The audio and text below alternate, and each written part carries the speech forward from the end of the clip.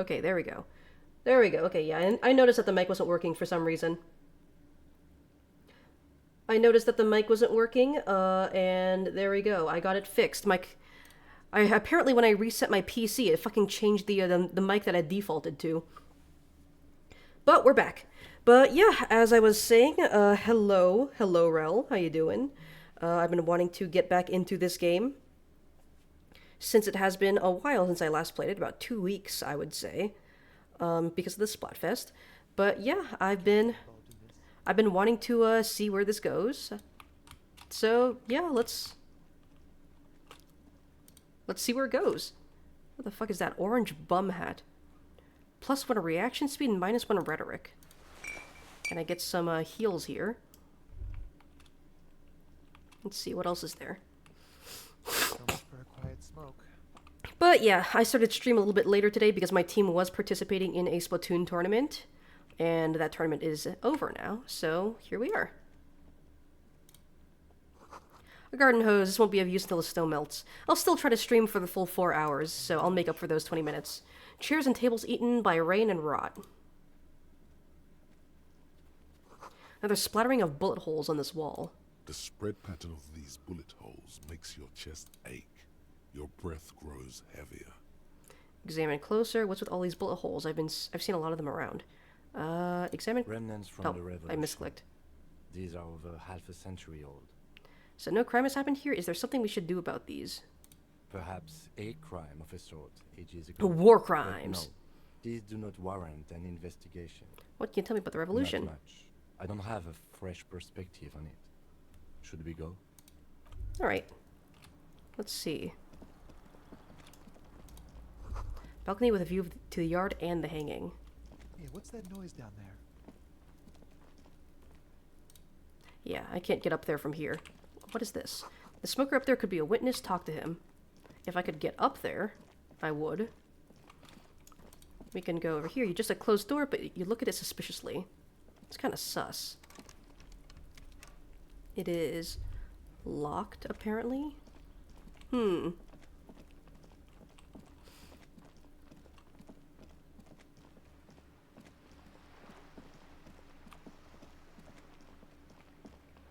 Can I get in here? A sturdy metal door guards the southwest entrance to the apartment building.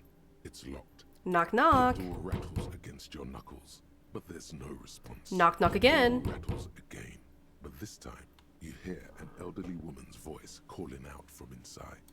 Hello? Stop banging on the door. I'm not letting any more strangers inside. Hold on, who the fuck am I speaking to? This is the police. Open the door. Doesn't matter who I am. Now go on, get out of here. This is the popo. The police. Everyone The knows police? The police don't come round here. The hallways echoes with her cackle. Please let me inside. It's cold out here, but I'm not joking. No, I already told you. I won't be responsible for any more strangers getting into the building. Go check the backyard door. Maybe someone there will. Kim, tell her we're real policemen, please. Kim. Madame, I assure you, we are real police officers. The lieutenant repeats dutifully.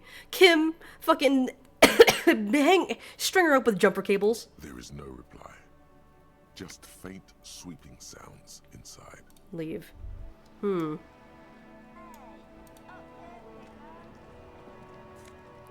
Ooh, more tear. What is this? Cape Side Apartments. Rue de Saint Ghislaine, roundabout north.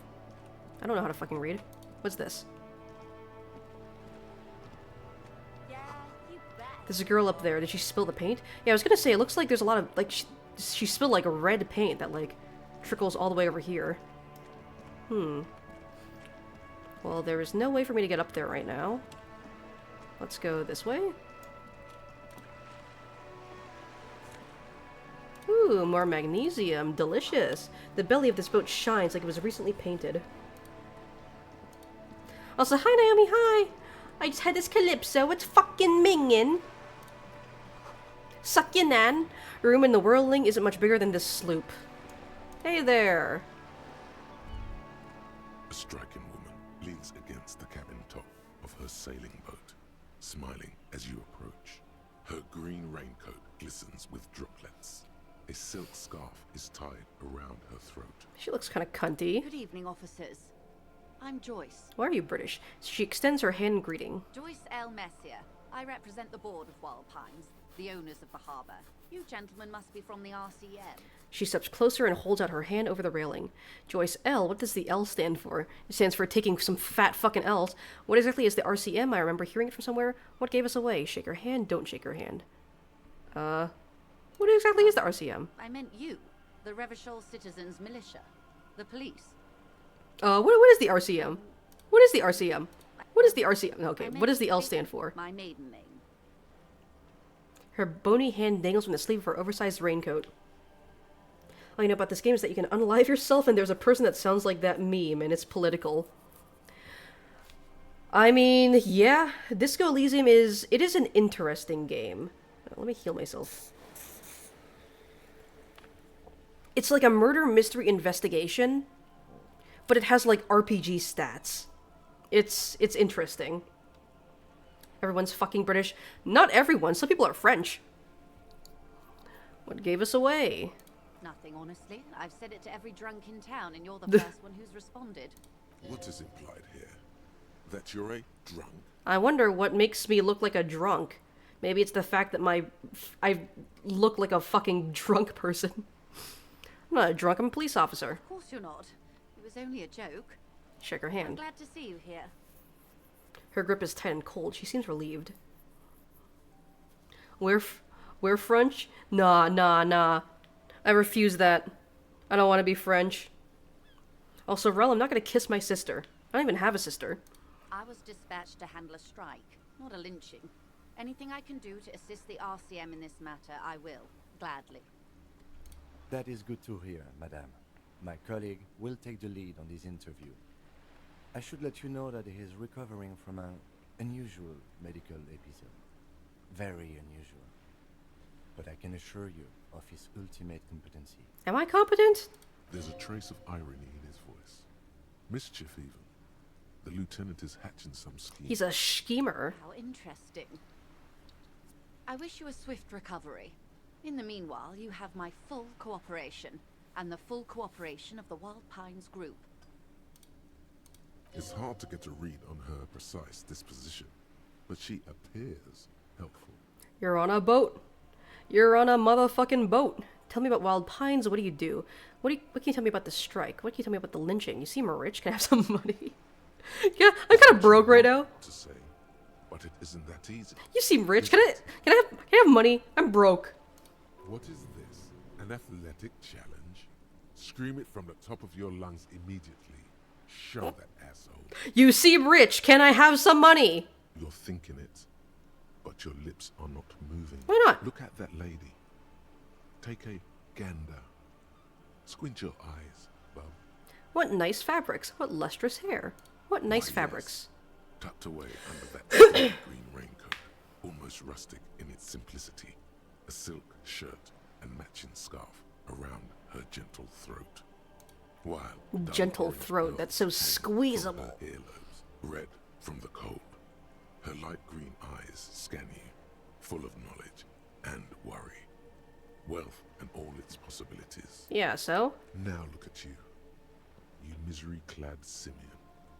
Barely able to tie your own laces. Your armpits are lakes. A scythe of booze precedes you. Your hair sticks to your forehead, and your underwear feels Man, like this game is just talking shit about me. poor as balls. Balls. You can't ask this person for money. I'm poor as balls, man. Ashamed? I'm not ashamed. What is this feeling? I've never felt it before.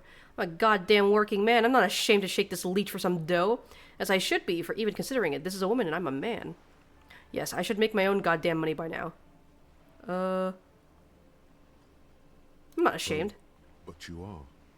Too ashamed to ask this person for money. Money. Too scared to belittle yourself in her eyes.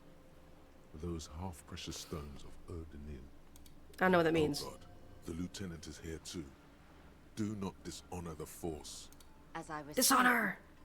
saying, if there's any way I may be of assistance, please don't hesitate to ask.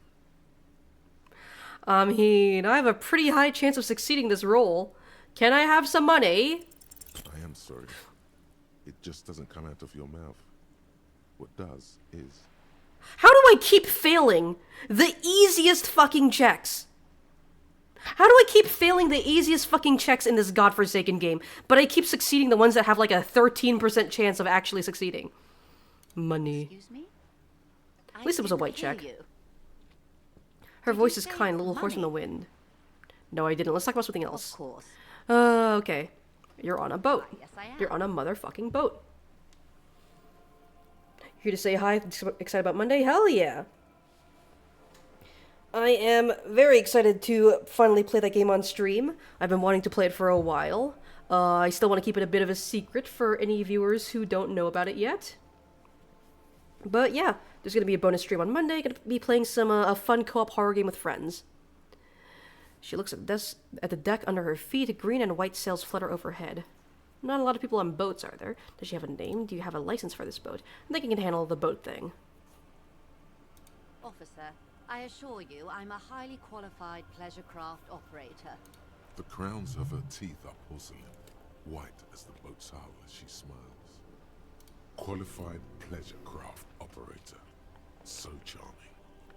Where's the damn license? Where's the damn license? Can I see your Just license? renewed its safety inspection last month, officers.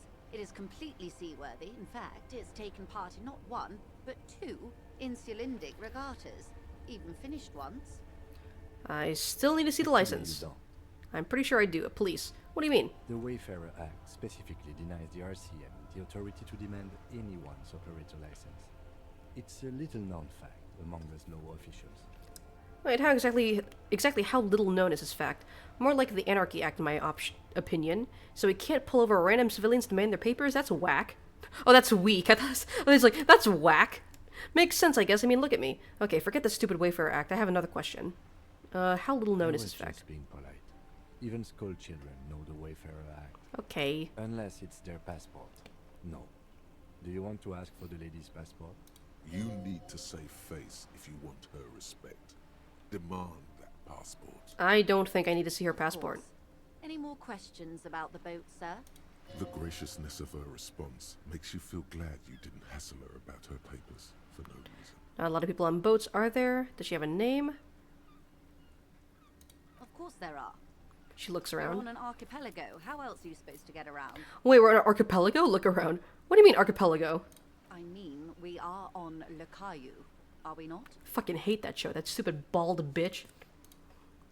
Caillou? I thought we were in Revachol. Still, I haven't seen anyone else sail a boat around here. Understood about this boat of yours. We are, and the city of Revachol is on the island of Le Caillou. I Okay. haven't Some seen more anyone knowledge else about our drive a setting. souped-up Capri Kenema motor carriage either.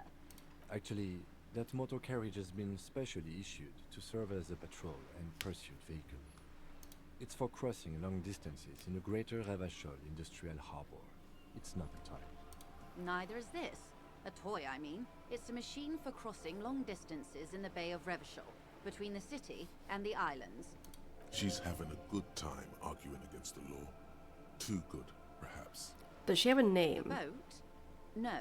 It is called Cordelati 19 because that's the type of sloop it is. The word it feels strange. Such a beautiful boat deserves a proper name. A breeze ripples through the sails and tugs at your hair. Below, Shivers. the sleek, fish-like shape of the hull. My spidey hovers senses are at the tingling. bottom. Beneath that, a resounding darkness. You're reminded of something. Or someone. Cool, but your boat really needs a name. Okay, but what kind of boat is it? It's a pleasure craft. A 19 Trying to passer. stick to things that are relevant Also to the happens to be case. rated for Category 1 racing. The Though these days racer. I mainly use it for So you're a business. professional racist. Cool, but your boat really needs a name. Okay. How about Cordelati 19? Why?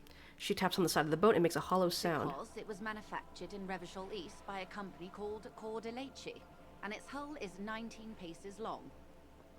How about the sleek fish? How about the X something? How about Dolores? Why Dolores? I don't know. I think it's a nice name. Because it stings in an ancient and beautiful way. I don't know. It just feels pretty. I just like the name for some reason.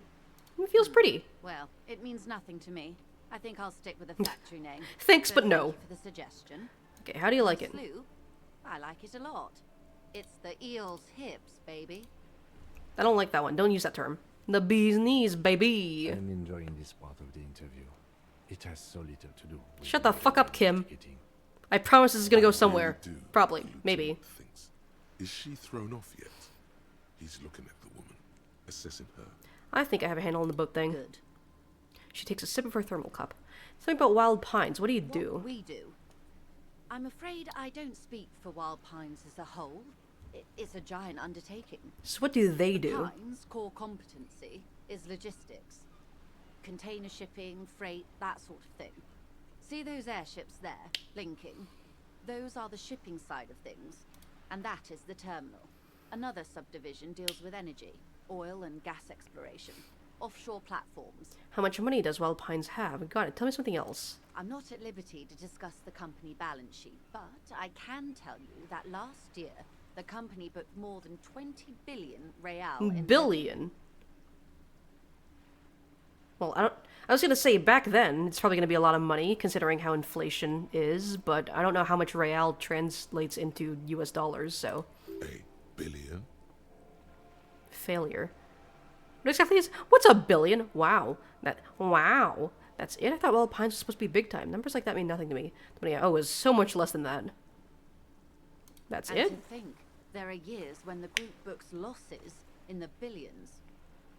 A wave hits the sloop. She grasps the mainstay for balance. Wild Pines employs 72,000 people, all of whom have families that depend on their salaries. It is a tremendous responsibility. Where does Wild Pines get all these billions? They started as an exploration and cargo fleet conducting trade between the Samaran and Insulindian Isolas 250 years ago, when Pine ships explored the South Seminoes and charted Lormentang on behalf of the suzerain. That means nothing to me. Centuries of care, deliberation, and madness. My eyes are have gone starting to into cross this listening to endeavor. this. Vessels pass through the great unrest to re-emerge with apricots in tow. The logic of the system is totalizing. It's taken everything from its employees to build it. What does such a huge system want with a place like this? You mean aside from being the terminal's legal owners, She gives you a little who smile. are responsible for moving 8% of the world's cargo? 8% of all the cargo in the world? That's quite the endeavor indeed. You don't keep it moving, the workers do. The company is nothing without them. That's all I need to know about something else. There are no minor cogs in The system. 15 Indo Each terminal tribe? must be accounted for, lest the entire system break. Every hiccup in such a system means thousands lose their jobs, the world over. I'm here to assure that doesn't happen. What is this?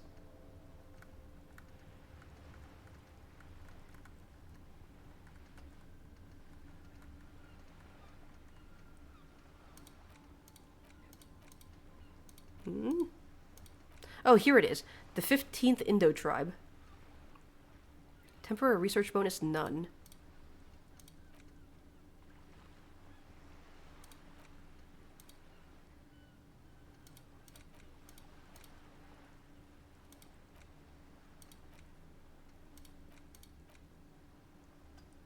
Okay. Can I internalize it? Unlock a new slot to research the thought. Ah, I need skill points for that.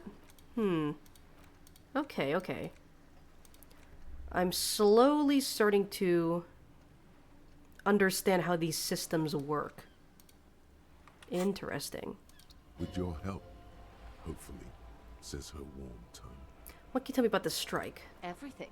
Right up to, but not including, trade secrets. Wait, what if I want to hear about trade secrets? What is your role in this precisely? I believe the official title is Senior Labor Negotiator. In practice, I'm a grocery clerk.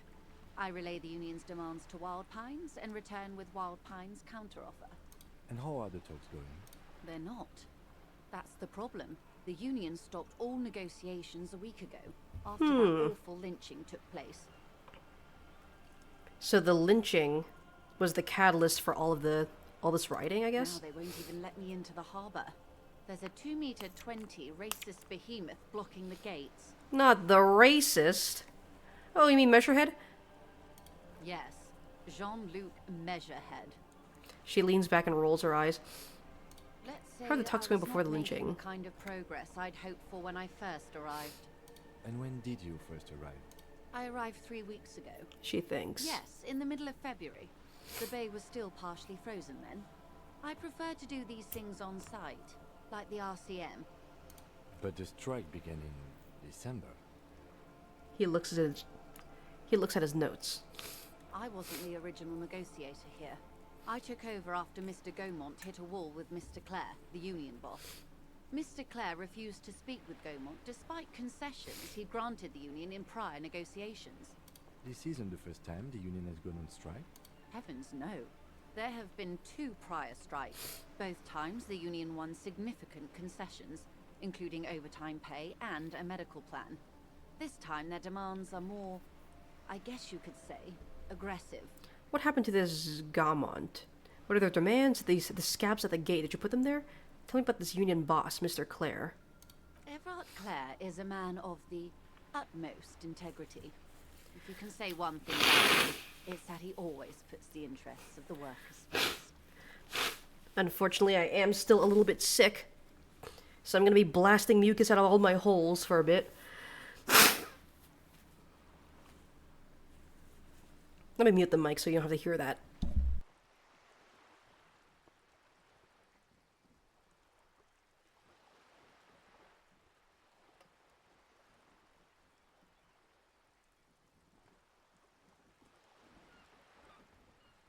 Alright, we're back. Really? Of course not. Everard is fantastically corrupt. I imagine he has a thick, viscous goo where you and I have blood. I like how we were like, really? No. Is he that bad? He can't be that bad. Say nothing. Everard is a hero of the workers' movement. Is he that He bad? is the most corrupt individual I have ever seen, and I deal with men like him for a living. If there is anyone more venal, more irredeemably nepotistic, then it's his twin brother, Edgar. Wait, there's 2 of him? Yes, Edgar looks exactly like his brother, except for that lazy eye. He also talks exactly like Everard does, and when one's term as foreman is up, the other takes over. It's how they circumvent the term limits, you see, with a funny little switcheroo.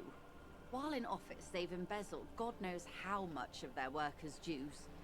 What about the union itself outside the Brothers Clare? The Débardeurs Union was once a perfectly normal institution. 20 years ago, anyway. It must not have been easy to establish under the Emergency Act, but they did it. I can respect that. Organised labour at its best, as they say. Then something happened in the local chapter election. I gotta say, whoever The had to, Brothers like, Clare write came and the script transformed for it this into a- game... How do you say? She hesitates, looking for a right expression. I gotta say, whoever, like, wrote, like, all this dialogue, they must have had their fucking work cut out for them. Because not only is there, like, an absurd amount of dialogue for, like, every option, but it's also, like, a lot of, like, kind of almost boring, like, worker union stuff. The Débardeurs are a crime syndicate. Sad as it may be, I suspect we'll be forced to cooperate with them.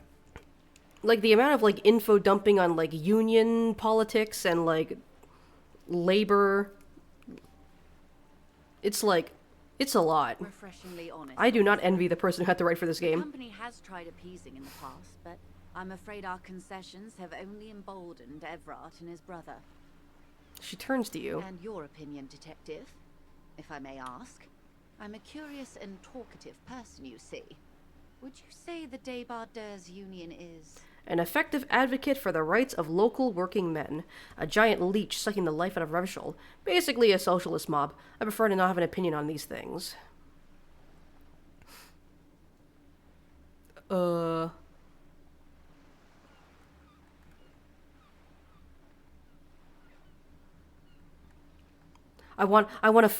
was kind of, my eyes were kind of crossing during that dialogue, so I'm looking back to see if, like, I do want to form an actual opinion on this.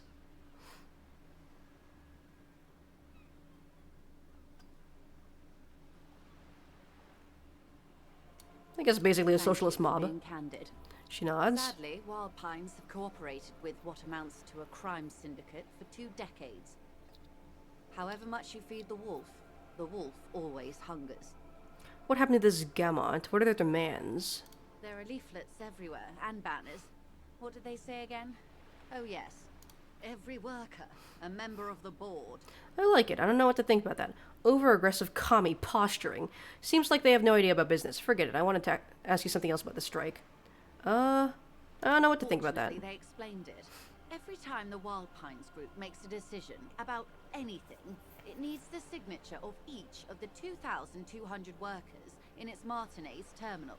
Just so you understand, this is but one of 22 terminals owned by Wild Pines.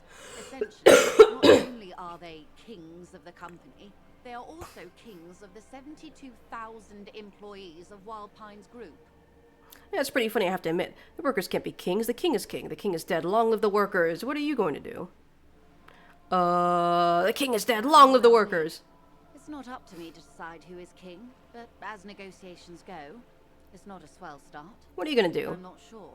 Naturally, I assume that was just their opening position, a hard-nosed tactic with a side of mockery.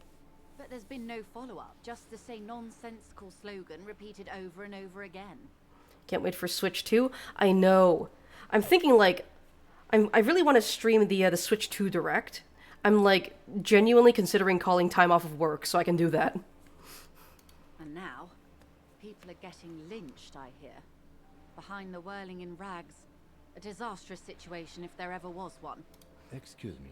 The lieutenant looks up from his Whom did you notes. hear about this lynching? I first heard it from the boyer at the gates. The one Her reply whose comes very quick. name advertises his aversion to work. I think he said it was, "Call me mañana." This checks out. Mr. What Clare happened? told him to, how did he put it? She pauses to compose herself. Fuck off, midget. Jesus. Gaumont is short of stature, you see. Okay then. Yes. Keep in mind, this is a negotiator Mr. Clare has worked with before, and who was more than fair with him and the union. Sounds like usual aggressive posturing. The scabs at the The gate. scabs? She raises her brow. You mean the huddled masses of Jamrog, come to plead for work where the union refuses to?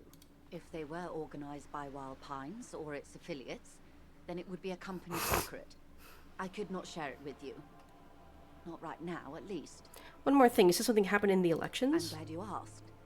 There was a woman, the previous forewoman of the union. She disappeared. Disappeared? Yes. Mysterious. On the last day of the local chapter elections, her daughter phoned in and said she wasn't running anymore. Or coming to work. Ever. End of story. Some kind of extortion, probably. Indeed. The company suspects foul play, but there's nothing they could do. It was a union matter. The point of the presentation is, these kinds of things happen around the Clares. People Watch just out when you're disappear dealing with them. randomly. Thank you for your concern, ma'am. We'll be just fine. That's all I need Of here. course. How else can I help? Heard of billions.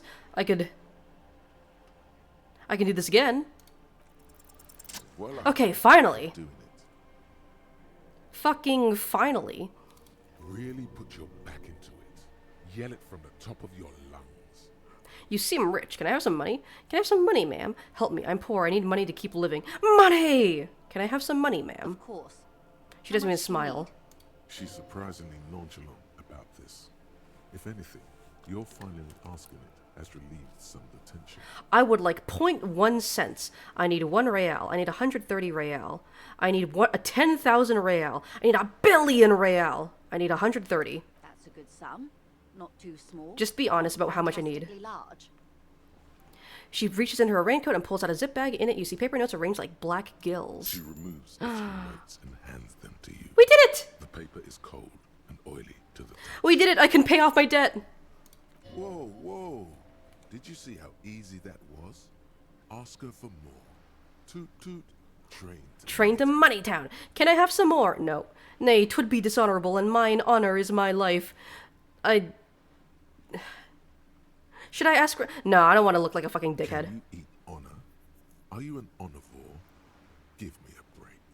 So, I hope I didn't just bribe you, officer. It may not be technically illegal under the Emergency Act, but still. You bribed me, alright. I'm your little peon now. I'm an honorable policeman, one of the few good men in Revachol. That's a lie. Funny that you're worried about this and not your ruthless exploitation of the entire human race. I'm still getting my head around this whole money concept. You're just helping me out. I want to talk about something else now. You're right, You, ma'am. I mean, that's Donations are permitted under the Emergency Act. pretty much what Simple as happened. it may be, as long as they are properly noted with the precinct. Which he most certainly will do. Now, how else can I help the RCM today, besides supplementing its salaries? What can you tell me about this Quite lynching? a few things, I'm afraid.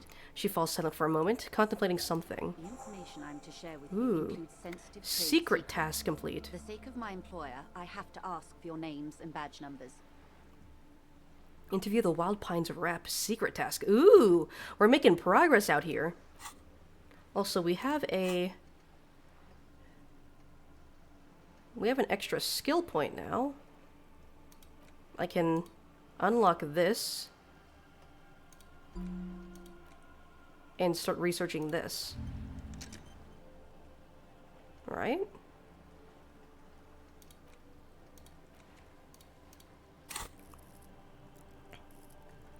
I don't have any more skill points to pour into this. Of course, ma'am. We should have introduced ourselves. I am Lieutenant Kitsuragi from Precinct 57. And this is my colleague from Precinct 41. I'm afraid he doesn't have his badge at the moment. I hope mine will suffice. How curious. Why is that, Detective? I have amnesia. Awkwardness washes over the conversation. The woman doesn't like this turn of events. Remember when my partner told you that I recently suffered from unusual medical episode? My lost badge is related to it. I see. So, are you saying you lost your badge during the course of this episode? It's possible. After a night of heavy drinking, I lost all memory of my life and the world. I could have eaten it for all I know. I don't remember anything. This world, this city, nothing. Yes. Oh dear. She sighs with compassion, sadness even. I suppose this does explain some of the more curious turns in our conversation. As I said, ma'am, his technique may be very unconventional, but he is an officer of the RCM. Of course, I sympathize. But I'm Choices afraid info in the I simply lynching. can't share anything more until I've seen that badge. She's a professional negotiator. She should be open to some sort of mutually beneficial arrangement. What kind of arrangement would it be? Suggestion. How do I negotiate my way out of this? I have a high chance of succeeding there. Then I'll find it somehow. Let's talk about something else until I do. Thieves Fuck! will guide the way. Fuck! It's always the easy ones that I fail. I assure you, it is no small matter for me either. We all share the responsibility for disarming this situation. I hope you have a badge for me as soon as possible. You don't understand. It's not like a side case for me. This is my main thing. You have so much else. I only have this. Spread your hands. This is the entirety of my existence. She's silent. The wind flaps the sail above her. This boat, for example, in a home somewhere. I only have this case. Officer, The carbon fiber hull creaks. Damn it, my fucking morale. Ugh. I don't remember anything except this lynching. There was only this coast and this lynching. This case is what I will be known by. you know, I don't mean to sound cold, but if you want something, you have to give something back. More than just guilt. You're doing it. Despite your own best efforts, you're still getting... So she's admitting that she's feeling guilt. I'll be frank with you. If I'm going to break protocol, I need to be able to justify it to my superiors. They're going to want to see something tangible. Like what? The Union is conducting drug trade out of the harbor. It's an open secret in Martinez. Surely it must not come as a complete surprise to the RCM either. Perhaps it's time to look into it. Or you can find your badge, which honestly seems like a lost cause. Detective, a word in private before we continue. Excuse us for a moment, madam.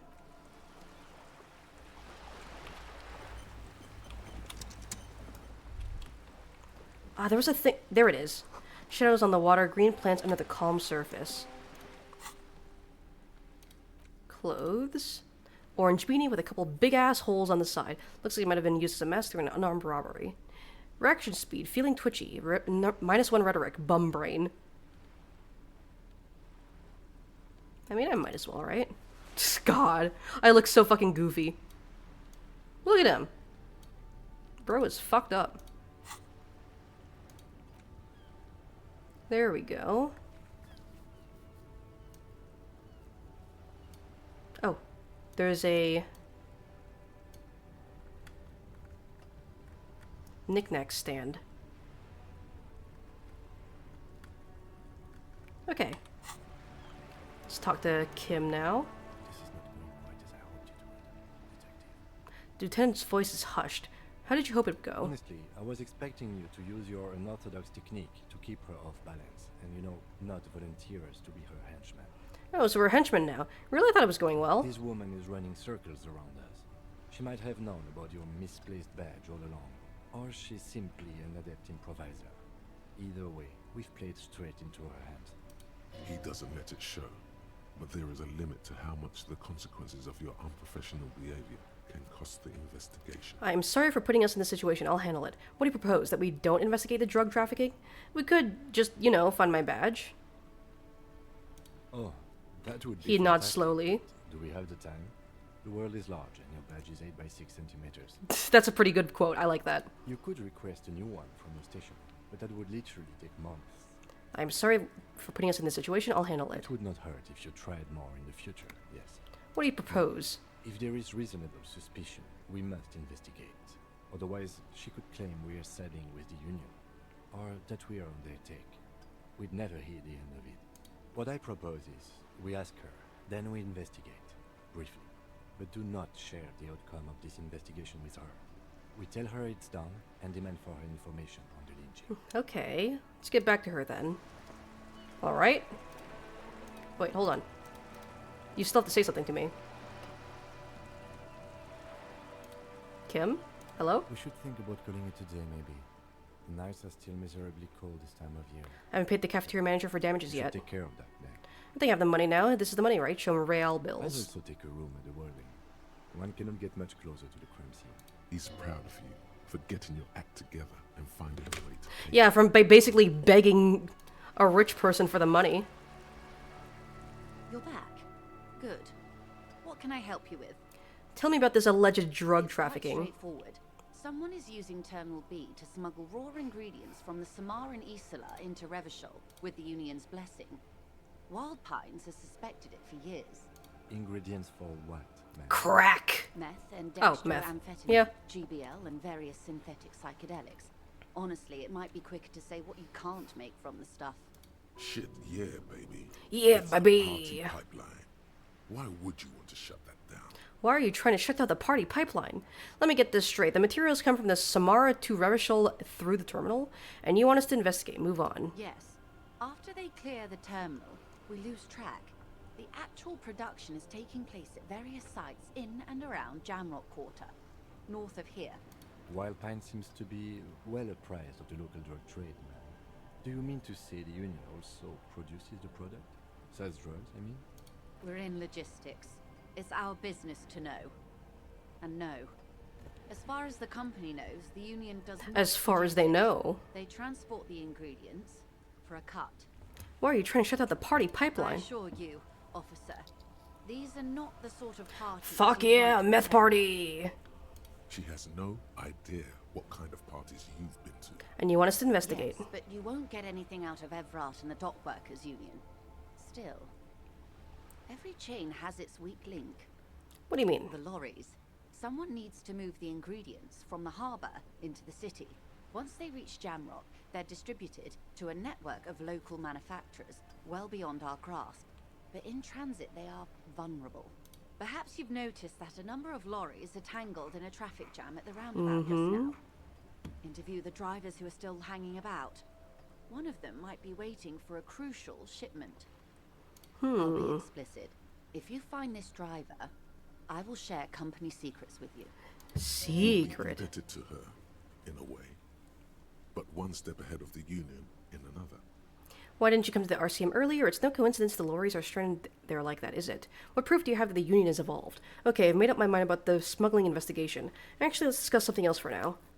No. It's no coincidence, is We it? asked East Motor Track to raise the drawbridge. The road company is a partner of one of our subsidiaries. However, She pauses, looking to the sea. this is a limited time opportunity.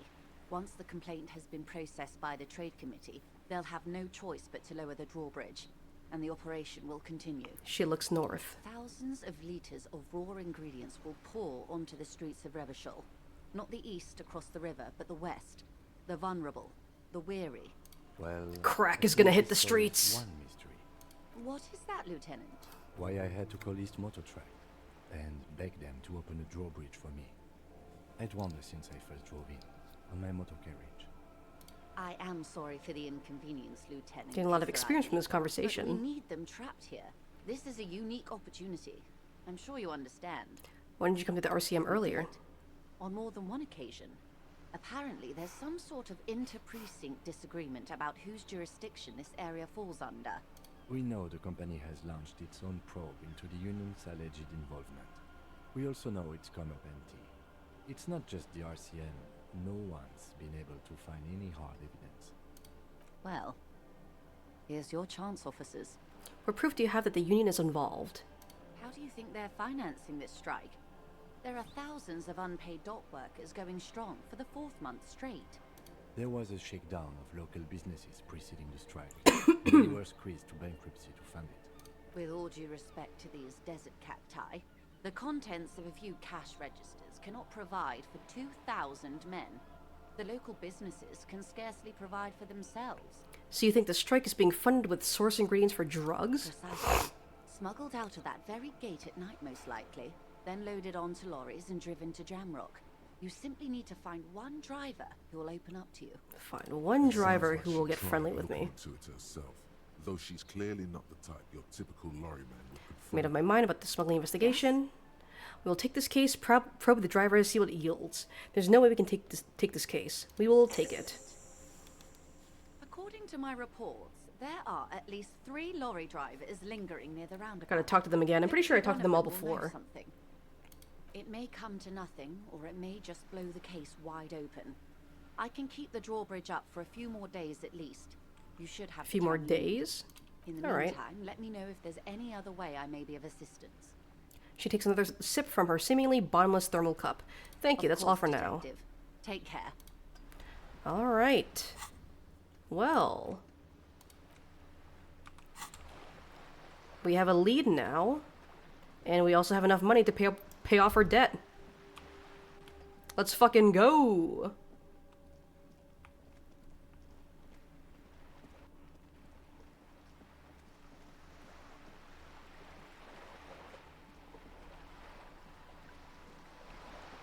It is quite a trip. Alright. Time to pay off my debt.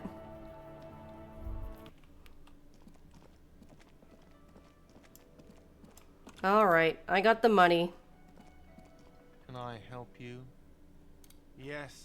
Have you got it? I have your money. Well,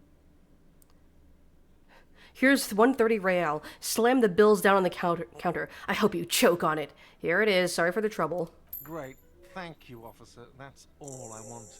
Payment for Ooh, services experience. rendered. If you continue to stay here, I just ask that you please pay your nightly bill in advance starting tomorrow.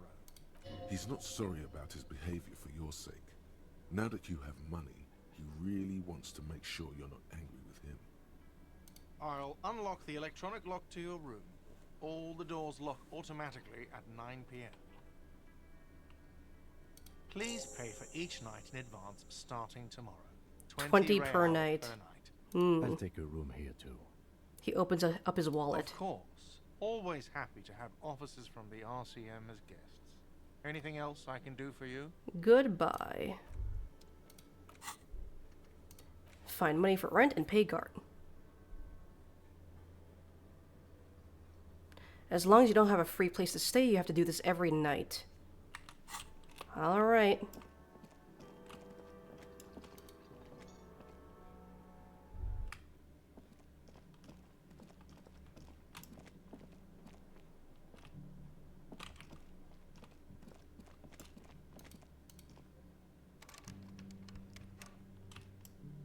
Music kind of bugged out there for a second. I don't know, do I have to go to bed right now? I kind of want to just keep exploring and talking to people. Let's see if I can talk to some of the lorry drivers. See if they have anything of use to say.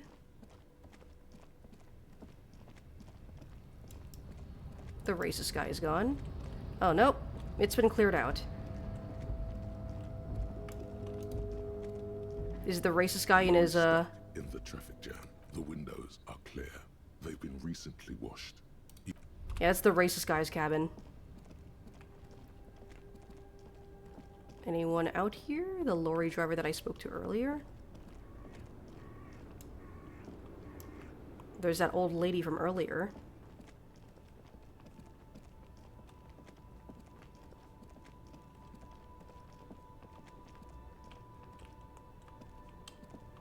Yeah, it does not seem like there's anyone here right now.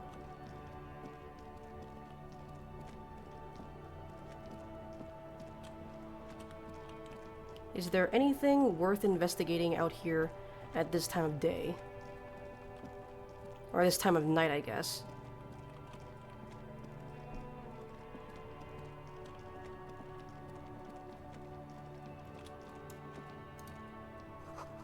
Butter sign down. A crumpled billboard reading, Samaran butter soaks in the canal. Two ugly lines mar the bright countenance of the blonde boy depicted. What is Samaran butter? Whatever it is, the boy on the billboard seems very happy about it. Visual calculus. It's a white check, so I can retry it, but it's probably not going to... It's probably not going to work. Just Yep. some tasteless advertising at the bottom of a canal. No use rubbernecking now. Nothing more to see here.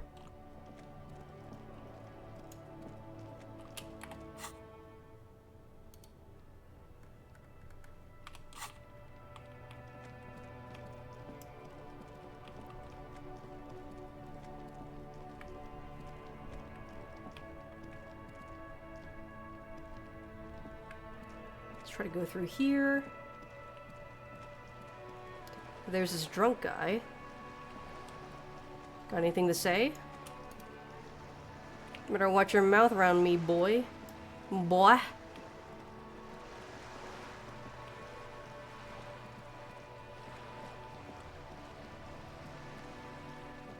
I talked to the lady on the boat. Anything in here? More tear. Nice. Can I go in yet? A sturdy metal door. Probably not.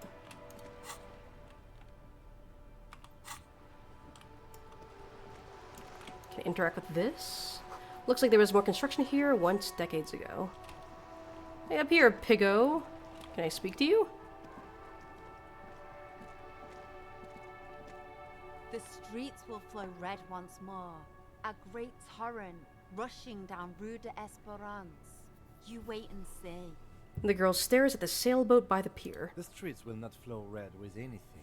Who are you? I mean, it's already flowing red with some paint.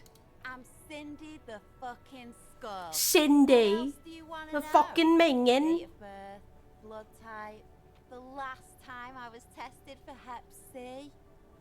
We just want to know your name, little lady. No need to get defensive. Don't use that tone with me, you bitch. I am the law. Let's start with your blood type and go from there.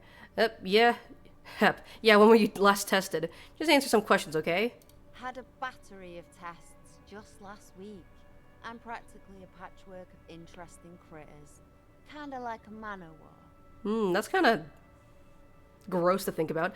Despite the attitude, she puts the brush aside. She's grown frustrated with her work and welcomes the opportunity to challenge authority in other ways. You keep looking off to the side. What are you looking at?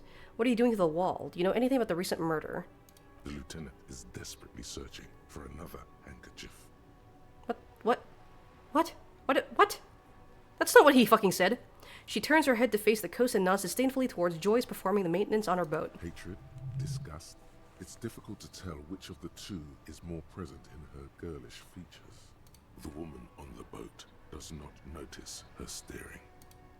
That is on her. That whore! Someone's gotta keep an eye on her. You mean Joyce? On a first name basis with her, are we? Piggy's moving up in the world. Hold on, who's our zone? Well, negativity. Yeah, I don't like her either. It's where they grow whores like her. And their whoremen. Well, negativity. Have you got a crush on her? Aching for an opportunity to defend her honor. I mean, she gave me money. She gave me like $100. That was pretty cool. What are you doing to the wall? Can't you tell? I'm painting a beautiful mural, an aereo graffitio visible from low orbit. Are you friends with Kuno? I feel like you'd be friends with Kuno, probably. I haven't really started it yet. I'm waiting for the right You're a bit more word. pleasant to talk to, I will say, though. So you don't know what to write? Or are you so committed to facing the building? I have an opinion on this. Want to hear it? This place is severely lacking in havoc. Not even the occasional trash can fire to break up the tedium. I thought I'd mix it up, you know, summon the forces of crime and social chaos with a wall-sized invitation. So you don't know what to write. Have you ever tried your hand at graffitio? When faced with a blank wall, most people write unimaginative stuff, like pigs go home and Mono is here. We rarely see pigs round here, though. Just union cabs. And my name's not Mona, so...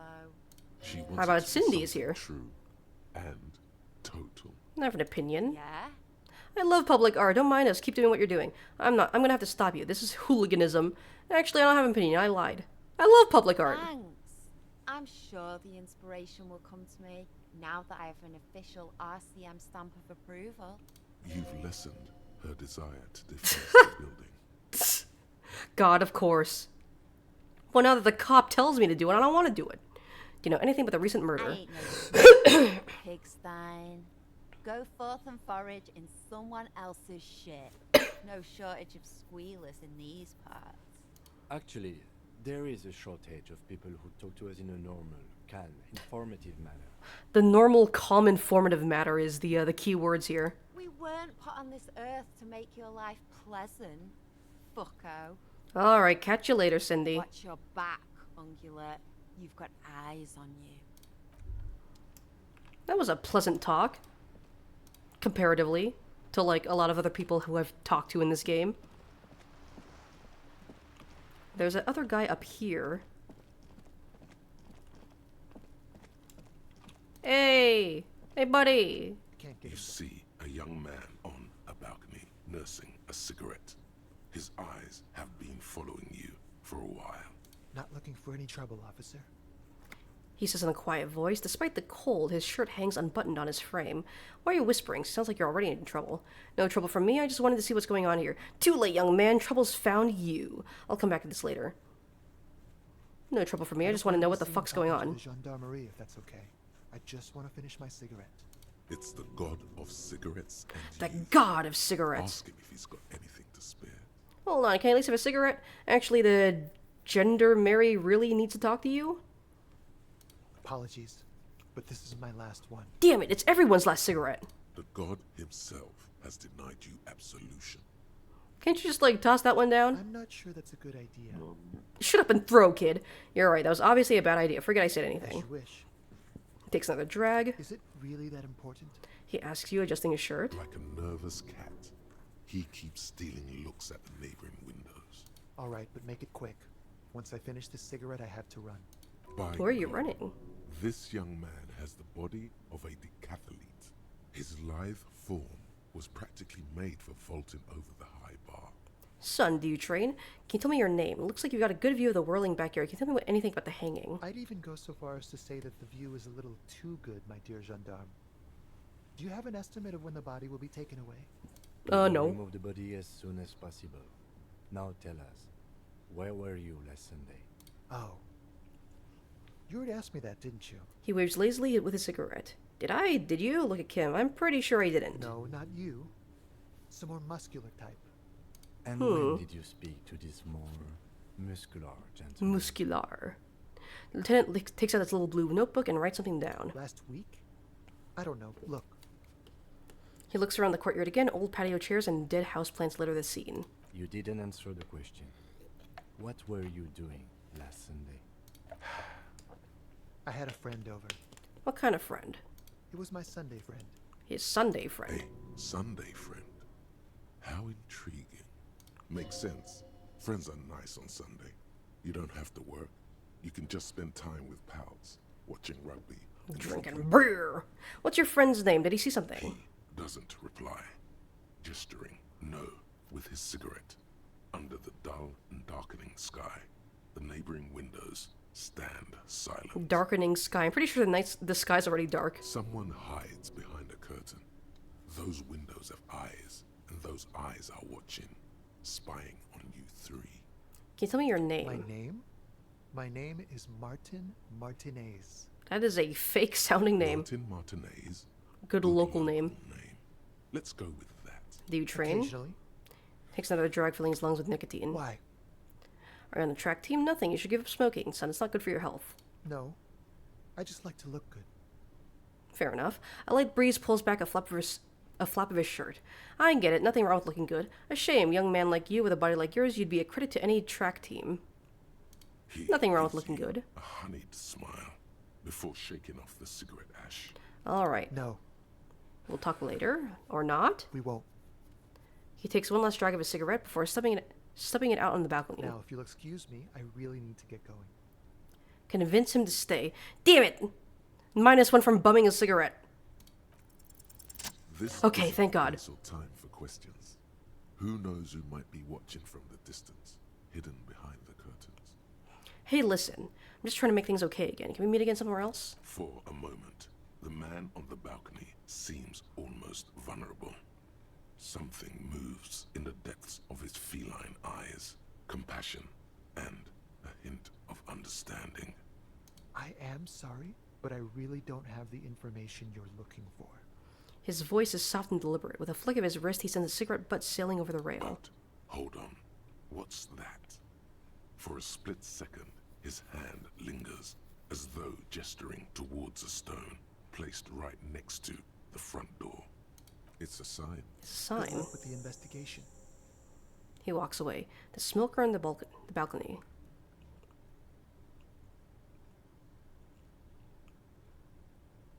And there he fucking goes. He's gone. The lieutenant puts away his notebook and turns to you. We should run after him, see where he went. No point in running. Tenements like these often have multiple exits. If he doesn't want to talk to us, then he'll know how to hide himself. So we just give up? You're right. He probably didn't have anything important to say anyway. He could be a witness. Him or his Sunday friend. Either way, we need to look into that muscular type who's asking about our case. The muscular We gave you guy. as a sign. Did you Was see it that? the, head We wanted measurer? to draw our attention to that stone right over there. The lieutenant nods towards a small rock on a soggy patch of If we grass. find a way inside the building, we can ask around for his apartment. Great, let's do that. The rock right here. A stone like any other, lying in a whirl of sleet and mud. Maybe there's something under it. Turn it over. There's a key beneath it. Ooh. Rusty from the dirt. Okay. This must be for the front door. Pity doesn't have the apartment number on it. This building has many apartments, and the man can be in any of them. How are we gonna find the right one? We'll just have to go in and see. Put the stone back. Ooh, we got a key now. Alright. Eviction notices and missing pets are plastered on top of each other. That goes to the balcony. What's in here? Glasses. The auditor. +1 logic, -1 authority.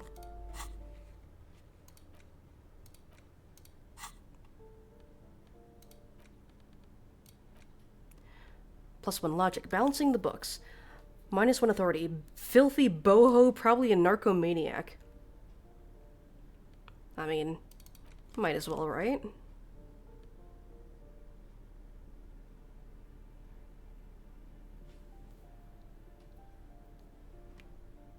I got -1 for a lot of things, especially savoir faire.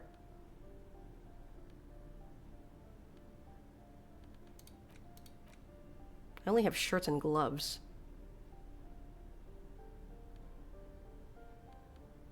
+1 interfacing. Let's go with that one. And a bunch of shirts. +1 drama. Okay. Let's go with this build for now. This box is filled with cleaning chemicals, smells of laundry detergent. There's a lot of places I can go here. An old shoe rack, boots, sneakers, and old slippers. Apartment 12, a loud rumbling snore comes from within. The snoring is scary somehow. You should leave. What about here? These shower curtains are covered in some sort of slime. Ugh. Nasty. The Schleimer. Let's go this way. Someone has drawn a 5-pointed star on the wall. This door has been closed with a padlock. A chalk-drawn number on the board says number 11. Examine the padlock. It's a solid lump of metal, but the shackle is deeply corroded. I have bolt cutters. Cutters would make short work of it. Better whip out those cutters. You won't get very far otherwise. Tool not in hand. Knock? No reply. No reply. Okay. Well, let's go ahead and This bust door our way has been in. Closed with a... What are you doing? Shit. You're trying to cut the body of the lock with the chain cutters, and it's really not working. I believe it's the shackle God damn it. to cut, Detective. Lieutenant points to the corroded loop with a glove finger. He's just trying to help. Got -1 morale from that too? Fuck. Bad. Relax. I didn't even look at the success rate for that. Don't you think that's what I'm trying to do? These chain cutters are broken, Kim. Perhaps you should give it another go. Kim pointed out the shackle. Okay, now it's a bit higher. What I still fucking failed. I I believe it's the Oh shackle. my God. you mean to cut. He's just trying to help. Perhaps you should give it another go. Okay, well, I always fail the easy ones, man. What is this? Postcard. Sure, I'll take it. Door number 9 is locked.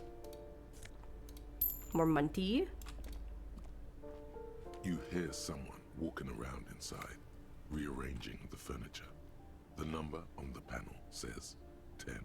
Knock knock. Walking stops abruptly, but no one comes to the door. You can feel tension on the other side.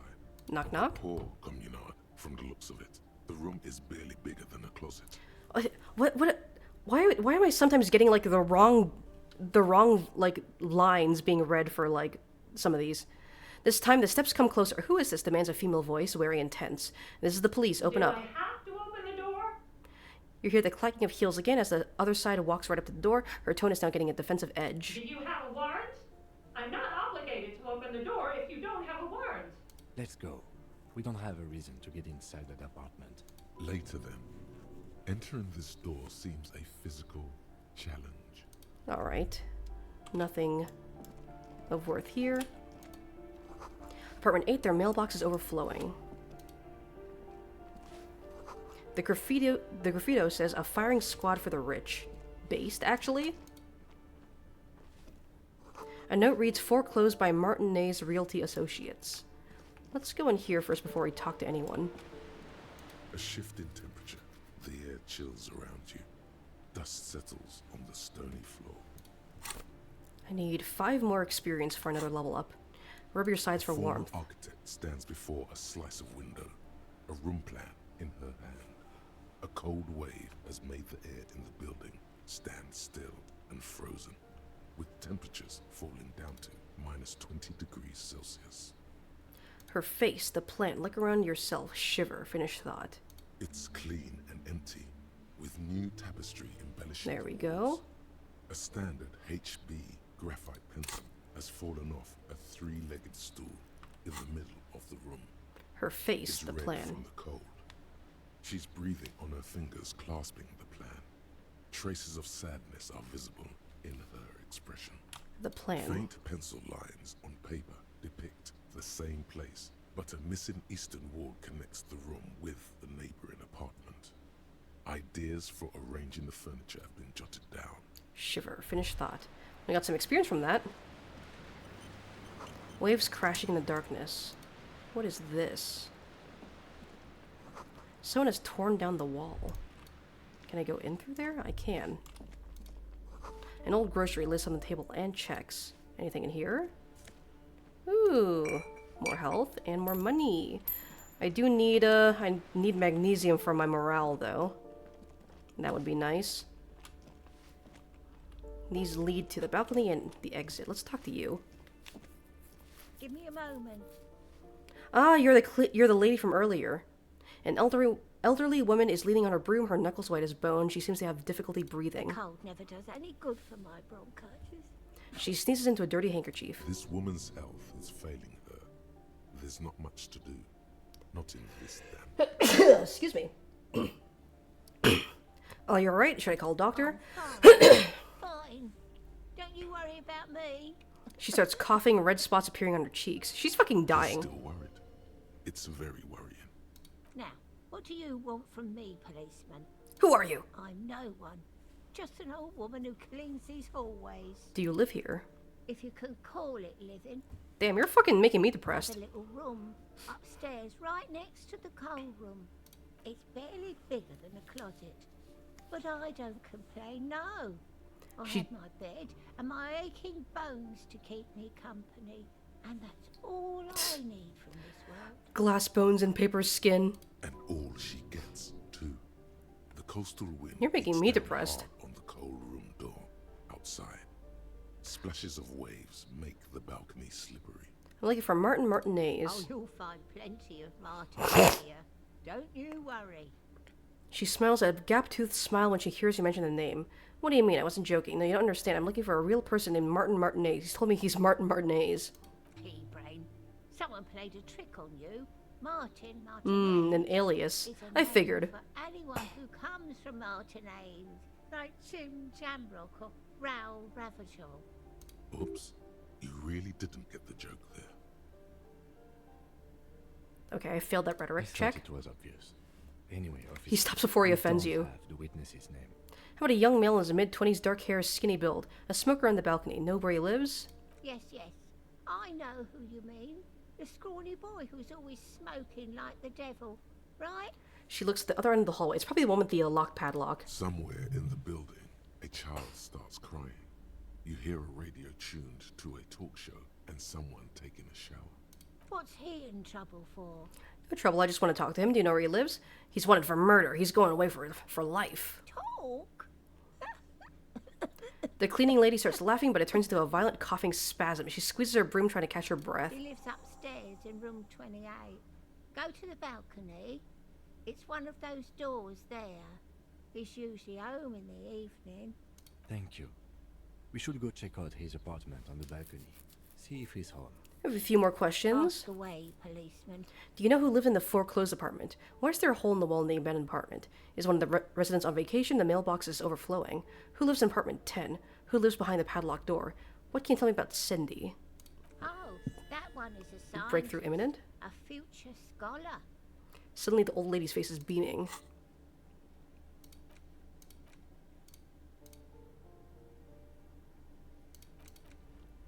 Yeah, I just finished this one. I think he studies astrology at the community college.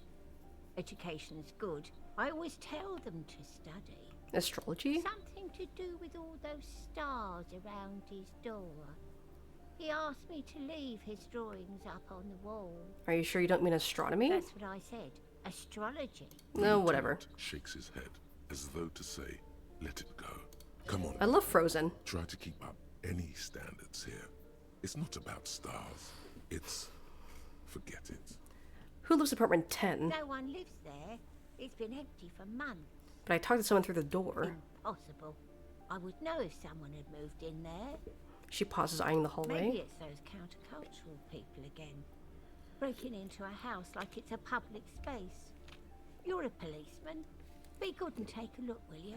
I'll see what I can find. Take it on. I love a good mystery. They're worse than rats. You know, always A rat. in the hallways with trinkets and empty beer. Is one of the cans. residents on vacation? People come and go. I Okay. don't keep an eye on everyone. Why is there a fucking hole in the wall? Some lunatic lost his mind. All kinds Some of guy named horrible Kyle stuff drank too much Monster Energy and punched a hole. With how small these rooms are, wouldn't you want to break the wall down? The hell am I supposed to know? I don't fucking know. I'm just asking you questions. I assume. She really doesn't like those nut jobs. Bad blood. Probably not a fan of Cindy either. Not teased. Nothing I can do about her, I'm afraid. She ruins the walls faster than I can clean them. Still, She leans on a broom. She leaves an old lady to her business. Huh. More than Interesting. I can say for others. That's all, She thanks. mumbles some kind of a response, then hacks something into her handkerchief. Mazovian socioeconomics. Thought complete. 0.000% of Bonuses. communism has been built. Evil child emerging Left-wing billionaires dialogue options still give rule +4 the world experience, with a but shit-eating minus visual brain. calculus and All minus he has authority. managed to do is make himself sad. He is starting to suspect Krasmazov fucked him over personally with his socio-economic theory. It has, however, made So I can farm him a very experience smart by boy with something like a speaking more university left-wing, degree pretty in much. truth. Instead of building communism, he now builds a precise model of this grotesque, duplicitous world.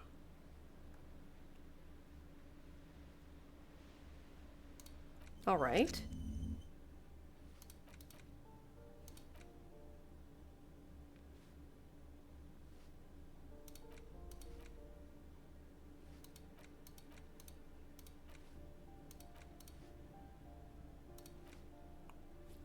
So this is the first one that I've gotten here that isn't like just straight up an upgrade. Like this one, some of these like this one kind of like nerfed me for a bit as I was researching it, but then once I learned it, I just get a net positive. But this one is kind of like I lose some stats in exchange for being able to level up faster, it seems. So that's interesting. But I gotta choose all the left-wing leaning dialogue options to make use of this. I'm not really a big fan of the loss in these stats, though. And it's gonna take me a bit to learn that one. Alright, cool.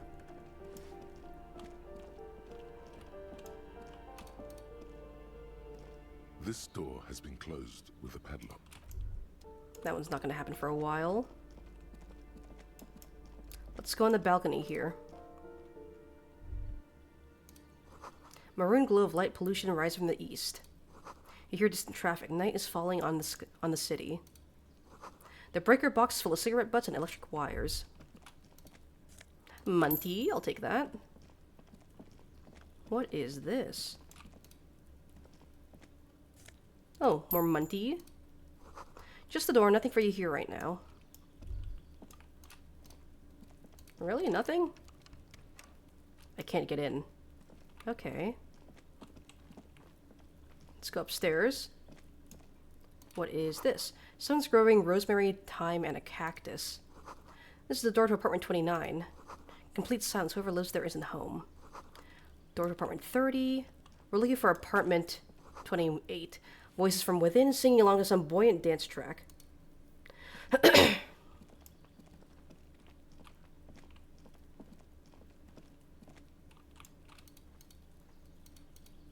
Can't go there just yet. Let's go in here. This door is made of metal. Apartment but appears to 28. be reinforced. Someone here really values their security. Number 28. This is where the cleaning lady said the smoker on the balcony lives. Let's see if anyone's home. Knock on the door.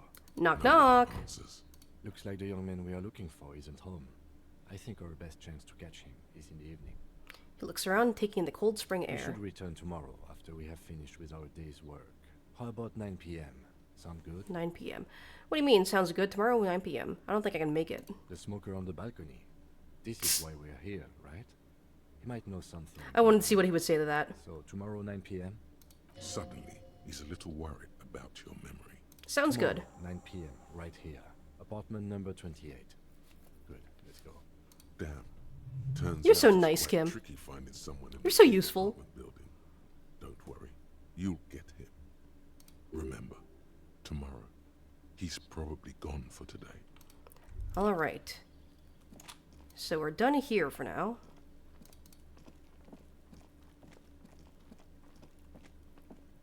Let's check the other balcony door.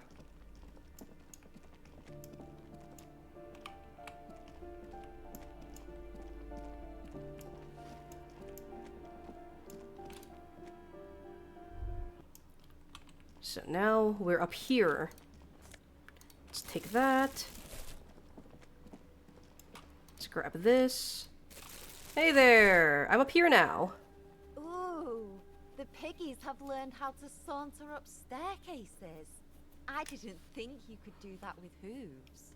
But here you are. That's right, we've evolved. You're in trouble now, little lady. We cops don't like closed doors or unreachable perches, or people having high ground on us. I don't have time for this. That's right, we've evolved. I can see that. Cool mutation.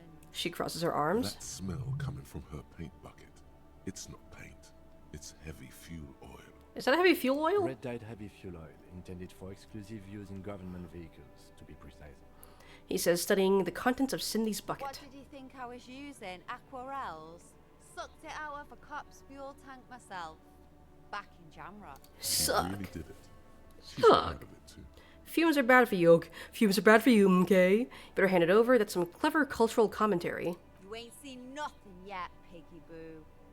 Alright, catch you later, Cindy. Cool beans.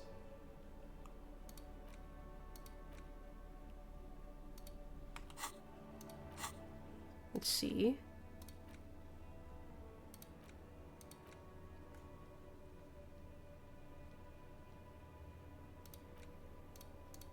Okay.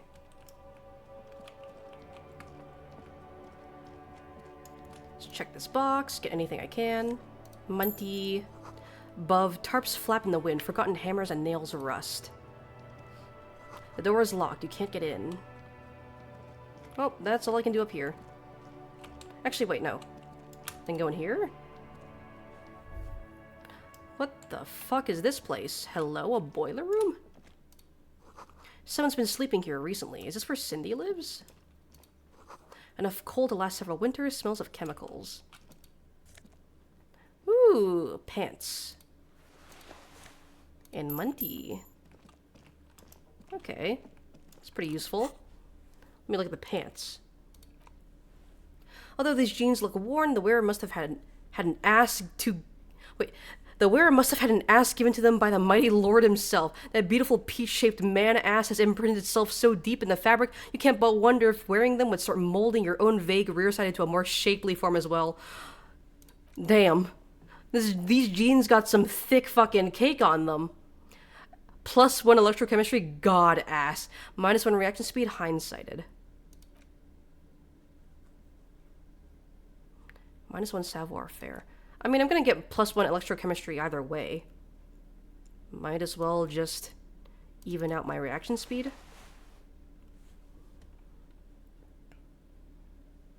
Alright. The pockets of these new jeans are perfect for sticking your hand into. Makes you look cool, calm, and collected. As your hand enters the pocket, your fingers brush against something soft, yet crinkly. Take the item out. It's a chewing gum wrapper. It reminds you of the fruity juice of apricots. Fruity. You should inspect it closer if you have time. Something about the wrapper's texture is familiar. Not familiar in a good way, you might say. There's pain in there somewhere. Interesting. Let's interact with it. A crinkled chewing gum wrapper. The worn label reads, Tutti Frutti. Tutti Frutti. Smells faintly of apricots. Just a little with fruity. Barely noticeable twinge of cinnamon. Why do I even care about this? Good question. There is no answer or secret phrase written on the inside of the wrapper. Yet you're drawn to it. Drawn by regret. Stop before you hurt yourself. Not the Tutti Frutti wrapper. Anything but the Tutti Frutti wrapper. Please. I'll hang on to it just in Carefully case. fold the wrapper into a square before putting it back into your pocket. Loving Interesting. despite the strange feeling of regret. Alright.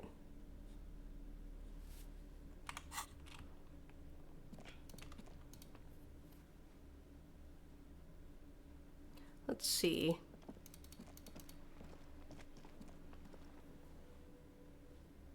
The exit's gonna take me out the front door down here, right? Yep.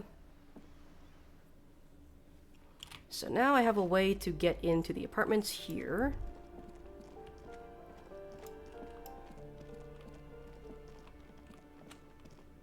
Let's go ahead and leave.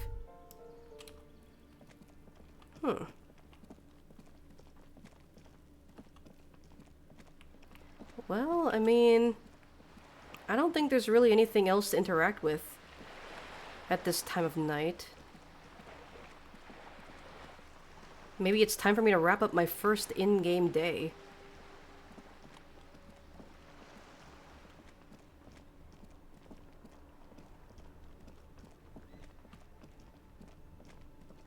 Although, let me go ahead and see if I can turn in some of the tear for cash here. Unless it's locked. Oh well.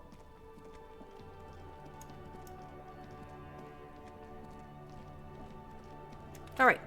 Let's wrap up our first in-game day.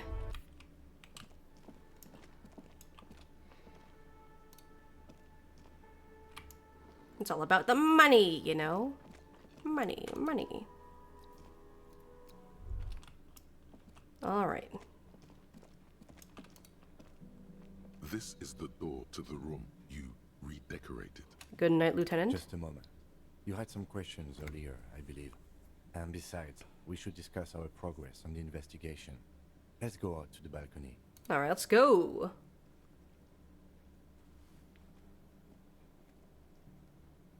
The air outside is brisk.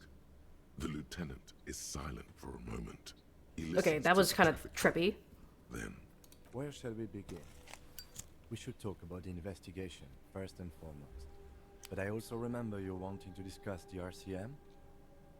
He lights a cigarette. I didn't know you smoked, I have Kim. a cigarette every night when I go over my notes. It's something of a ritual. Can I have one? oh man, he looks so devastatingly cool with that cigarette.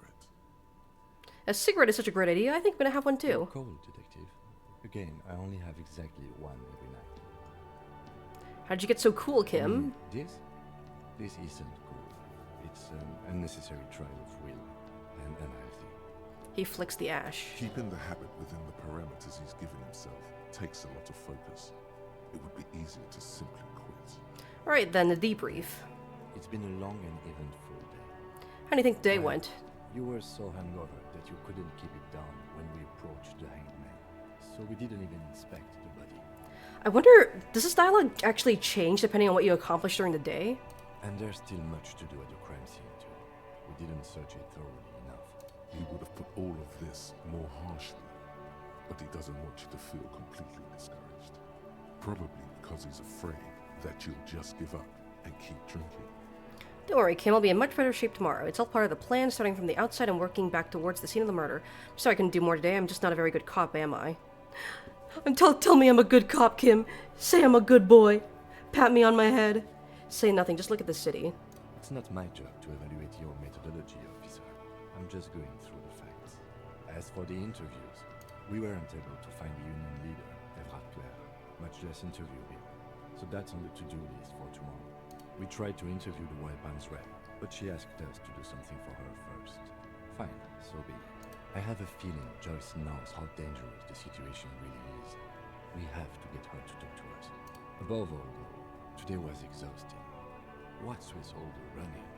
You run about. Is that a stand-up prison 41 practice? Does he actually comment on you if you, like, run more or less? I have a really good theory about why you're running so fast, son. Just you wait until we get up tomorrow. Like, if I ran less, would he have not commented on that? I don't like to waste time, you know? My mind moves fast. The rest has to try to keep up. I'm training for a long distance run. I want to raise money for charity. It's just how we roll on Precinct 41. I don't know why I do the things I do, Lieutenant Kitsuragi. I don't like to waste time. Especially for a man your age. And in those heels. Those heels are not serving. Nice shoes, by the way. I like the green. Goes with the orange. He looks at your snakeskin shoes and smiles suddenly. Thank you for the compliment.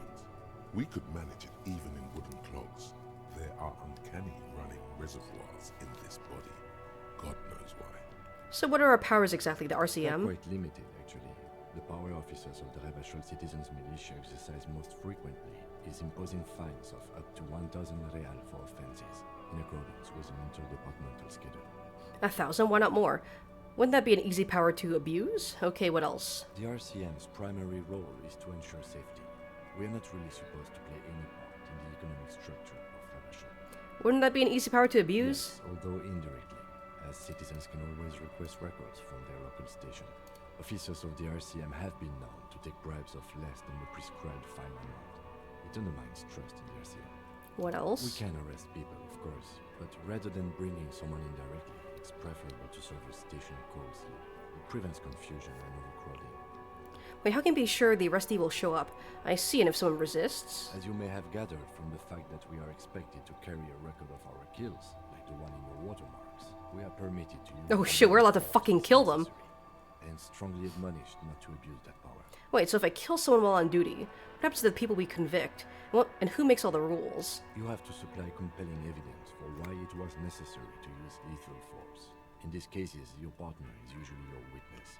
Not a good position to be in, by the way.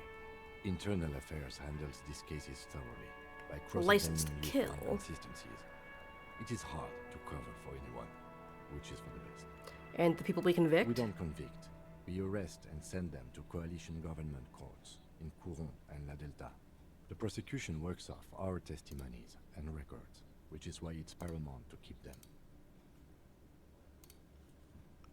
And who makes The all these coalition rules? government and the moral intern, more broadly. The RCM was formed by the coalition government to restore order in the international zone after the revolution. So we did. Now we attempt to maintain that order. No more, no less. His gaze is absently fixed on a window below that just went dark. Or perhaps it is better to say we were allowed to form. It's a point of contention whether the citizens of Revachol or the coalition government founded the RCM. Let's say it was the citizens of Revachol. Let's say it was the coalition government. Be sentimental if you like. Either way, the moral intern leases us the right to keep the peace in this city, and they will take it away if we misuse it. The moral intern, what is it? The Moralist International are the world's largest political organization. You know who they are. They have been running this place after the revolution failed. If I didn't know, how would you describe them? I really don't know. That's how bad it is in here. Point to your head. You know who they are. No, I don't. They're a union of center-left and center-right parties across the Real Belt. Our coalition government is just one of its many projects. They also run the ICP, EPIS, most intergovernmental organizations in the world. What do they believe in? What is their symbol? What do you think of them? I have an opinion on the moral intern. Conclude. What do they believe in? What do they believe in? They are Dolorians. They believe they continue the humanist project set forth by Her Innocence Dolores Day 4 centuries ago. Others say they are just technocrats. What is their symbol? Interesting question. It's a blue forget-me-not. Their motto is love, compassion, self-discipline. I think you can gauge what they want you to think of them from that. Something ominous. Ominous, ooh. Something even a little feminine. But in a strict... Something a little bit cunty. Who is Dolores Day? Dolores, that's the name that I suggested for the boat. A historic figure? The author of the modern age? You will have to look elsewhere for opinions. The subject of humanism is too abstract for me. For you, she is something painful. Though it's hard to say why. Dolores. So I have a tie... I have ties to someone named Dolores, apparently. What do you think of them? Moral intern are a fact. I try not to have opinions on facts until they change. And it doesn't look like that's about to happen. It is more than that. There's some kind of affection in him. You like the moral intern. Better not to ask. Yes, I did, when I was younger. In my 20s, I considered myself a moralist. A blue forget-me-not, a piece of the sky. They're not all that bad. But the years have changed that. I don't know what I believe in now. No, I believe in the RCM. That's enough for me. My mouth is fucking dry. I have an opinion on the moral intern. Do you? The lieutenant arches his brow, then pulls on his cigarette. It's a slim white thing in his fingers. Things are bad out there. Point at the city. We need them here, giving us the right to police Revachol. They've done an awful job here. Have you seen the place? This isn't humanism. We are stooges of the world's biggest bourgeois organization, protecting Bourgeois rights. Fuck, is that how it's pronounced? I haven't fucking said that word in a long time. Bougie. Mutter silently. Immigrants, liberal kips, fucking men are turning into women. On second thought, I don't have an opinion. Forget about it. Let's go with the most left-wing answer. We are stooges of the world's biggest bourgeois organization, protecting the people of Revachol. That's the hand we were dealt. Without the MI, we would be common vigilantes. Actually, vigilantes is okay with me. Yeah, vigilantes sounds bad. Maybe we should make our own law?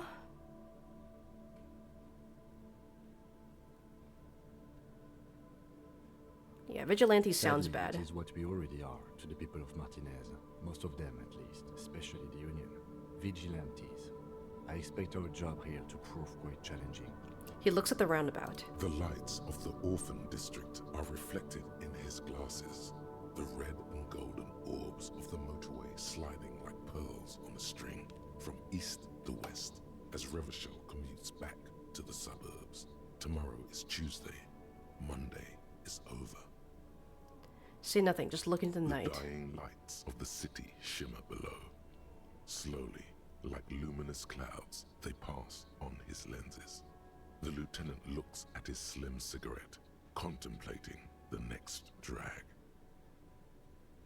This soldier is the highlight of the day for me, he thinks. This little stick right here. They really don't like us here. And the mouth on That kid. fucking kid. Fucking Kuno. It's different inland, in Jamrock, in the GRIH. He pulls on a cigarette. Why are they like It's this? our fault for leaving this place to the dogs, to the Union, to the company. Not daring to come here more often.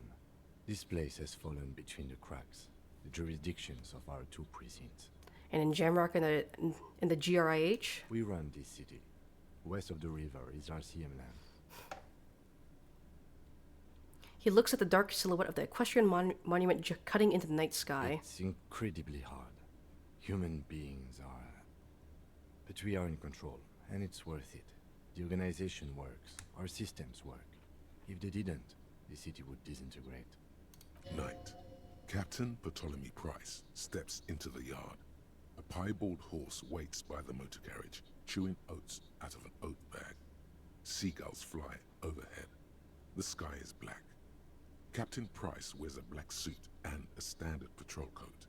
As he mounts the horse to head home, rows of houses on either side, hunching over the sidewalks, and Precinct 41 with its dome roof growing distant.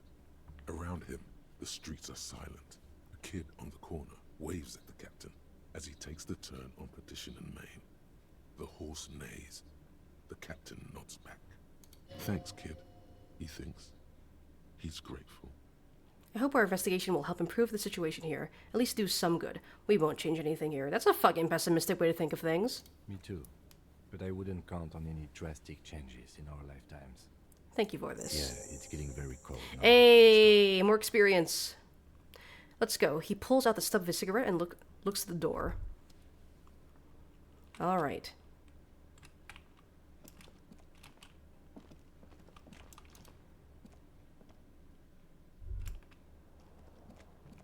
Let's call it.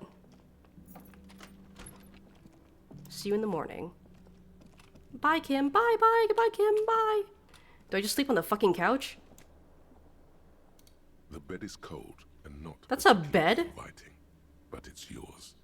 The sheets look awful. That's a fucked up looking bed. The option to go to sleep becomes available every night after 9 p.m. Thank you, robotic tutorial voice. Let's crawl in. Sleepy, eepy. The sheets feel at once coarse and clammy against your skin. The bed sags beneath your weight as you stretch out and finally close your eyes. And that is the end of And day then one. Sleep And then sleep. sleep doesn't come.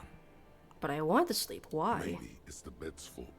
Check the pillow, check the blanket, roll over to the other side. Its synthetic filling has separated into hard lumps. The pillowcase smells oddly. Check the It barely blanket. covers your toes, stretching over your soft belly. This is your body here, intimate and warm, breathing. Under your thrumming eyelids, you see a dizzying array of colors. You won't get off this carousel quite so easily. Roll over to the other side. It's a little better. Colors, scenes, and half-formed phrases still litter your mind. Part of you is still trying to solve the case, isn't it? Who killed him? Who? No more thoughts. Fall asleep now. Who Something killed to him? do with, what was it that the lieutenant said? Union? And it's gone again. Your thoughts lost between the slowing brain waves. No more thoughts. Fall asleep Your now. breathing steadies. A great silence washes over you until your eyelids twitch in your sleep and images start forming. Dream sequence? Ooh. The sludge. Me when I'm in the fucking sludge.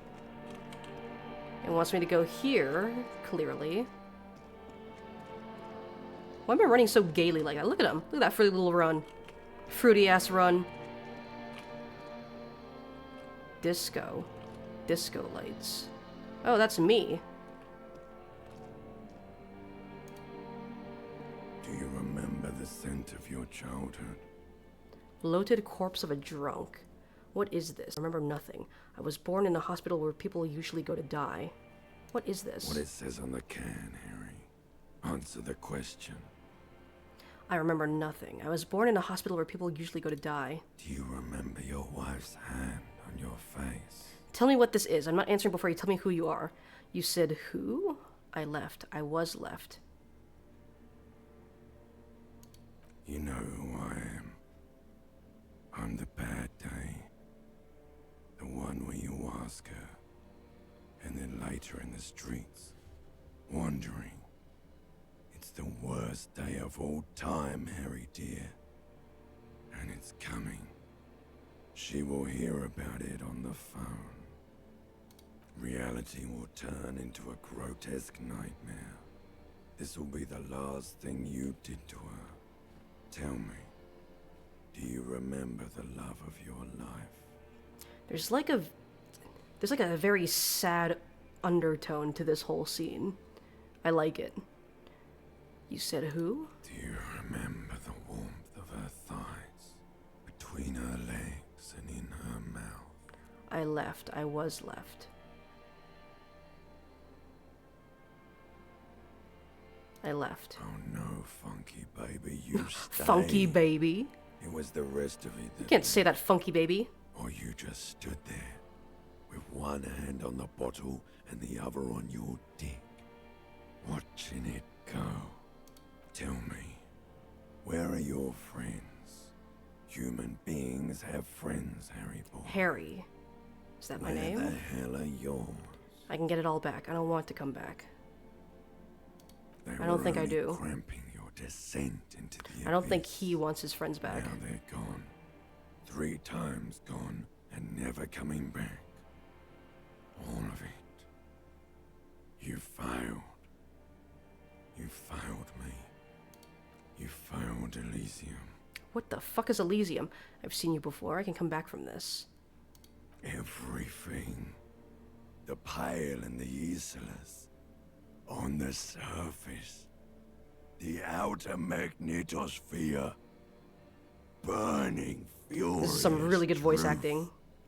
8,000 years of written history. You really dropped the ball, Harry. 4.6 He does look like a Harry. billion people. And you failed every single one of them. You really fucked up. I've seen you before. No, you haven't. You're just sleep talking. And the act is wearing thin, too. The spots on the disco ball fade around you. You'll be back in those Ancient reptilian cold brain. snakeskins in no time. Sweating up the bed. Stinky boy. Stinky! I come back from this. You're not coming back from shit. Thrashing around in that high conductivity state of yours. Bumping into things and acting like a clown. Who are you kidding? I'm trying to solve this case. My mind is tired and broken. Help me. I'm trying to solve this You're case. trying to what? What? I can't hear you. This is just a word dream now. Jumbled up garbage. The pictures are gone. Garbage. The bed rises to meet you. A thin, sleep-like state. More glass than velvet, grinding in your head. So something is wrong. Sleep shouldn't be this bad, this dry, this unnourishing. There's something wrong with your thoughts. Some kind of new type of hangover. God, there's another type? Oh yes, party boy. Party boy. And it's worse than the one before. Just think of the shit you saw. Here it comes too. So soon already. A silent alarm goes off in your head like clockwork. Barely let you sleep at all. Time to get those clothes on, Harry. Time to go to work in the shit factory. This is really surreal, but I like it.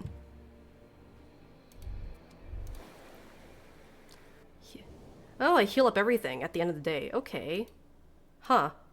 Good to know. Would have liked to know that before I waste all my fucking resources. That was interesting. I liked it. It was very surreal. Very surreal dream sequence, kind of giving hints as to our identity and like who we are. I mean, all I really got from that was that my wife left me, which I mean, I feel like I could have figured that out on my own. Oh my god, what the fuck was that? I just had the most beautiful dream, uplifting, rejuvenating. Is that how it's gonna be now when I close my eyes? What the hell was that? That's the dream. You have ones like that all the time. You feel even worse this morning than you did last night. What the fuck is going on with me? You mean, why are you so tired? Too tired and down to even think? It is worrying, isn't it? You can't be a detective like this. I can't do my detective work like need to be this. able to think. Why is this happening? No, that's not it, really. I feel super good. Why is this It's just happening? that your heart has finally pumped all the speed out of your system, Buster. Time to I'm going exit. through withdrawal. Ugh. Don't do that. Stay strong. The hangover will wear off. You don't need to keep doing this to yourself. Wait, what is speed? I need to get more of it then. Detecting is my life, Opt-in. No, I can't take this. I'm not going to go looking for speed. What is speed? Speed is a potent central nervous system stimulant. It kept you propped up all day yesterday, despite your debilitating hangover. How else did you think you even got up from this floor? You got up from this floor because of a holy vow you made 16 years ago. With me. To wake up exactly 7:30 every morning until the day you die. That sounds fucking awful. I don't want to wake up that early. Don't be silly. There was no vow. You were high on speed. That was the only reason you got up. You can't detect without it. It's that simple. I probably should Are not. you sure? Ready to live as this pathetic shell of yourself for days? Basically, a week. Let's be honest, 2 weeks. Maybe 3. You won't make it. Half the town will be dead by then. You will be fired. Who am I kidding? Of course I want some speed. Opt-in. That's a lie. I can do this without the speed. Half the town won't be dead. Opt out. I mean, I have amnesia. I have a chance to start over, so I'm gonna try my best to make sure that I don't become a fucking druggie again. Suit yourself, slow, sad shell man. See how you do without your spark. Alright. New day, new me. Where does this go again? Nowhere. A mirror hangs on the Hey, look at my bathroom beautiful wall. face. In it, your face, adorned with the expression. Use your chain cutters to fix the faucet. Stop steam from fogging up the mirror. Huh. Interesting. It's a white check. Interfacing. Can I alter my stats to improve interfacing?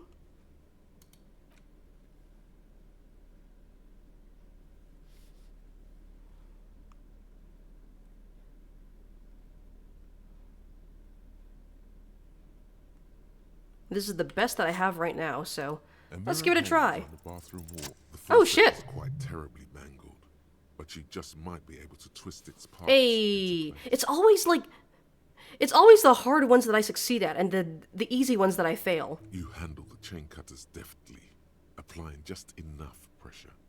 The faucet regains a recognizable shape. The steam stops. Told you that you needed those chain cutters. Everything is connected. Everything has a purpose. The mirror begins to clear slowly without you having to wipe it. No more steam. If I can get more electrochemistry, I can do that one.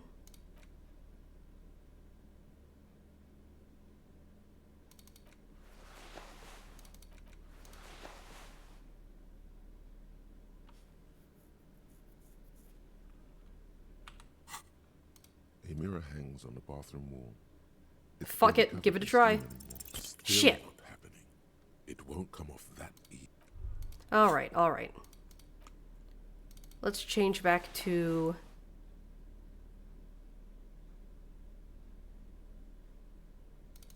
Yeah, let's change back to my other clothes. Alright. Alright, Kim. New day, new me. Where's my best buddy, Kim? Apparently not in there. Are you on the balcony? No, he's not.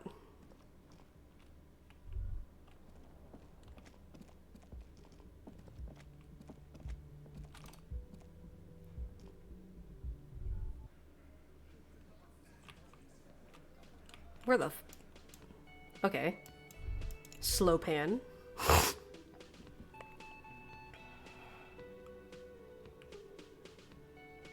Hey, Kim, my buddy, my pal, my best friend in the whole wide world. Morning. Good morning, Looks like Kim. we didn't get to work at once. The union must have turned up. They look rowdy. We should talk to them.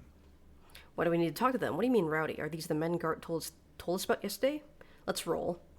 What do we need to talk to them? Point to the dock workers union.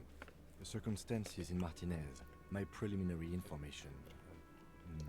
Actually, that's not a lot of things. We should have dug up more yesterday. Still, we need to talk to them, and it won't be easy. What do you mean rowdy? I mean ungovernable. Martinez isn't exactly enthusiastic about the RCM being here. They prefer to be policed by the union. These men here. Men who drink beer for breakfast? There's talk of an armed wing of the union called the Hardy Boys, who are responsible for state policy. Hardy? I think it's them. Are these the men Gart told us about him? Sorry, I had a rough night's sleep. It's them by the looks of it. Loud and nasty, just like the manager said. One loose thread less to worry about, and one big problem to replace it. Task complete. Find out who is in the union box. Nice. There's so many of them. Maybe we should call for reinforcements? That would just escalate tensions. No captain would sign off on it.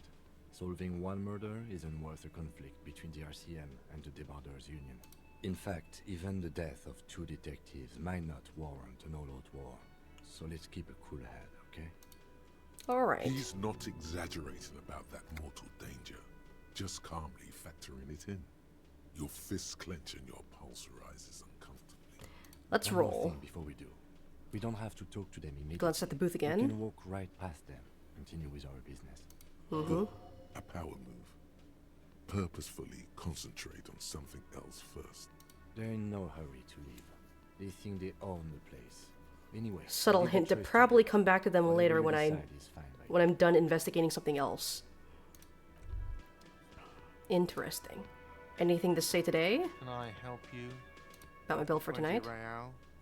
Not yet. Why are you wasting my time and yours? I do have enough, but I want to hang on to it for now. Hello. Just a moment, officer. And there's no public phones nearby? The closest phone booth is down the coast. Sorry for the inconvenience, ma'am. He appears to be genuinely apologetic. It's fine, I understand. Thank you anyway. She turns back to you with a Now wary then. smile. Now then. Good day, ma'am. Everything all right? You seem busy. I'll come back later. Everything all right? Please don't trouble yourself about me, sweetie. I was just hoping to make a call, but the Whirling's phone line isn't working. The union office probably has a phone, but I can't really get there or to the phone booth down the coast. Gary's phone is dead too.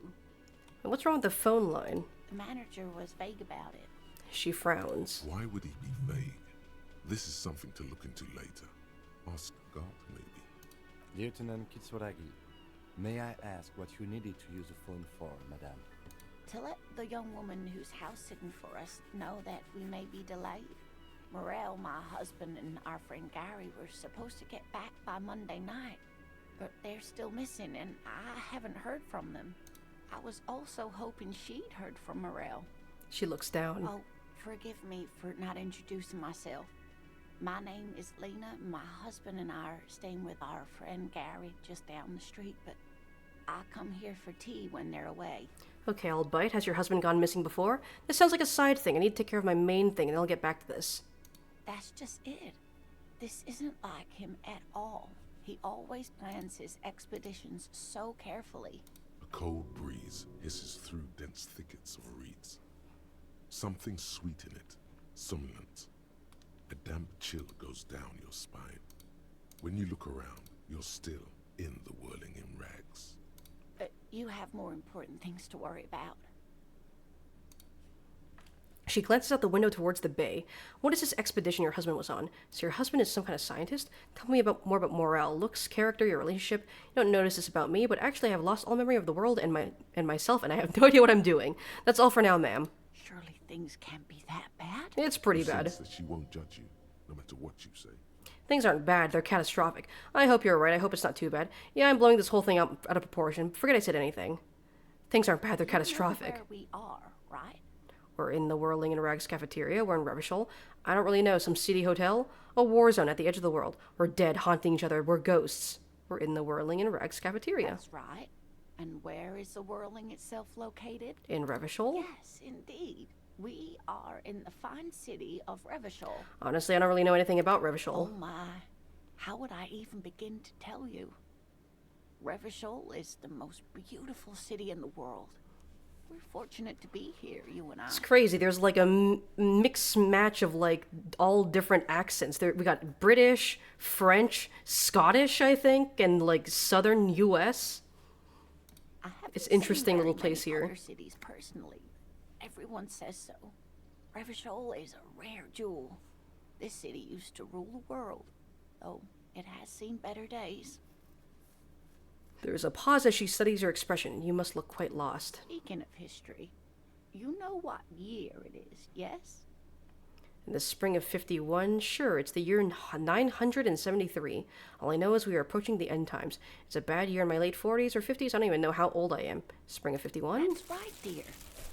How splendid. Here, take this pen. Knowledge I just fucking guessed there. Always be rewarded. Kind green ape pen. Her relief is So it's numbing. 1951? She was getting pretty worried about you there, but now she relaxes her shoulder. I like you. You're nice. You're the nicest person here so far. Outside, spring rain seeps into the cracks in the walls and the cobblestone streets and into grated storm drains, all the way down into the sewers. Above ground, the first maybells blossom. I can tell that this Oh my is god, it's a taxing lot of for fucking you. dialogue. I'll just ask one more question. What regime are we living under? What mode of government? Some kind of democracy, maybe? I'd like to think it's the dictatorship of the proletariat, but something tells me it's not. Our leaders are fierce warriors who traverse the plains on steeds. We are governed by intelligent machines that perform calculations to determine the freest market. Everyone hustles and grinds like a badass visionary. Radios are being used to control people's minds and distort our perception of reality, concealing our true masters, foreigners and women. Cop. We are living under the cop regime. Oh, sweetie. She smiles a sad It's smile. really not. There used to be people who thought that way. Other people who wanted those things, but they all went extinct. Huh? Revachol is a zone of control led by an alliance of foreign powers called the Coalition. We have almost no government of our own, and certainly no dictatorship of the proletariat. Alliance of foreign powers. I'm guessing that might explain the mixed match of different accents and demographics. If there's no government, how come there are cops? I don't even know what to say. I'm so disappointed. Oh dear. She shakes her head, suddenly very You were worried. doing so well. There aren't really any cops in Revachol, not in the traditional sense. The status of law enforcement has been a complicated matter since the revolution. But we should stop for today, sweetie. You look like you need a break. Besides, I'm not the best person to explain the big things to anyone. Thank you for the exposition dump. She's scared now. She's realized our brain down. No, what else is new, am I right? So how did I do? What is the revolution you mentioned? Who could tell me more? Conclude. You were doing quite well up until the end there. It does look like you're having trouble remembering things. History and places. Remembering reality, in a word. It's very odd. A sigh. The lieutenant buries his nose in his notebook. But maybe a fresh set of eyes is what the world needs. And while I'm no doctor, such bouts of amnesia are often temporary, so I wouldn't worry too much. She means this sincerely. Worrying won't do you any good. What is the revolution you A mentioned? defeat, I'm afraid. The people of this archipelago tried to build something new. Something different. The rest of the world didn't like it, so they came and ended it. This was 42 years ago. What does it have to do with there not being any cops? It has something to do with everything. I really don't know how to explain it better. I'm just a poor woman, she thinks. What do I know of these things? And how can I help you? Who could tell me more? Someone more educated in sweeping matters. Maybe you should ask. She turns to the lieutenant. No, I'm not an encyclopedia. I won't be a guide either. I'm a police officer. Of course. Get a reality I lowdown. don't know. Someone rich, maybe. Rich? Wealthy people are The lady who gave me money? Though I don't know where you would find a wealthy person in Martinez. How about the one who lent me like $100 the other day?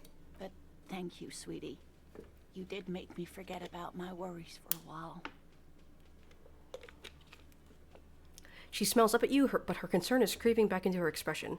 What is the expedition your husband was on? So your husband is some kind of scientist. Oh, yes. A zoologist. A cryptozoologist, to be more precise.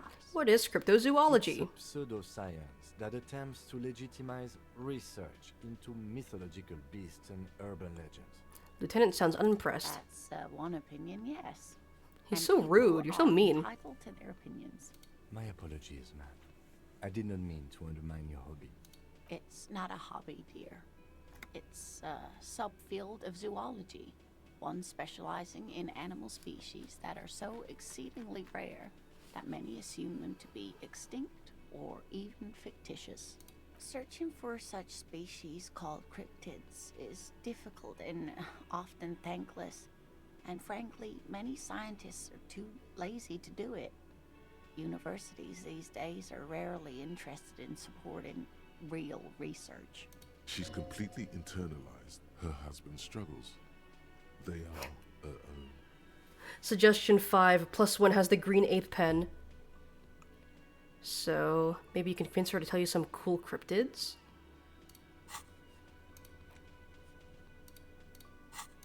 What are my stats right now? 5 suggestion. Sure. Sometimes Whew. the most charming thing you can do is be reasonable in your requests. Could you tell me about just the one interesting cryptid? I suppose you could use a break and I could use a distraction. One cryptid, like you said. One. This can't turn into some kind of cryptid extravaganza. I want to hear about some cool We have cryptids. things to do. Okay, Kim, just one little cryptid. Promise, cryptid extravaganza. I'd like the sound of that. And I don't. Just one. Or he'll be disappointed in you. What's the biggest? What's the tiniest? What's the most dangerous? Is that a cryptid on this pen you gave me? Are there any invisible cryptids? This has been educational. Sadly, we need to discuss something else. The most dangerous. The gnome of Jeroma. No, Jerome? That sounds terrifying. That doesn't sound too bad. Oh, it is. None of his victims survived. grieving relatives never even found their bodies because the gnome's venom dissolved organic tissue. What did this cryptid look like? It was reportedly a small creature with webbed fingers and a protruding forehead and a gangly little thing. Quite scary to look at. A couple of campers found it when it was already dying. They heard an odd wailing in the woods and followed the sound. They were scared and wrapped it in tarpaulin to suffocate it. It still took the gnome of Jeroma an entire day to die. If the body of the creature was found, why aren't there details? And I was gonna ask, where's the body? Confirming the existence of this very little species. Alas, the first scientist who got his hands on the creature's corpse put it in a jar of formaldehyde, thinking that would detoxify the gnome's venom. Okay. Instead, all the venom leaked out of the creature's teeth and into the surrounding liquid, dissolving the creature itself. A poetic end, perhaps, but a real It's a very convenient, very convenient way to lose the body. What's the biggest cryptid? Hey, you promised you'd only ask about one cryptid. But Kim, don't you want to hear about another cryptid? Right, okay, we can move on. The lieutenant pauses thoughtfully. Something in him breaks. Ah, fuck it. Let's have more cryptids. Ah, fuck it. Well, the biggest cryptid is, of course, the horrible giant of Kokonur. Okay. The giant lives in the most arid parts of the vast Kokonur Desert in South Samara, casting a strange light across the barren wastes. What do you mean, strange light? A mirage or a psychogenous luminance. Oh, fuck yeah, I want to learn more about cryptids. We're gonna sit here and learn about cryptids all day. And just how big is it? No one knows for sure. It is like an awful mountain appearing from below the horizon and expanding to cover almost a third of your field of vision. Is it dangerous? The towering luminosity of Kokonur is a bad omen in local folklore. Some say it's a fata morgana. Others? Some say it's got a fatty. Hooey. No one Hooey. can be that large. It's a mirage. That's what makes it so peculiar. A species surviving at the very limits of scientific law. The giant of Kokonur must be the largest animal the planet can support. There are limits, you see, to how large a metabolism an ecosystem can beget.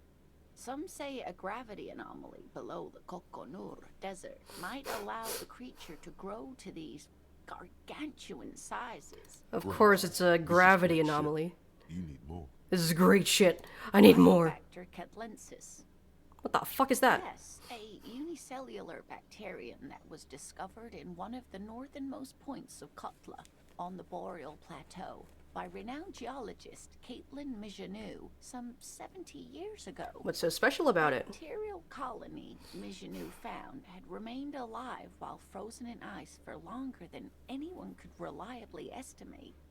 Certainly from before recorded history, Mijanou disappeared shortly after injecting herself with the bacteria she had brought back to study. No doubt in hopes of prolonging her own life. Wait, she injected herself with it? You mean there's an immortal geologist wandering the world? I don't understand. Why would you prolong your life? Being alive is terrible. Real. I intend to live forever too, as a symbol. She was preparing for the end time. She wanted to witness and record the Twilight proceedings. Immortal bacteria, immortal geologist? That's too wild. Yes, and she's quite mad too. After she treated herself with the bacteria, she stopped aging, but also became increasingly eccentric and irascible, so that even her oldest friends were forced to pull away. We can assume that she has been living somewhere in the wilderness for decades now, all alone except for the Cryobacter catlensis coursing through her bloodstream. Is that a cryptid on this pen? It's the kind green ape. The kind half green war ape. Story, half undiscovered species in the genus Homo. War story? Yes, it was reported by soldiers in South Safra during the war.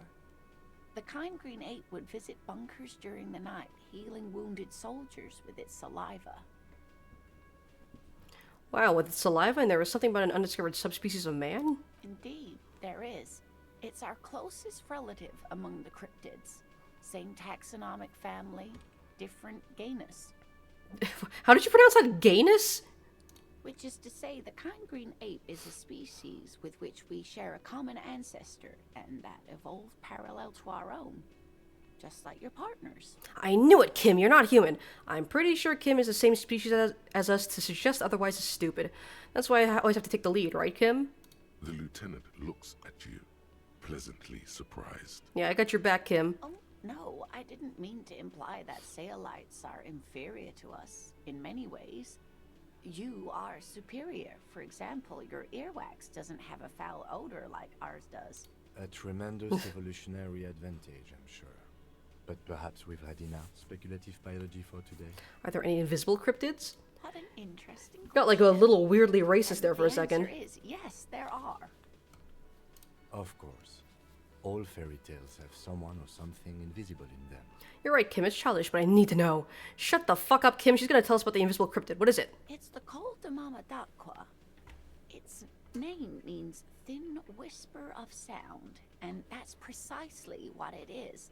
Self-replicating sound waves, invisible and intangible.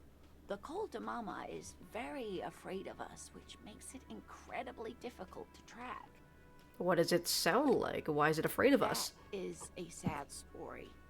A group of university students assisting with the field work in their enthusiasm for the project, and no doubt because they were preoccupied with impressing their professors, nearly drove it to extinction. Extinction? They tried to communicate with it and had no other means but sound. So they started sending out sound waves at frequencies they thought might match the Mama d'Aquas. And what happens when a sound wave meets another sound wave of the same frequency, dear? I wonder if these are like all actually like real like cryptids that people have taken from like they've taken from like real mythologies, or if they've just made shit up for the game. Really should be a teacher. She's really good at the explaining things thing. They cancel each other out? Exactly. And these tests were performed so recklessly that when they happened upon the right frequency, well, they wiped out most of the population. Great regret washes over her. A Wending cloth. After that, the corpuscle appears to have migrated elsewhere. But if these are like creatures made out of sound waves, then like wouldn't they kill each other if they met? But they've been few and far between. It's impossible to confirm the presence of any stable Col de Mama d'Aqua population anywhere. But if these are creatures made out of pure sound waves and they all occupy the same frequency, then wouldn't they just kill each other the second that multiple of them met in the same place? Like, I don't know. There's some holes in this one. Of course. A common thread in these. Disappearance and unfalsifiability. I like the story, though, ma'am. Kim is not impressed. Okay. I don't want to waste too much time here. What? I'm glad you like them, but I'm not really one to tell you about all of them. You should ask my husband if you get the chance. He's the real expert. What is this expedition your husband was on? Work, sweetie. Morel is a highly trained scientist. He and his assistant Gary are studying an extremely rare species of insect. But they should have returned by now. They were just going down the coast across the waterlock to set a few traps. He said they'd be back on Monday. Another mystery. Some more disappearances. The waterlock. That was broken. Could this be it? Wait, who's a scary person? Do you trust him? The waterlock to this other side of the coast is broken. They're probably just stuck over there. Oh, sweetie. It's nothing like that. She smiles. Gary's as loyal as they come. I trust him with my husband's life any day. This Gary person seems suspicious. Oh my. What happened to the waterlock? Wouldn't you know? It's blocked by a big butter billboard. It fell right into the water. Probably just some technical problem. Word around the canal is some weird new cryptid destroyed it. I really don't know. Oh, sweetie. If it weren't for you, I'd be looking forward to another sleepless night. Thank you from the bottom of my heart. You're welcome, ma'am. I hate to ask, but if your investigation takes you to the other side of the coast, please do keep an eye out for my husband. This will surely lead to a cryptozoological mystery with that extremely rare insect. And if you see him, let him know Lena is waiting for him here at the Whirling. He gets so tangled up in his work that he may not know the water lock's been repaired. And it's cold out there. If I see him, I'll let him know you're here, when or if I get there. Accept the task. Of course I'm gonna accept. Oh, you're such a dear. More side quests! Thank you, sweetie. Tell me more about Morel. Oh, dear. I'm not sure where to begin. What does he look like? Well, his expression is slightly grumpy, but his eyes are always bright and curious, like a small boy's. And his palms are quite coarse from all the field work, but he's quite gentle. It's always a challenge to describe the person you know best in the world. Let's try again. If I were trying to meet him on the street, what would I look for? That's good enough. Oh, well, he's a bit shorter than you, but with a larger frame. And he has longish white hair, usually a bit uncombed. You might say wild, even. The lieutenant pulls out his notebook and begins jotting down the woman's description. One other thing, he'll likely have all kinds of field gear on him, even if he's not out in the reeds, you know, just in case. How long have you been married? We'll be celebrating our 16th anniversary this autumn. Not the most numerically satisfying anniversary, but I like the less obvious milestones even more somehow. How did the two of you meet? By a dating agency, I'm ashamed to say. I was looking to get back into the scene after recovering from my accident. And he'd just divorced. We hit it off, and, well, here we are. She smiles wistfully. She's skipping over some important parts.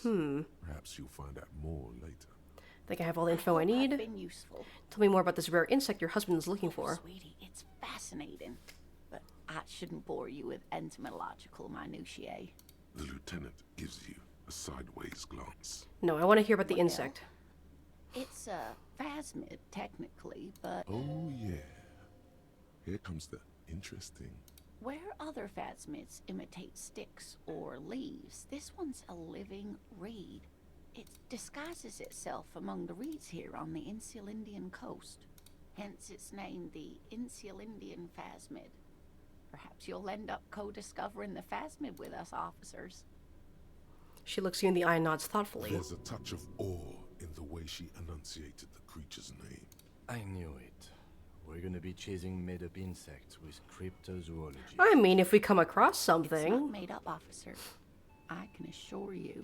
It's simply elusive, so much so that most establishment zoologists doubt it exists at all. What makes you think the phasmid is around here? Well, some teenagers making out in the reeds saw one. They didn't know what it was, of course, but there was a brief article in a local newspaper about their encounter with a ghost insect that looks like the reeds. Gary sent us the clipping. So a newspaper clipping is all the evidence you have. Of course, most phasmid sightings turn out to be false alarms, but their description matched the Insulindian phasmid perfectly, and they didn't even know what they were looking at. So is it dangerous? Not at all. Why else would it hide itself so carefully? Is it valuable? Oh, I doubt it.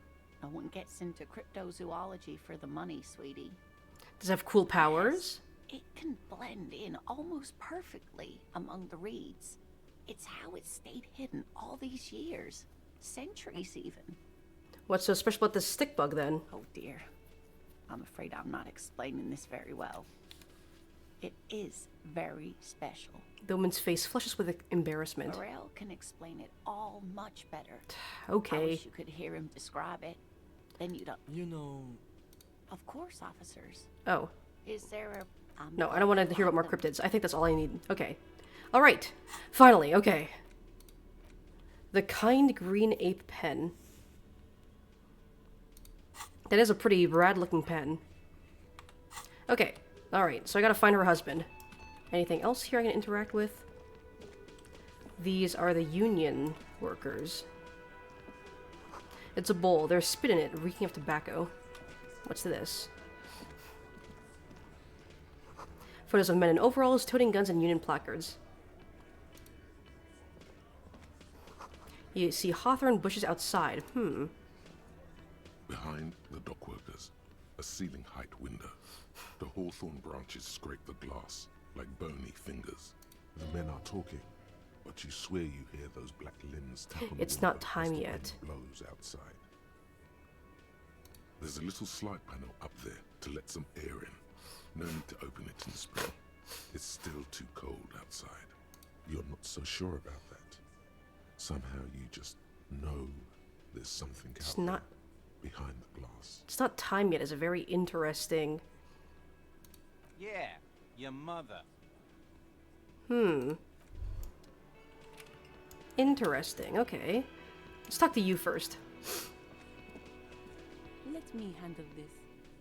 The woman sits the crowd in the mess hall before turning to you. Detective disorientated. She smiles Are you coldly. still wondering where you are? This is Martinez, in case you've forgotten. I advise you not to overstay your welcome. You're the gardener. You lied to me. You're not a gardener. I just want to know more about the place before I check it out. That's normal. No, I am not a gardener. I'm a legal counselor for the Dock Workers Union. She crosses her arms. So let's get to it. You're looking for Titus Hardy? You think he has information that will help you? Maybe he does. She points to the man on her right. That's Titus. Talk to him. But know this. I'll be keeping an eye on you. No strong arming. Nothing official. The District of Martinez does not recognize your authority to make arrests. So you're a It liar. doesn't matter if you recognize our authority. We will make an arrest if we have to. Also, hello, the Murden. How you doing? How many days into the game am I in? I literally just started day 2.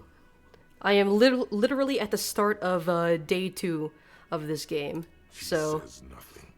Her glare speaks for her. very.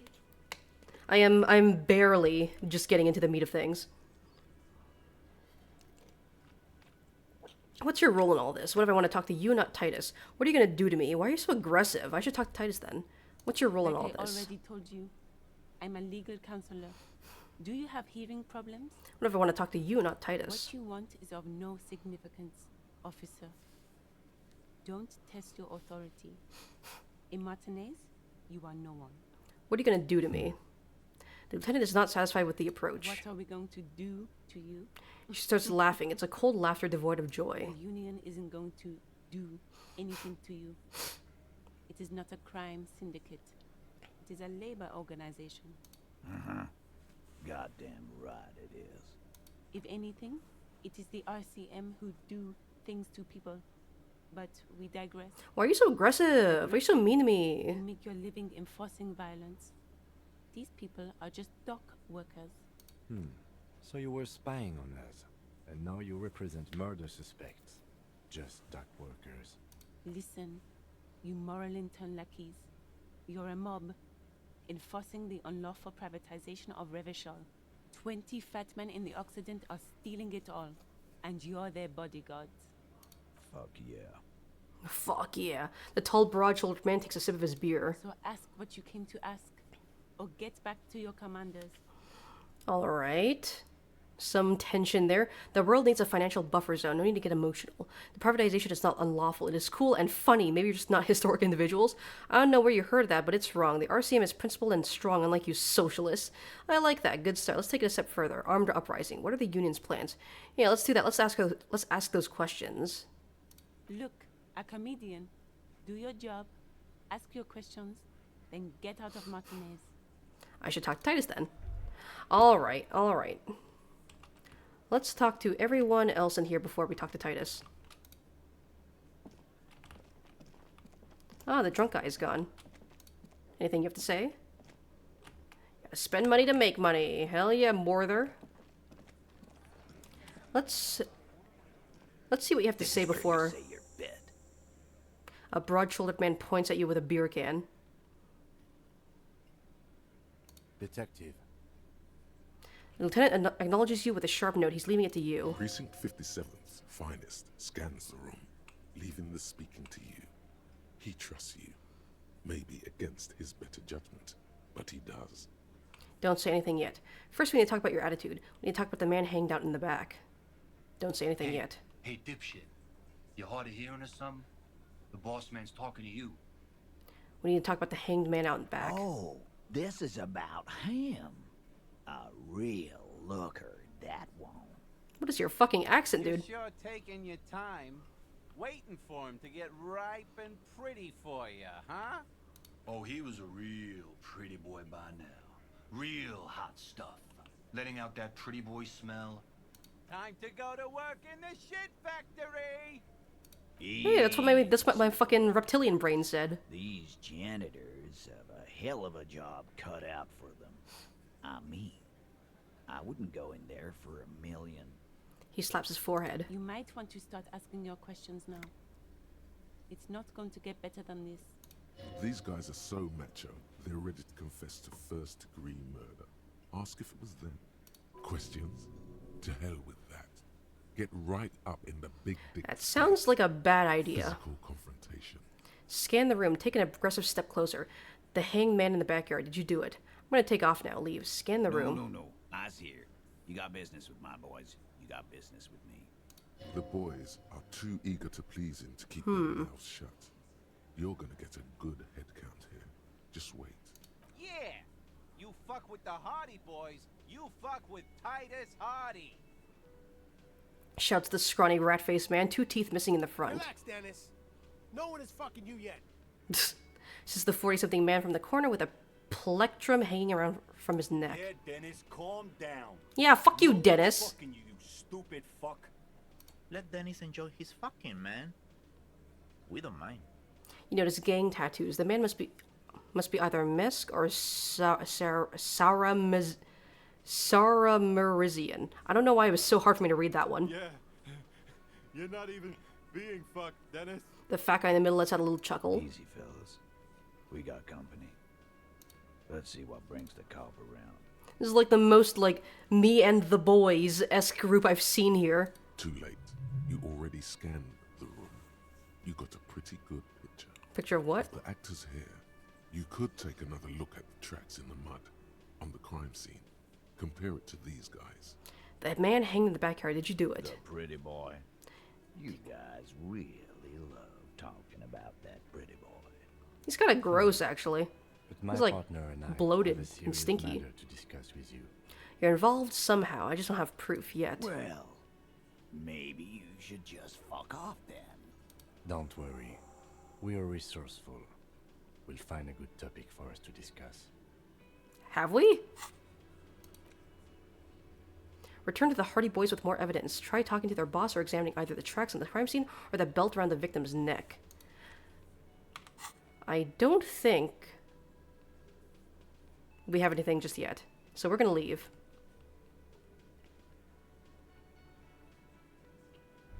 We'll come back with more evidence. They want us to investigate the body more. Could it be the Calder Mama Dakwa? No, it's probably just your imagination ringing in your ear. I think it's tinnitus. Also, welcome back, Rel. Mother, I crave violence. Go do a crime, my boy. Is there a ringing? There seems to be an extremely high-pitched ring. I think that's tinnitus. Ultrasonic. Lena said it was very high-pitched, right? It's like something tickles your ear. Kim, do you hear that? I don't hear the Koldomama Dakwa, and neither do you. Of course Do I? he doesn't. He's deaf. Listen closely Then first. notice again. You are about to rediscover a long-lost species. It must be very close. Maybe, just maybe, it will come toward you. What are you doing? You're a police officer, not a pansy ornithologist. The only birds you should be looking for are healthy women of childbearing age. Okay, buddy. Okay. Move your head towards the sound. The sound, it's moving away, somewhere over there. Go after it. No, too late. It's gone. There is no ringing anymore. Just the sound of the streets. No, come back, please. Go then. Leave. Leave like everything else. Keep your Listen ears more. peeled. Oh. If the species really has migrated to Martinez, you're sure to hear it again. Ooh, okay. What are you? I mean, I can't unlock another... Sure, why the hell not? We're just gonna spend all our skill points on trying to learn this shit, I guess. Alright, let's go to the body. Hey, who are you? Hello? Since when were you up there? You're still fucking throwing rocks at this guy?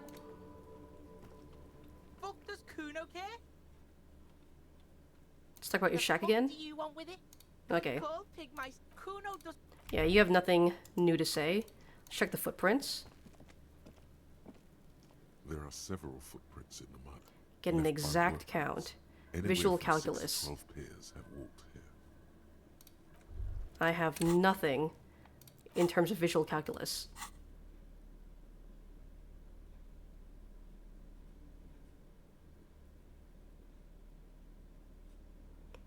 I don't think I have anything here that will help me either.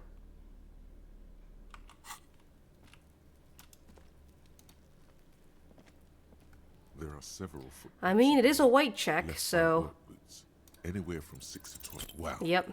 Still not doing it. You're bad at this.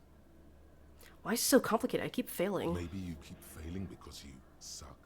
Oh, okay, well that damaged my morale. What kind of boots? Every worker's boots with reinforced toes and hobnails. All over the... Okay. Well, I'll come back to that later. Let's inspect the body There again. He still is. Looking right through you. I've waited long with his enough. white eye. Endurance 5. The Have body below ammonia, you've is waited long entirely enough. dedicated to that corpse smell. Do I have anything that will boost my endurance? Do I have anything here that's lowering my endurance? No. Okay, well, There he still is. got about a 50-50 here. Right through you. The ammonia Shit. only makes it worse. The combination forces tears out of your ducts. You managed to keep it in once. The second time, not so much. When the vomiting is done, your cheeks are tears. That's gonna be damage to my morale, probably. I think I don't want to be a cop anymore. Spit and say nothing. Are you okay, officer? You feel the lieutenant pat you on the back, heavy rhythmic pats. The weight is reassuring, like a crenel on solid fortification. Pat, pat, pat. Thank you, You're Kim. facing tough odds here. It's aggravated further by alcohol withdrawal. What is happening to you? Are you going to cry now, You're gonna son? cry, piss your pants? Maybe shit yourself a little bit? This is weakness. It cannot go on much longer, or you will lose. Give me a moment, I got this. Let's try again. An appropriate attitude. He withdraws his hand and looks you in the You need eye. to get your shit together. Say nothing, just nod. Shake your head no. I don't want to get my shit together, but my shit is already together. Say nothing, just nod. We should go talk to the locals. Find something else to do while the wind changes. It's pretty bad right now. You've gained All a right. thought.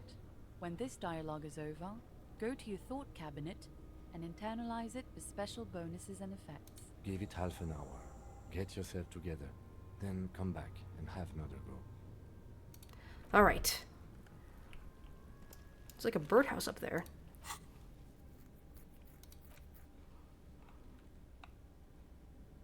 $30 for that one. Can I... Let's stop this one.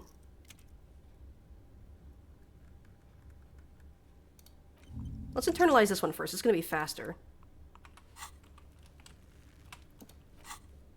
Inspect the victim's body.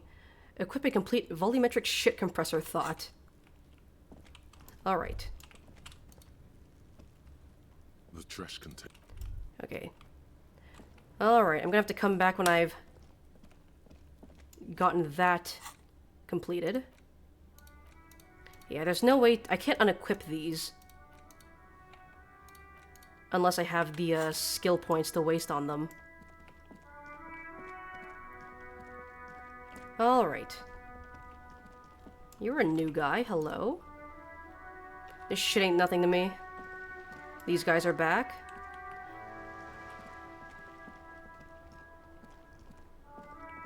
Let's go ahead and turn in my tear.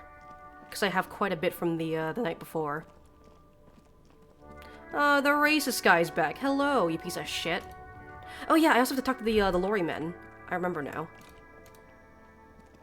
The tear machines. Your bottles clock. Do Got you 40 know what cents. you should do with that money? No, shut up. Alright.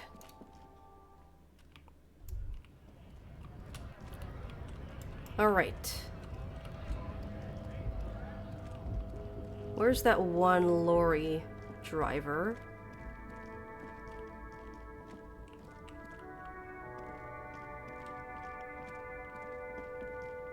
There he is. That was the one that I was somewhat friendly with, right? Do you know something? Hey, buddy. Now it's turning into a kind of a snow limbo, man. What's on your mind? You seem like a man who knows about drugs. Man. Me and narcotics go way back. Had some good times surfing the psychic waves of my own consciousness, you know? But those days are behind me. There are other addictions in my life now. Why the inquiry, my man? Just be straight with him. Do you finance those other addictions with drug trafficking? I need to get high, and I'm looking for a dealer. Let me be straight with you. I'm trying to figure out who's smuggling drugs out of Terminal B. I don't think it's this guy, so he'll probably... We have a credible lead, sir. Someone on this roundabout... Let's be honest with him. A shipment from the harbor to load it on their lorry and drive it to Jamrock. Not me, man. No way. I don't need any trouble. Shit's bad enough anyway. This jam's got folks up in arms, and I'm afraid it's headed toward a conflagration. Wait, why are you still hanging around? Who do you think could be conducting the drug trade then? Look, man, I try to stay away from the criminal underbelly of Revachol. I'm a guest here. You really need to find another man to probe with those questions. Okay, so you're not gonna give me a lead.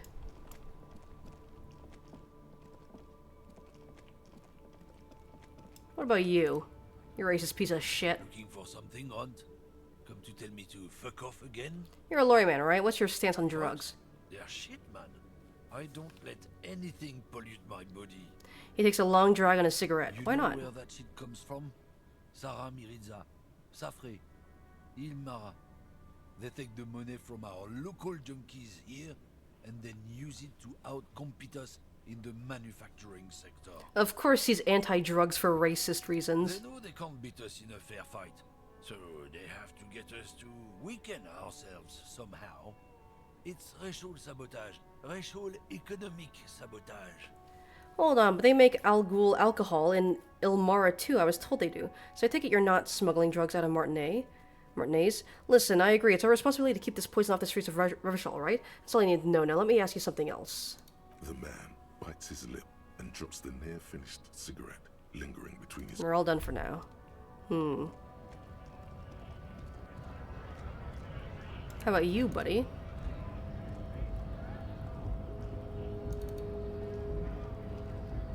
I guess getting past the man ain't that simple after all. So, what now? The measurehead thing didn't go well for me, so could you help me with that somehow? Sorry. Busy surveying the situation. I'm sure you'll figure something out. You guys have all sorts of gadgets these days. Wiretapping, telescopic batons, futuristic circuit bending to infiltrate harbor machinery. Maybe you could even knock that Kowalczyk crane over using some remote controls. Or calling in tactical air support. You guys have air support, right? Wait, we have air support? Why didn't you tell me? I'm pretty sure we don't. At least not all of these things. I get it. Hush hush about the secret technology. He passed the side of his nose with his index finger. Something changes in his disposition. A merciful smile in the corner of his eye. All right, I may have some advice for you on how to deal with Jean-Luc there, out of solidarity to the RCM. It's low in technology, however. Yes? First, don't fight him, obviously. Second, get him to share his theory by being subordinate. Admit your lack of expertise. Basically, grovel. That's how I do it. Okay. You're welcome. So basically just suck his dick, then. Alright, well, I'm not getting any more with the drug trafficking thing, so... let's go suck his dick. Your race descent has only worsened since I last saw you. You have really let yourself go. Why are you not with the Hardy Boys? Subscribe to his advanced race theory. Knock him the fuck out. I mean, I have a high chance of succeeding with this. Why are you not with the Hardy Boys? I am not the first line of defense. I am the last. In addition, these so-called Hardy Boys are an effeminate clique of bodybuilders. Their company is spiritually degrading. But you're all part of the union. The Hardy manlets are on the pay of the company. I answer to the union alone. And I do this out of race heroism. Finance is an alien concept to the Seminoles. Now leave me be. Physical instrument. Is there anything that I can do to increase my physical instrument. Just so I can really max out my chance for succeeding this. Alright, well, I got a 72% chance of doing this. Let's knock him the fuck out. I think I failed. Yep. It has happened again.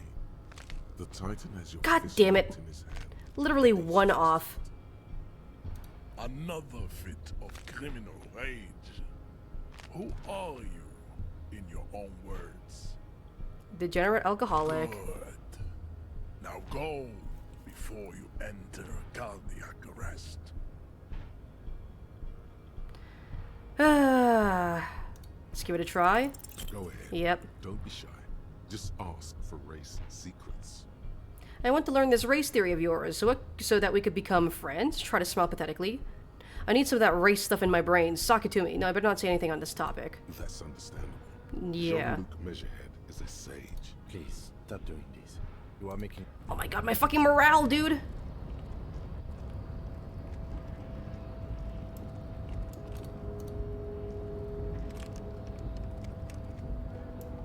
My fucking morale is tanking, dude. Can I leave? Can I, like, go back down, please? Why is it that I always fail the easy ones, man? Okay, nothing new here. I really don't want to spend my money on trying to get my morale back up. Alright.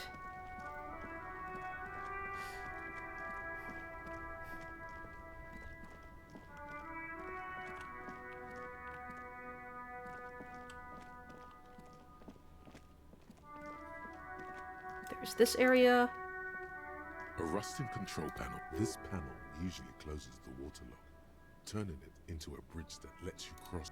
You pull the lever all the way up until the metal clicks. Again, nothing happens. Yep. A spring brings the lever back. Wasn't there a sign over there saying function?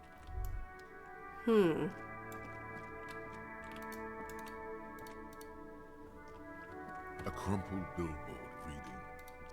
Nothing I can do with that one. There's someone on the other side there, but I can't quite reach them.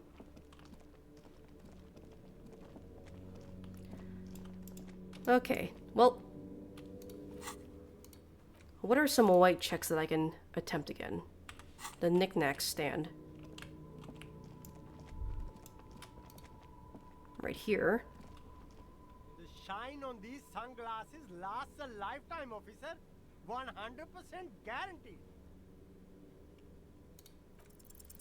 No luck. Yeah. All you find is this lime. Oh, that visor is perfect for you, officer. It'll definitely keep the sun out of your eyes while you're shooting criminals. Bang, bang! And oh, you don't like it? Sure, Square Joe. No problem. Oh shit! Let's get you some real shades. Hello, Malachi. Thank you for the raid. I appreciate it. It's good to see you here. Let me go ahead and give you a shout out.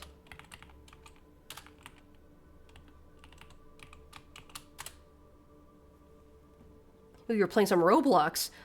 What Roblox games were you playing? It's been a while since I've played Roblox with my friends. Last time we played, we were +1 perception. But last time we played Roblox, it was like some kind of Russian roulette game. I forgot exactly what it's called. But it was pretty fun. Might do a stream of it at some point, who knows. I do get +1 perception from that. That's just a flat stat increase. Let's see, what else is there? Interfacing. You see a samurai. The name Sileng is embroidered over his breast pocket. Happy shopping, officer. Everything's cool here. This one? You keep coming back. That's good, officer. Keep browsing those clothes. Keep... Roblox Pressure. Been trying to get a single badge but no luck. Ooh, Pressure's also pretty fun. There's some good stuff on Roblox. Although, there's a lot more garbage there, but hey, sometimes you gotta wade through the garbage to find something good. You're just playing Splatoon 2? Why would you do that to yourself? Barbell and backyard wall. Like, you could be playing a good game, like Splatoon 3. Rene Arnoux. Arnoux? Oh, French name. Oh. The game isn't really as bad? Well, yeah, until you start getting into comp. And then it's a fucking nightmare. Or if you enjoy playing like Roller, Blaster, Charger, or any other one-shot weapon, and you have to compete with 5 billion ink armors.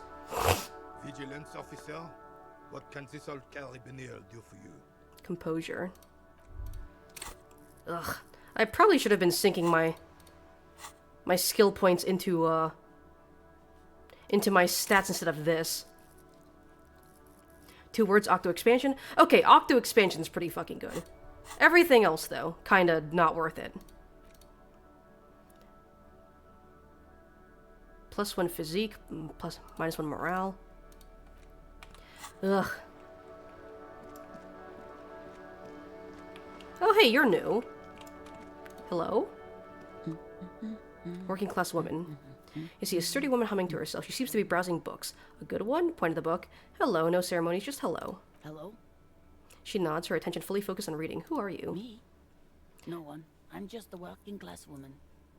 Alright. She doesn't really want to be disturbed that much. What are you doing? Looking for something to read. She reverts her attention to a worn-out paperback. Phenomenal. Good, good. Nod. I'm a policeman. I know you are. Do you need the help of a policeman? What with? She tries hard to focus on the book stand. Help her by carrying things? Maybe she needs a weightlifter. Maybe she needs you to fight her husband. No, that's not it. Maybe your husband is missing. Watch her browse books. You have no problem, probably because everyone that knew how to use ink armor knows how to go around them. Also, you're a shooter or dually, so armor has no effect against me.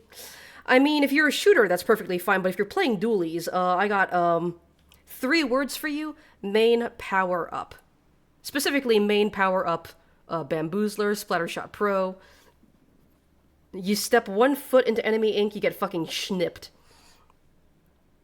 Watch your browse books. Her hands move over the book covers. The tips of her fingers look rough, stained with yellow. It seems like she has spent a lot of time at work, smoking. An array of neurons fire up with joy. Bum her a cigarette, lest it turn to pain. Do you smoke? No, I don't. I know for a fact that you smoke. Why do you think that I smoke? She looks up slightly startled. It's kind of a place where everyone does. I suspect I may possess supernatural abilities. Your hands look like they belong to a heavy smoker. Look like yours look much better. She says while eyeing yours. Take a look at your hands. She's right. Your hands look even worse than hers. With tiny cuts and gashes covering your skin like a spider. Oh, hello, Mason. Hi, hey, hello, hi. Thank you for the raid. Raid number 2, Electric Boogaloo. Let me give you a shout out. My fucking Steam Deck is not working properly. That's great. I love that. I love whenever that happens. Okay. Let me just type it out manually. There we go. But yeah, I saw you were streaming Dragon Quest. How was it? How was it? Did you make any progress? Beat any hard bosses? I don't know anything about Dragon Quest. Did you fight any dragons? Did you quest any dragons? The Raider. I can't believe I just got raided. I can't believe you do this to me. I got fucking pranked, man. Just give me a cigarette, please. I already told you, I don't have any. Go bother someone else. Man, fuck you. She's goddamn lying. She has smokes. Do you know where I can get a new pack? From the kiosk? There's one near the harbor. It's Frita. You can look it up. Okay, thanks. No problem. Sighs. That's all for a moment. I'll let you leave. The woman before you nods and returns to her reading. Alright. Auto-saving. You killed the boss and got to a new area. Still no dragons. Damn. The quest for dragons has failed. Also, hello, RK0A. How you doing? Hope you're doing well. We're just discoing some Elysium right now. And I am very lost as to what I should do right now. I'm just kind of going around figuring shit out. Disco Elysium, been meaning to play that. It's very interesting. It's barbell. It's a very interesting game, although, like I said, I am kind of just lost on what to do right now. Patiently on the floor, like a dog for its master. Physical instrument 6, low. Head hurts. I'm probably gonna end up hurting myself if I do this. Oh shit, never mind. Let's fucking do this! Yeah, you're a beast! Look at him go! Conjuring up an inhuman amount of strength, you raise the barbell up in the air.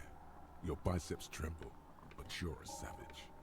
This is a children's game. Oh yeah! Do I get anything from doing that? Ooh! Oh hell yeah! Okay, that healed my morale, nice. A warm wave of accomplishment washes Damn, I'm fucking yoked. over your head as you drop the barbells to the floor. For a moment, it feels like you're strong enough to succeed at anything you ever set your mind to. Mason killed me in Dragon Quest? Why? You killed a little fella that reminded us of me? Well, why would you do that? Hey, Why would you do that? what if someone heard this? What if they know you're here? You heard it was gay, so you want to play it? I mean, I haven't encountered anything explicitly gay just yet. I mean, Kim Kitsuragi is pretty cute. I would smooch him. That's pretty gay, right? Good technique. Nice. Well, I healed my morale. That's pretty cool. Alright. I'm still trying to stall for time so I can finish researching one of my skills there. Physical instrument, formidable. Okay, well, I can go back and try to punch him again. Can I leave? There we go.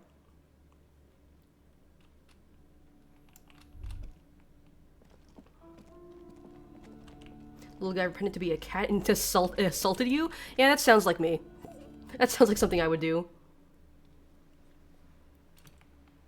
The fan art lied to you, SMH. I mean, I'm literally only on day 2 of the game. So, like, I don't know, maybe it gets gay later on, who knows? But really, what am I? I'm a cat.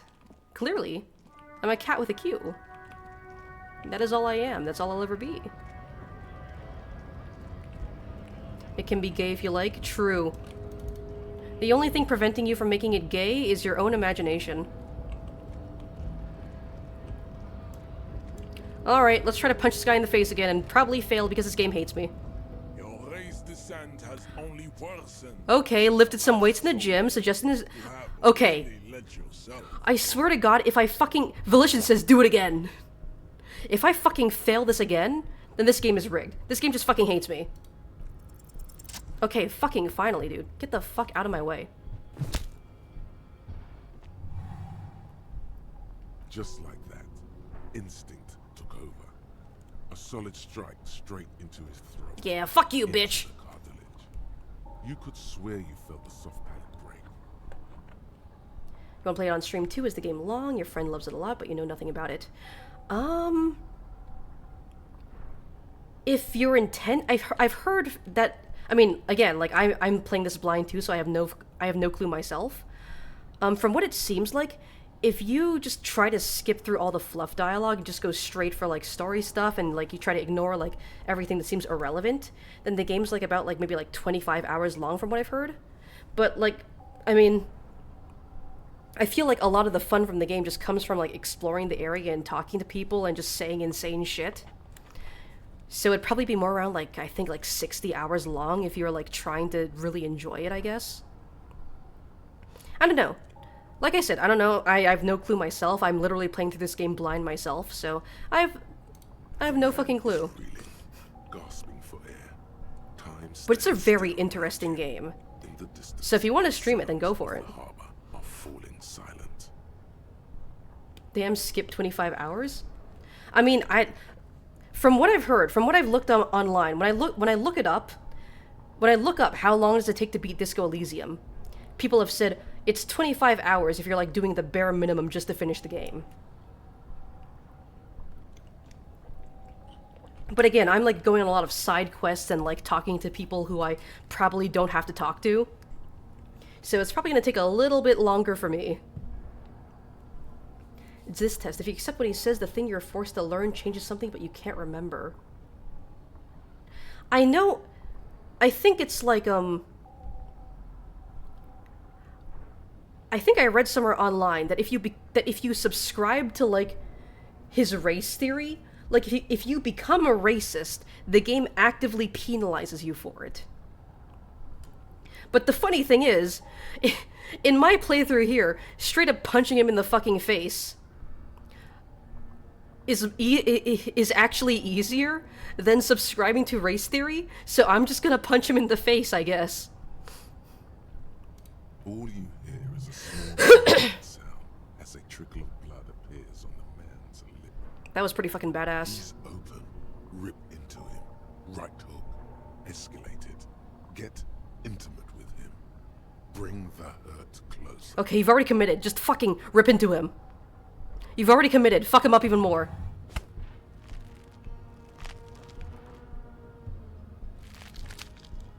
Oh god.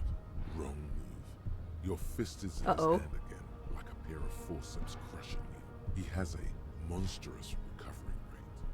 I'll be fine, right? You know the words. I am a degenerate drunk. Take the pain, goddammit. At least take that. How did this happen? I was winning. I'm a degenerate drunk. Never. A son of a police officer, help! Try to somehow wiggle yourself loose from his grasp. Never. Even under the increased force on your skull, there is no pain. Just the sound of your own blood gushing in there, feeding your mind with oxygen. It must be neurodegenerative. You never learn. I mean, I can do it again. Try again, punch his lights out with a right hook. I have a pretty high chance of winning, of doing this. If you accept what he said... Oh yeah, I already read that. I can punch him again. I have a pretty high chance of succeeding. I'll do it again. I'll fucking do it again. Don't make me do it again, bitch. Just like that. Instinct. The man is reeling. All you hear is a small gurgling sound. Spin kick him! Fuck him up! Oh my god, dude. Jesus fucking Christ! The man ends with a dull thump, like a broken down bones and sinew. For a moment, he still tries to keep his head up, dazed okay. with unimaginable surprise. Fuck yeah. Is the button. Knock out a racist. I mean... In my previous attempt, I went for what I figured would be the more realistic option, or just, oh yeah, just punch him again. No, apparently I should just fucking spin kick him. Be a badass. Be the badass that you want to see in the world. Split kick bro said, hiya! Disco Inferno! Press the button. Welcome to Ravishal. I'm so sorry I didn't want to do this. Press the button. Disco Inferno! You slam your fist on the button. The man collapses. That was pretty fucking badass. Looks like you're the new measurehead now. Her voice Yippee! I don't wanna date you though. You're kind of weird. No one is the new measurehead. Let's go before he gets up. This was like the most unrealistic fucking outcome. Making you squint. I feel like this is the most unrealistic outcome, but I take it. Where is it coming from? From a distant sunset. Flash photography. Nowhere in particular. It's just what superstar law officers do. They squint at lights, and they solve shit. Actually, now that I hear superstar and law official in a sentence, they sound weird together. Yeah, that's me. I've been establishing my superstardom hard lately. You have. Yeah. You're a big dick cop. Big dick cop. Salam Rocky Bai. I'm pretty sure my name is Harry. On the edge disco cop. Disco cop. Time to Yeah, proceed disco to cop. the ludicrous fantasy world. Here we go. Camera. Lights.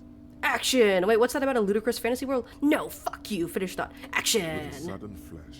Some the kind of world superstar. freezes around you, and you along with it. In an iconic monochrome solution, a black silhouette against a rasterized orange world. It's on. It is on like Donkey Kong. I am collecting a lot of these fucking things. I'm gonna run out of space for them. I've already run out of space. I've been using literally all of my skill points trying to unlock more avenues to unlock these. -2 logic still seems unlikely. Alright. Hey, buddy. Hey, not so tough now, huh? Man is still knocked out. He breathes slowly and steadily. It'll take a few moments for him to recover. Hey, buddy. What's wrong, Check the box. Ooh, Munty and more Munty. Alright, we did it. We did it. Yippee! I can go in here now. Where the fucketh is this? What is this? This is a Dewey typewriter. The model name is on the back. Every worker equals every member of the board is written at the top of the flyers. Someone left the coffee machine on. Dark liquid in the pot looks almost sentient. A standard office cabinet. The drawer seems to be locked. On second glance, someone has forgotten to properly close one Money? of the drawers. It's unfortunate for the union to just leave their paperwork lying around like this. Let's see what's inside. Open the drawer. drawer opens smoothly. Press the Hundreds folders. Of documents containing logistical data. Two kinds of transactions stand out. Materials coming into Revachol from the outside world, from Muindi, Grad, and even Ilmara. And the same materials being handed over to companies inside Revachol. Kuron, Coal City, La Delta, and Jamrock are listed among the many districts where the imports are being Don't sent. care about that shit. Anything It's hard interesting. to make sense of this thicket of company names, dates, quantities, and percentages. You try to focus, but the lines are getting blurry. Alright, 50-50. Look how blurry Fuck! all the lines on these papers It's are. always one How off. God damn it. unwieldy your own willpower is to yourself. You're like an absurdist Samaran monk, focusing through not. Okay, I'll come back later. The drawer slides There we go. shit compressor. Bizarre scientific news from Revachol West today, where a police officer's shit All endurance is white being checks observed unlocked. at a pressure of around 495 gigadecimals. These Okay, metallic that's pretty hydrogen good. levels of shit togetherness were thought to exist only at the center of collapsing stars, not law officials. It remains to be seen how long the shit singularity. The shit lasts. singularity. Alright. That's a pretty good, just overall, like, a positive perk to have on me.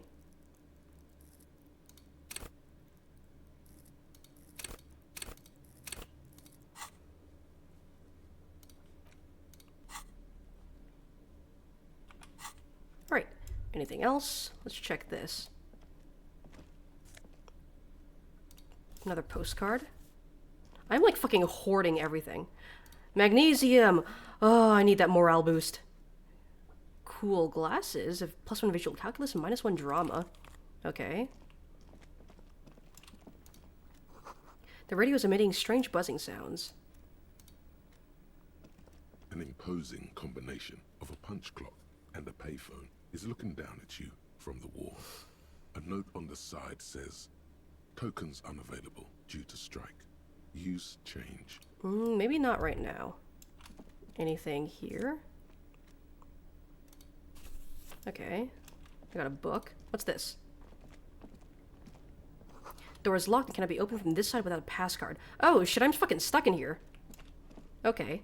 I think I needed visual calculus for that white check, right? I'll inspect that after this. Sure, let's put on my office shades. The file cabinet stands No, it's steady as the volition. drawer slide.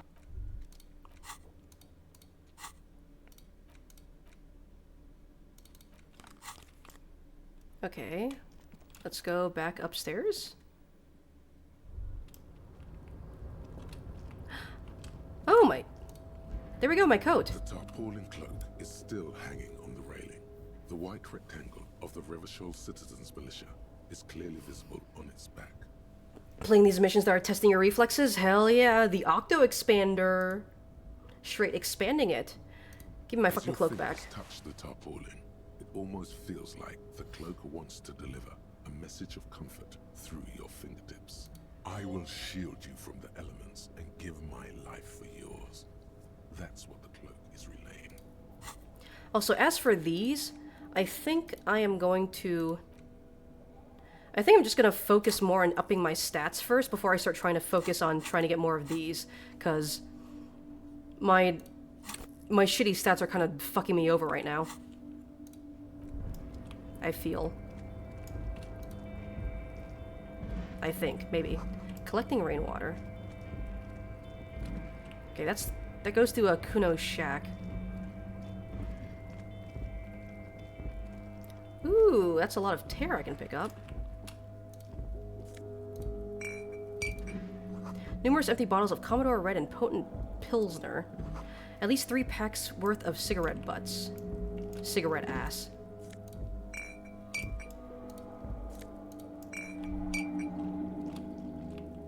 I can go in here. This is the Night Watchman's booth. The name on the door reads, René Arnaud. Listen, it's okay to take a few minutes to yourself. Sit down and have a breather. So this is where René works. I'm gonna look around, search the booth, have a seat, rest. If you must. But please hurry. We are pretty easy to spot up here. Nothing incriminating catches your eye. The cabinets are clean and their sparse contents meticulously organized. There's a framed photograph on the table. Take the picture. It's a black and white photo of a young couple out in a street fair. The man, René, is dressed Who's René in again? a Royal Carabinier uniform. The girl is young and very pretty. She is smiling playfully. Who's René again? Is he the dead body? René looks like he's about to smile. This photo must be tied to some good memories. Why did you take that picture of René? No, well, he can't be the dead body because I can... One of the options is to ask him about it. I'm a cop. It's instinctual to collect evidence. I'm making an artistic photo collage, Kim. I'm gonna ask him about it. You're really interested in that old soldier. Ah, he's sure I the understand soldier. your fascination, but sure, as long as it doesn't take up a whole lot of time. Have a seat, rest. The chair is not as austere as the rest of the booth. A thin grey pillow is attached to the seat, secured to the stiles by black ribbons. Breathe deep. Stale air floods through your nostrils. Not a single mote of dust floats inside your lungs, though. The inside of the booth is immaculate. Search for a little something to help you out. The drawers are empty, save for old timesheets and receipts. One small box, however, does hold some cheap painkillers. They are slightly out of Slightly. Read the side effects. Oh boy, where to start? Elevated risk of dementia, mini strokes, Prophet's disease, sudden death, hair death, erectile... Just straight up fucking dying. Okay, I get it. flatulence, Oh, this is a thing here. Didn't realize that. Uncontrollable weeping, increased sensitivity to la opera, inoperable joint disorder, total spinal collapse. Maybe this was a bad idea. Take the You painkillers. Take the painkillers. They are yours now. Ooh, I got some more stuff. They're mine now. Haha, wow. You stand and exit the booth. This is the night watch. Okay. That's all I can examine. What the fuck? Why is... Hello? You guys seeing this? Snow is quietly covering the numerous wine bottles and cigarette butts on the ground. Someone partied really, really hard here. Did I do this? Well, yes. New skill I point. think we can say with relative confidence that it was you. This is really sad. I must have been miserable. Looks like I had a lot of fun. Still not completely convinced it was me. I must have been on an advanced scouting mission in the harbor. Looks like I had a lot of fun. It really, really doesn't. Lieutenant, let's go. Let's turn our attention elsewhere. Lieutenant turns to go, I meant. Alright, more skill points. Oh,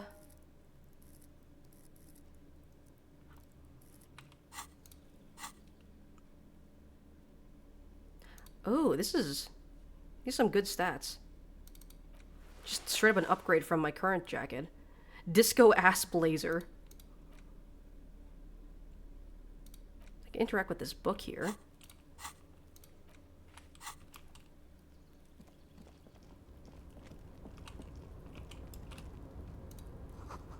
All around you, great machines in quiescence.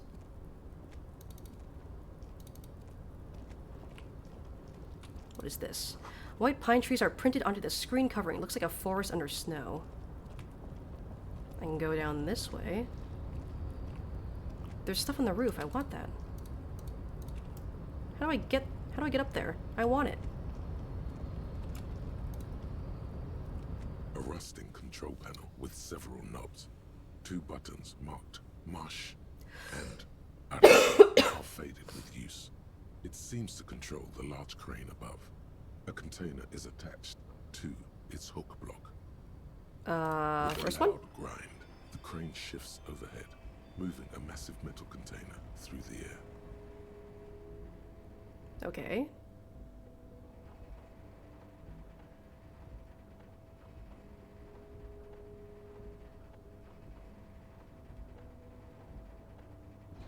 So it brings it over there.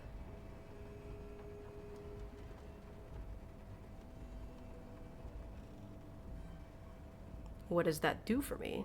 And with a surprisingly quiet thunk, the crane places the container down. This crane was built with a purpose, which has now been fulfilled. To move this container. What's inside the container? Who can say? All you know is, it's special.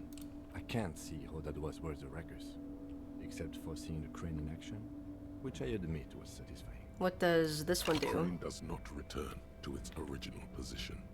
It does not move at all. Interesting. What is this?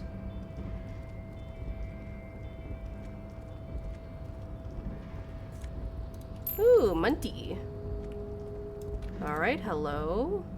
Before you stands a cargo container. Just one of many in the yard. I think there's something special about this container. You do? Because I don't. Well, why There not? are a million containers here. Why are you fixating on this one? It was hanging from the crane. I don't know, Kim, it just feels special. Maybe there's contraband in there? You're right, it's probably nothing. You just picked one out because you wanted to interact with a cargo container. Yeah. We are not here to interact with containers. We are here to talk to the union, right? Knock on the door. Reply. Open the door. Attempt to turn the handle. Damn it! To no avail. The doors seem to be mechanically locked. To your left, the lieutenant considers your actions with some puzzlement. Persuade the door to open. We'll come back to that later. I can go over here. The shipyard ahead is oddly quiet. The great machines are sleeping. Ooh, Munty. There's some stuff for me to loot here. I do like looting things. Oh, Ultra Series gloves, half-light. The musk of oil and rust comes from the chasm in front of you. It smells like blood. Ugh. Interesting. For ultimate performance efficiency, these Fallen Ultra Series gloves come fingerless and with grippy padding covering the palms, making these ideal for quadrupedal movement or lifting cargo. Okay, I'll keep that for what I need for a certain task. Whisper sweet nothings to the door. I don't know how to feel about door yaoi. Industrial sized thermo. Smells like burnt coffee. Container, container, container. What's this? The banner sags under the weight of rain and snow. White waves on red. Hello? Container, container, I'll turn you nice and red. Container, container, put the logos on. Beautiful. Container, container, used to be Wild Pines. Container, container, now belongs to Everard. tiny man is so engaged in his work he doesn't notice you. Hi, do not interrupt the little man in his joyous activity. Everard, he looks after everyone. Huh? Well, hey there. How can I help You seem like a happy little guy. The look in his deep blue eyes is as sincere as you've ever seen. Kind of makes you feel like an arsehole for no apparent reason. I see you are not a union man, mister. Did you get lost? You're not one of them scabs, are you? A shadow passes over his kind face. What is it with you people in scabs? Actually, I am, yes. I mean, I don't personally mind. Folks is just folks, you know, and folks gotta eat. Doesn't seem to be waiting for you to answer. Just some of the other guys don't look too kindly on the scabbing kind, if you know what I mean, mister. What are you doing with the containers? Where's everyone? The harbor is empty. Do you work here? What's that container over there? Pointing the container suspended from the crane arm. Looking for the leader of the dock workers union. Okay, I'm off. What's in that one? That one. That should be empty as far as I know. Lots of containers here have nothing in them. They're just waiting to be loaded up. Told you. What are you doing with the containers? Oh, I'm just making some covers for them containers here. Yes, I am. Yes, I am. So it's easier for the crane operators to spot them. He waves at the containers towering behind him. What's going on here? Look at the mountains of containers rising behind him. Logic 2.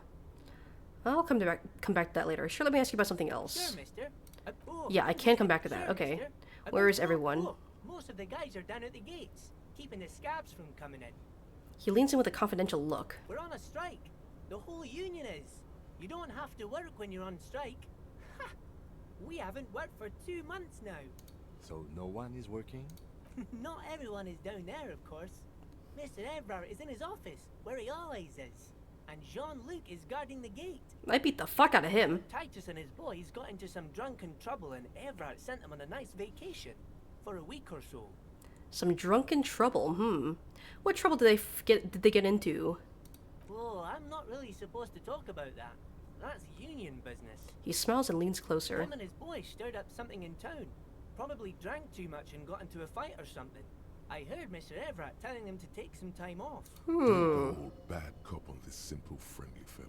What did they actually do, really? Did they kill someone? I have another question. No, I don't think they killed anyone. Let's better talk about something else. Titus and his boys do good work. I don't want to get into trouble over a little drinking. Do you work here? Yes. Everybody needs a job, and this is mine. I'm Leonard, by the way. Leonard Bellick. But everyone calls me Leo.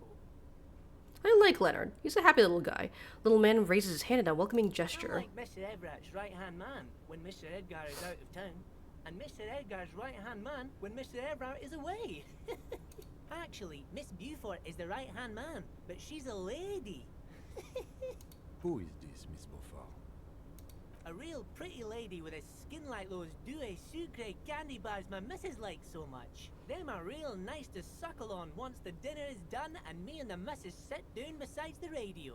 Don't say the word suckle. I can't listen to the radio all the time. There's so much to do around here and I'm always busy keeping things running here. Yes, I am. Yes, I am. Who's this Miss Beaufort you mentioned? I think you're doing a great job around here, Leo. I'm pretty sure this place would totally fall apart if you didn't shine the boss man's shoes, Leo. Don't be mean to him. Who's Miss Beaufort? Really? She is a real sharp tool. Mr. Everett put her through some fancy school and everything, east of the river. 4 years she was gone, and when she came back, she was all fancy and lawyerly. For a fraction of a second, there's sadness. I skipped that. But she's a real nice girl who grew up in this here neighborhood, knows everybody and gets along with everyone. A real pillar of the community one day, I'm sure. If me missus and me was to have a child, I'd be real happy if she turned out like her. But she can't have kids. Oh, I'm sorry to hear that, Leo. My matron said so, and she knows about such things. Been a doctor for almost 50 years, she has. He sighs and falls silently, watching you meekly out of his blue eyes. Think you're doing a great job around here, Leo. Yes, this place really seems to run like clockwork.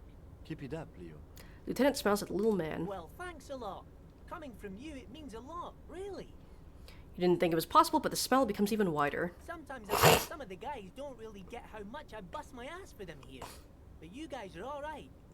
The white rectangle on your clothes might not mean an awful lot in Martinez, but the recognition from an authority figure made Leo's day. I'm looking for the leader of the dock workers union. Oh, you want Mr. Everett then? He's an awfully nice fellow, he is. Him and his brother are both nice fellows. They've lived their entire lives in this here neighborhood. He coughs, then continues immediately. Guys like Mr. Everett and Mr. Edgar, his brother, are real good guys. Made Martinez what it is today. Mr. Everett and Mr. Edgar and I went to the same school, we did, when we were boys. Easy now, Leo. I just want to know where I can find this man. Oh, Mr. Everett is where he always is. In his office, of course. He points to the 2 joint containers on your right. Alright, I'm Bye off. now. Goodbye, Leo. I love this guy. He's so happy. We're gonna go in here now. Interesting little office space. The coffee in the giant thermos is still lukewarm. A stair made of pallets leading up. This is a very interesting makeshift office out of shipping containers.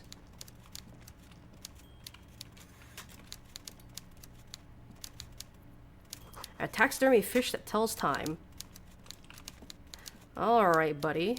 Before you is Oh my god. of a man seated Oh my fucking god. desk. He looks up from his work, not the least bit surprised to see you. Why the fuck does he look like that? With great effort, he straightens himself up in his chair, yet says nothing. He simply stares at you. Are you in charge of the dock workers? Welcome, Mr. Dubois, Mr. Kitsuragi. Dubois. It's good of you two to stop by. Please, have a seat. He gestures to a tiny chair opposite to his giant desk. Harry Dubois? I'm assuming my name is? I'm Everard Clare, head of the Debarders Union here Her. in Martinez. The man relaxes into his chair and continues. I'd offer you my hand, but unfortunately my health prevents me from getting up. You understand? He Do looks I? extremely comfortable. The tiny folding chair, on the other hand, looks like a torture device. You go ahead, detective. Lieutenant nods at you, then the chair. Whatever he has in store for you, it can't be good, he thinks. I'll do my best. Forget about that. What's with this Dubois stuff? You're getting some seriously bad vibes from that name. Why are you calling me Mr. Dubois? Please, Mr. Dubois, let us converse in a civilized manner, as equals. Take a seat. I insist. It's nothing. Yes, that's probably right. It's nothing. Forget about it. Filter it out. Sure, take a seat. Excellent, Mr. Dubois. I can see that you're a reasonable man, and reasonable men can be of great use to one another. He gives you a sly wink. Remain serious. Try to wink back. Damn, this chair is uncomfortable. Remain serious. So tell me, how can the head of the Debarders Union help a representative of the Revachol Citizens Militia today? The chair is incredibly uncomfortable. Fortunately, your ass is made I got an of iron ass. and the chair Ass of is iron. made of wood. Iron beats wood. You manage not to shift around. Got an ass of steel. Oh, by the way, I heard you got a rather rude reception from a certain Lawrence. Ugh. Some people have no manners, it pains me to say. Yeah, fuck that guy. This should take care of that nonsense. He points to a giant novelty check on his desk. It's absolutely comically It huge. should be sufficient to cover your expenses for a few days and patch over your differences with the cafeteria manager. Go ahead, take it. But I already paid for my debt. Hey, that's 25 real. That's good money. Think of all the stuff you could. Wait, you know, Gart? Thank you, Everard. Take the comically large check. Take the comically large check, but don't say anything. Okay, but I'm good. You can take the comically large check and shove it up your ass. Leave it. Thank you, Everard. Don't mention it. But also, don't forget it. I'm just kidding, of course. Now, I'd like to set your mind at ease about one other matter. Your lost gun. Let me assure you, Union people are on it as we speak. He knows a lot I've of got stuff. My best hounds looking for that lost gun.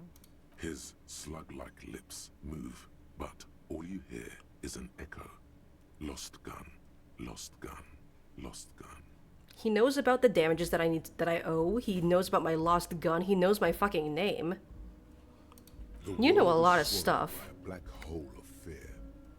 Only 2 words escape its gravitational pull. Lost and gun. How do you know about my lost gun? I'm not worried. I got this. I would appreciate any help you could provide. I know everything, Harry. Harry. Right Yep, now, that's my I name. know that you're Harry worried. Dubois. Don't be worried. Everything's going to be all right. It's not like you left it loaded. You didn't lose a loaded gun. Local children aren't out there playing with it right now, pointing it into their own mouths. It's in a safe place. I just know it. I have a feeling everything's going to be all right. Kim, turn to Kim. Composure, don't panic. Took the novelty check. The chair is killing you, but my ass is iron. Side effect spooks. Red check.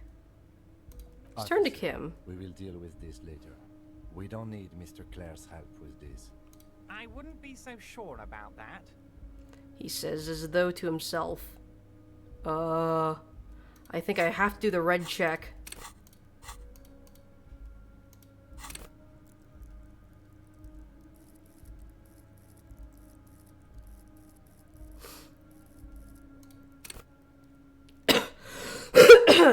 Excuse me. I mean, I could level up my composure, but I don't think it's gonna help me much. God, yep. You're sweating. Your knee is jerking. You're about to cry, aren't you? You're about to cry because you lost your gun, and those children are gonna shoot themselves with it. No, not the children. No, I'm not about to cry. Try to stay cool. So what? Men can cry too. Mr. Dubois, you don't look so good. What is this, Mr. Dubois? He keeps repeating. Let's bring that back up. What is he trying to pull here? Yeah, fucking chill. Chill. Chill. Mr. Dubois. Mr. Dubois. Harry. Harry. The large man snaps his fingers, but no effect. You're in some stupor. Keep sliding down the chair like a jello shot. There are no Harrys. Let your mind go to your safe place. While Everard is distracted by your odd behavior, the lieutenant's eyes are mapping everything around you. The folder, desk, papers on the wall. Mr. Dubois, are you okay? Can I get you a glass of water or something? Are you having some kind of medical emergency? Yes, actually, I have amnesia. In a kind of throw-in motion, like you're throwing that Mr. Dubois act right back at him. He's Mr. Dubois. Now I'm as good as it gets, Mr. Dubois. Vaguely gesture with your hands above your head. Oh yeah, man, I'm fucking great. Keep sliding. Actually, this chair's uncomfortable. I could use that glass of water. Sit upright. I'm melting. This chair kind of sucks. What an odd demonstration of... you got me, Harry. I don't even know what. As entertaining as it was, I'm afraid we're wasting our time. And I'm an extremely busy man, as I'm sure you are too. Okay, enough. We are here to ask you some questions pertaining to a murder investigation. Quick, here's your window. Get yourself together and ask him questions. Police officer questions. It is about time to stop embarrassing yourself. Questions will help you regain some of your lost dignity. I'm told the union is involved in the local drug trade. Aren't you going to ask me how I got in? You call me Mr. Dubois. Why? Let's talk about my lost gun. I want to talk about the hanging. I met Joyce, the company representative. What's in the container that's outside your office?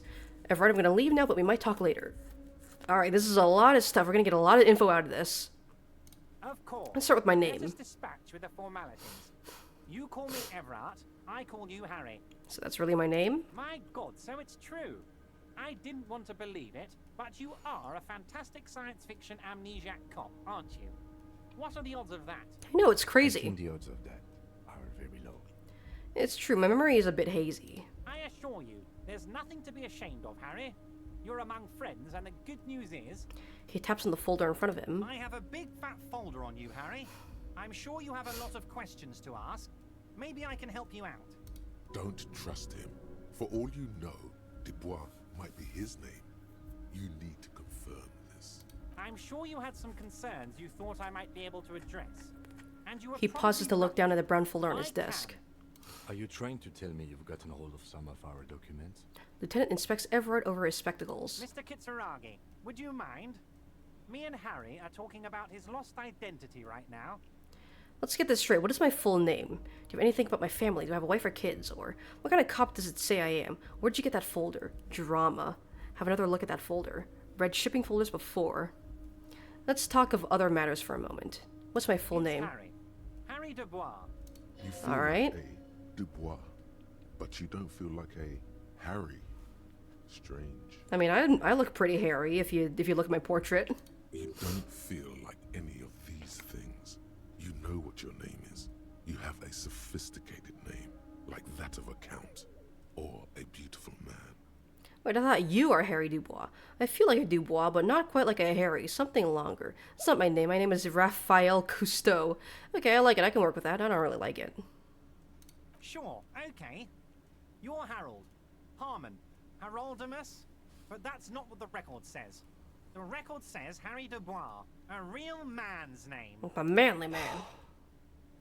Lieutenant covers his face and sighs audibly. Doesn't seem even slightly empathetic to your memory loss, Harry. I, however, wish to help you any way I can. Family? Harry, you're not a family man. There's not one peep of family in here. Unless you think you're a family man, do you strike yourself as a family man, Harry? You're right, I don't. That's why I like you, Harry. A good man knows both his strengths and his weaknesses. You, my friend, you are one of the all-time greats. What kind of cop does it say I am? Harry, you're not simply a cop, you're a star. A bright shining star in the drab law enforcement sky, outshining all other stars.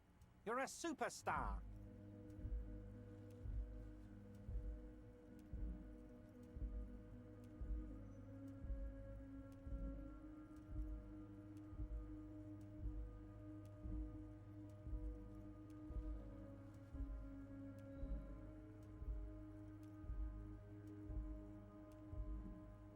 Sorry about that.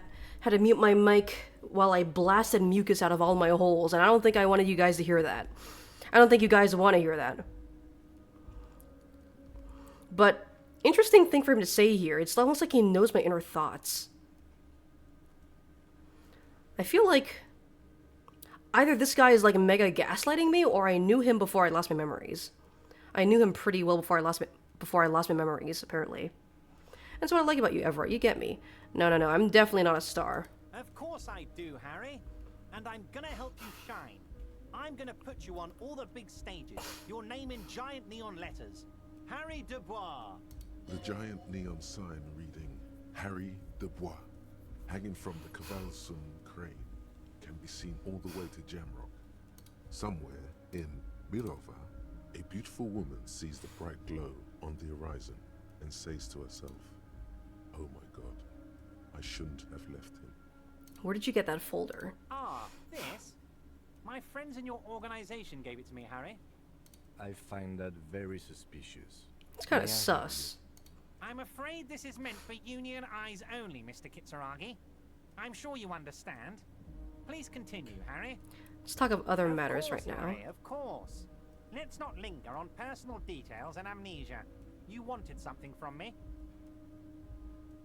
Fuck. I was hoping I could, like, change my clothes and then come back and go over that red check again, but looks like I might have... Oh, wait, no, I can. Let's hear it, Harry. Yeah, I can, okay. Of course, Harry. Wait. You need this to get in and out through the gate. Thanks. I was wondering how I'm supposed to get out. Great, I wouldn't want to get stuck in here. Here. You're one of us now. A real red and white union man. Take care, Harry. Alright. Let's go ahead and...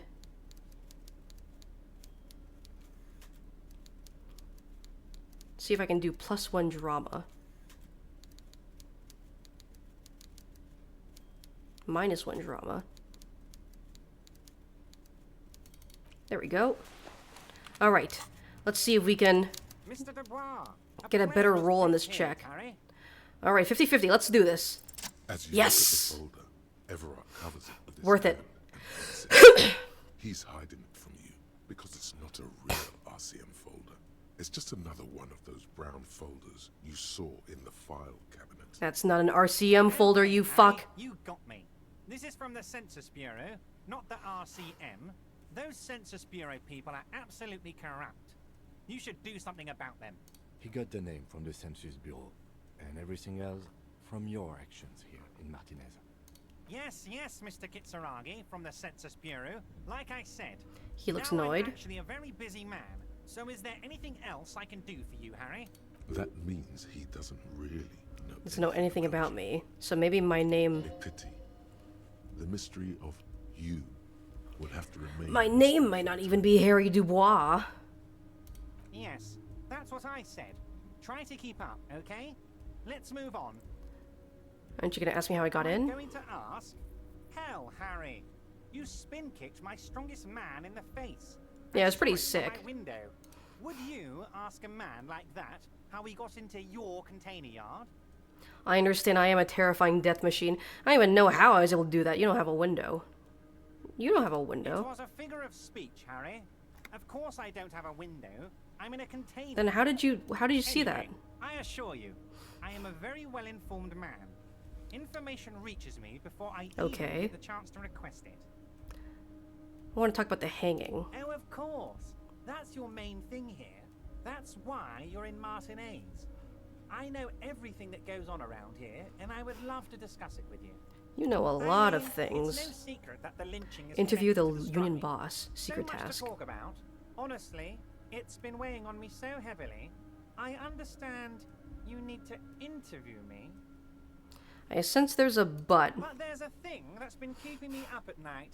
I want to talk about the hanging. I mean, if we could just calmly talk, exchange information, we could blow this thing wide open. Yes, that sounds good. Lieutenant says with a slow nod. But I can't think straight with this thing weighing on me.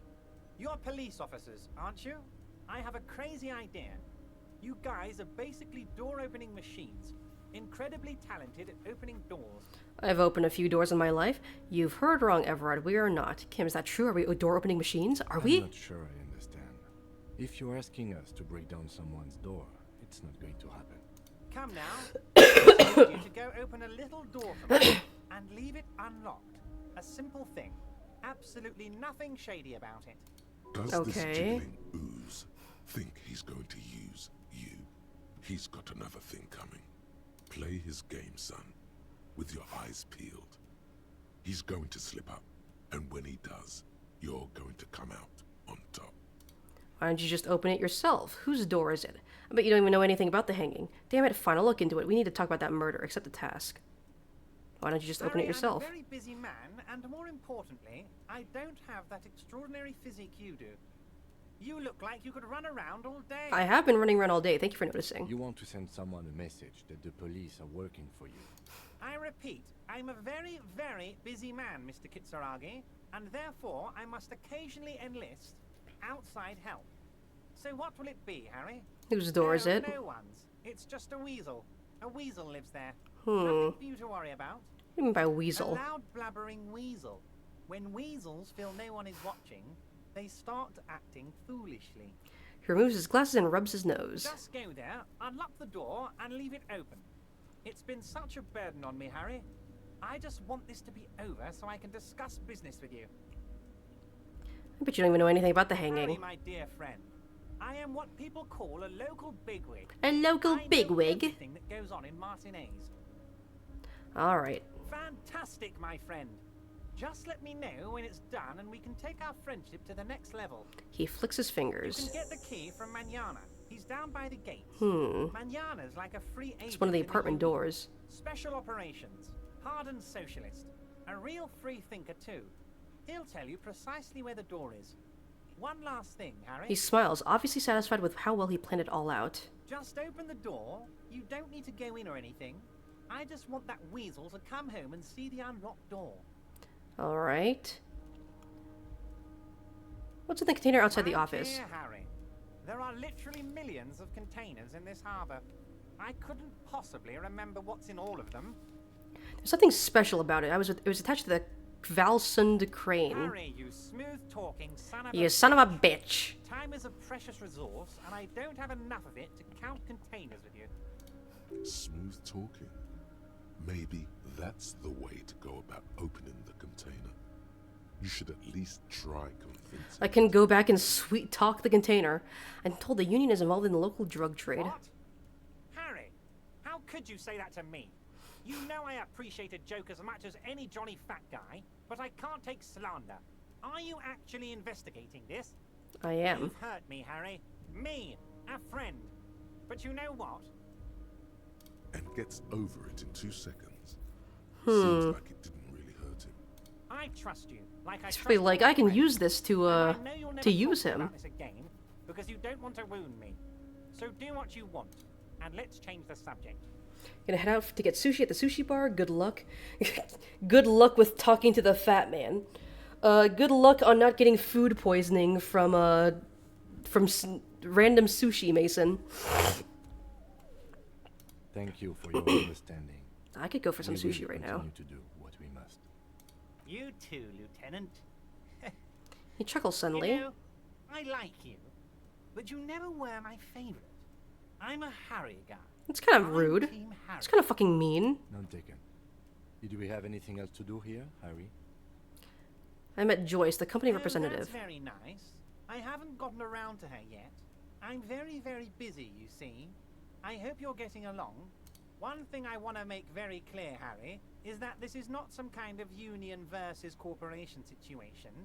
Everyone is just pals here. Just pals? Yes, we're all trying to do what's best for Martinez. Don't His feel smile like widens. You shouldn't work with her just because you and I are such good friends. I'm not a jealous guy. Whoa. I'm just a chill guy. So nice of him. Suspiciously nice. Are you sure? I find it a little odd. What happened to the previous negotiator, Mr. Gaumont? Joyce said the previous union leader vanished under suspicious circumstances. Why haven't you let her in to see you?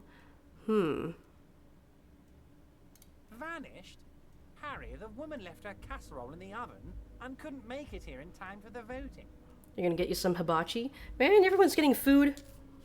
Can you share some with me? I'm a little hungry. Oh, did I leave my casserole on? Better go home and check. The election can wait. The man frowns disapprovingly. Thing was over. Wait, there was no mention of a casserole from Joyce. Funny, Joyce didn't mention any casserole. Harry, Harry, Harry. Do not fixate on this little matter. Maybe it was a rabbit stew, or a hairdryer, or an iron. The point is, her heart wasn't in it. Mine was.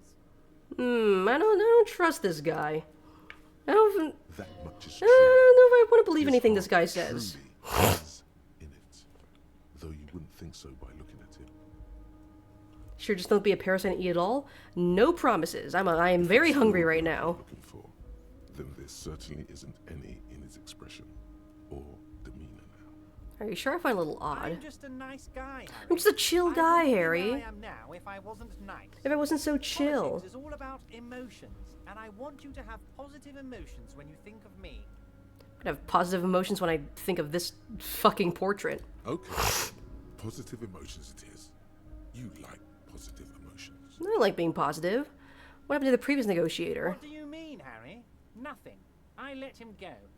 He made concessions for the company in previous negotiations. Why would you let an ally like why would you let an ally like that go? He's an old man, Harry.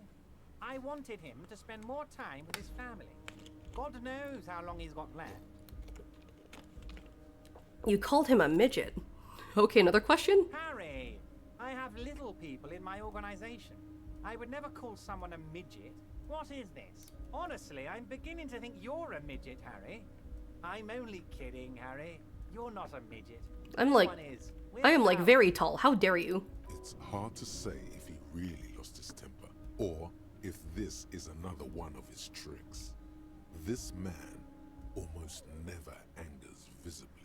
Why haven't you let her in to see you? If she actually wants to see me, she will find a way. Any good negotiator would.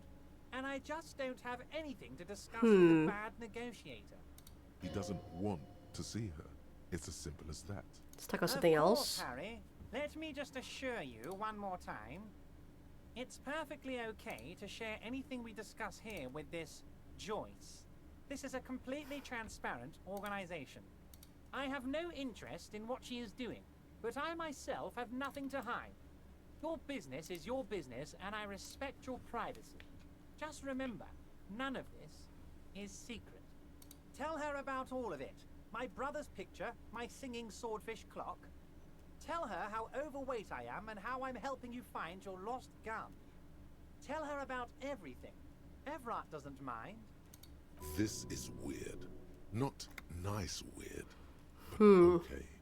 Let's talk about my lost gun. Yes, your lost gun. My best His men face are on turns it. serious. They're turning every stone, searching every playground, asking kids, grandmas, everyone. Your gun will be found, Harry. Let me assure you of that. It's just a matter of time and effort. The only way to find it seems to be working with him. He might even be holding your gun hostage. Hold on, could he really hold my gun hostage? Wait, the gun may have been brought from Roy's pawn shop. Have your men factored that in? I will not be blackmailed with this gun business. I don't care about my gun. Keep it. Does this mean if I do things for you, I will get my gun back? Yes. Thank you for the hot tip regarding your lost gun, Harry. My men have indeed factored in that you pawned it. Now please, let the professionals do their job. Kick back, Harry, relax. I have great guys on this. You focus on what's important, building our relationship for the good of Martinez. It did not come as a surprise to him. He might actually not be bullshitting. I will not be blackmailed with this gun business. I don't care about my gun. Keep it. Does this mean if I do things for you, I will get my gun back? I will not be blackmailed. Harry, I was only trying to be tactful. A lost gun is a dangerous thing. I can't have it around in my neighborhood. Kids could be playing Track down my gun. as we speak. Teenage gangs could be arming themselves. Get a hold of yourself, Harry. I assure you, we are working on locating the missing sidearm as well. The lieutenant is concerned about the lost gun and feels that the fact you haven't prioritized looking for it is unfortunate, if inevitable, and doesn't put the RCM in a good light. Excellent, Mr. Kitsuragi. That's excellent news. Looks like we have a friendly gun-finding competition on our hands. All right. See you soon, Debardeur. Just kidding, but not too much. We got a lot of info out of that, but I don't quite trust this man. I mean, I don't think I'm supposed to trust this guy. It's pretty clear that, like, he only does things for his own benefit.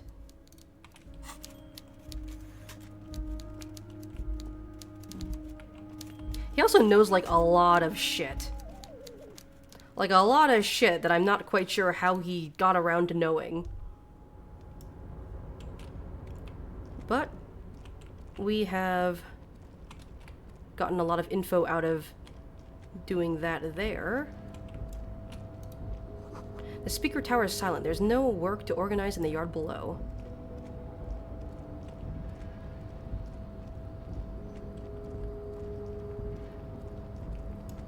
What's this? You see faded industrial lettering on the platform. Kvalsund. You're back before the cargo container. Been in the world for 2 days. Since you were last here. Rhetoric, 0. Is there anything I can do to improve my rhetoric here? Let's get rid of that.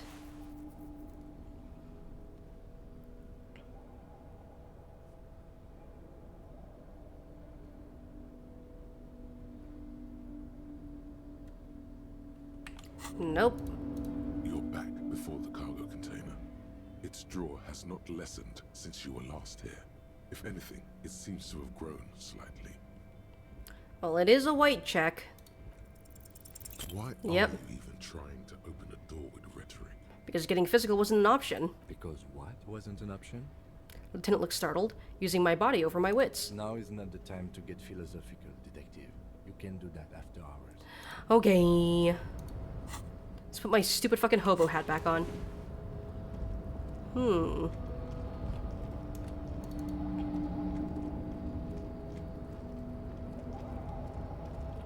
We got a lot of interesting info out of doing all that.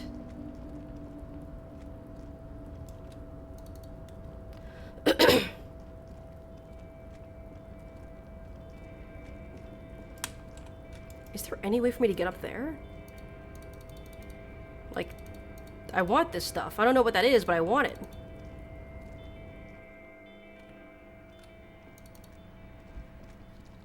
The file cabinet stands step to drawer slightly. Nothing I can do here. Let's get out. Is he still out? Nope. He's up. Hey, buddy. Do not presume this has drastically altered our race dynamic.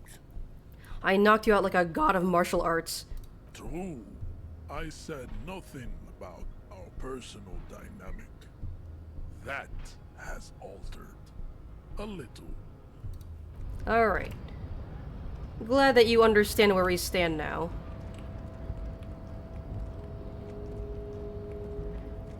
Alright. Get me out of here. This place fucking sucks, dude. Okay. Hmm.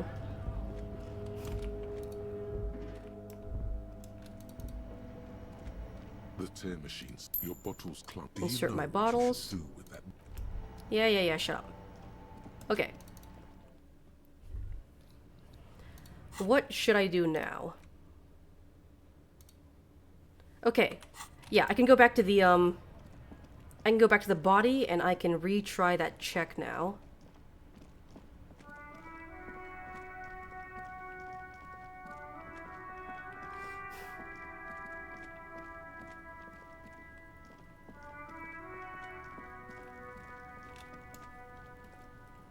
Let's see.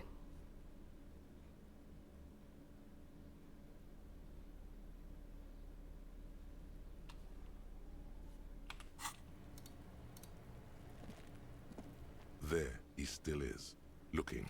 My shit has been compressed. I've waited long enough. The body below is entirely dedicated to that. Let's check the As body. you breathe in, the odor comes over you. It's a smell of the mind telling you to run, and your stomach to wring itself empty. With your hands at your sides and your eyes squinting, you stand in it. Do they always do that? Step closer. They do after 7 days, yes. We are deep in decomposition. We are deep in fucking Maggotville. The man is naked, but for a pair of underpants and enameled boots. His skin is greenish, marbled with decaying veins, and blotched by lividity. A fading web of tattoos covers his chest and shoulders. The cargo belt used to fasten him to the branch above appears industrial in strength. Inspect the boots. The material appears to be ceramic. Ceramic? Its clean white stands in stark contrast to the decaying flesh above the knee. The man wore thick polymer socks, probably for padding. A fine array of interlocking plates covers them. Delicate and fragile, they feel alien to the world around you. It is strange how he's only wearing his boots. These are clearly not boots. They're armor. Possibly part of a larger set. These aren't just boots, are they? This is the armor he was stripped of. Indeed. Technically speaking, these are sabatons, not boots. What kind of armor is that exactly? Ceramic plate. Zirconium dioxide, most likely. This is where the make would be. Where? Under the heel. Fair weather. Fair weather model T500 VE. I'm guessing that's vitreous enamel. This is advanced stuff. Where's the rest of it? Scavenged by the locals? The material looks out of place here. Knock on the boot, pull the boot off. Piece by piece. He's been out here for 7 days. Hmm. It would be odd if they didn't. We should keep a lookout for these species. The armor could yield information. This is one thing he might actually know. He nods towards Kuno, who's eyeing you suspiciously. If you wear those pieces, it will help me protect your mortal coil. Why does my mortal coil need protecting? Maybe he was just wearing these boots and there was no rest of the armor? Yes, bullets will fly. They always do. And the coil is fleshy and mush and permeable. Cast it in ceramic shell. Resist death. No, I think he had something precious underneath the clothes. They had to remove the jeans and shirt we found to get to it. And this kind of armor is often worn under fabrics. What if they told him to strip before they hung him to demean him? He could have just been walking around naked, just like this for all we know. They usually hang them completely naked for that. La puta madre, the Mazda, the Besmerties, and the like. This one still has his underpants. Fucking talking about underpants. Pure material looks out of place here. It is. It's expensive. Lieutenant draws a line in the condensation on the ceramic with his index finger. We've requested similar material for our tactical units for years now. The constabularies deemed it too costly. In that time, we've lost 6 men to semi-automatics. How much are we talking about? For a full set, about 4 years of wages. Okay, that is pretty fucking expensive. Ka-ching, baby. Nod to the boots. It's a lot, I take it? By catching, do you mean let's not log them as evidence? Let's steal them? Perhaps. What was that about the constabulatory before? You need to push some buttons if you want to recruit the lieutenant in a conspiracy. No, that's not what I meant. That is what ka-ching means, yes. If this constabulary is dragging their feet, why not start ourselves before more good men die? So they don't get shot in the foot? I think our extremities are fine without the dead man's boots. Oops. Well, no one said it would work. Back to detecting now. How could this man afford such expensive hardware? That's for us to find out. My initial report on the area suggests he was a security guard for the harbor company, but that's just hearsay. Initial report. These look pretty advanced for a security guard. Okay, makes sense. Just something I scraped together from my station. An area report on Martinez. I'm sure you did the same. He's not actually sure of that. He's just being tactful. These look pretty advanced for a security guard. This equipment is way beyond what a guard can afford. Knock on the A boot. small bell-like sound fills the air, like tapping on the side of a porcelain cup. Suddenly, your biceps coil up. Your elbow is sharp and cocked for a punch. Punch it harder. Your fist connects to the boot with the same ding. The sound does not appear to get louder. Did you hear that? A click? Yes, like dice rolling. This is a kinetic redistributor. It spreads the incoming energy horizontally, from plate to plate. When the plates connect, there's a click. That's the sound you heard. See these lines? Faint, organic lines cover the plates where they separate into smaller ones.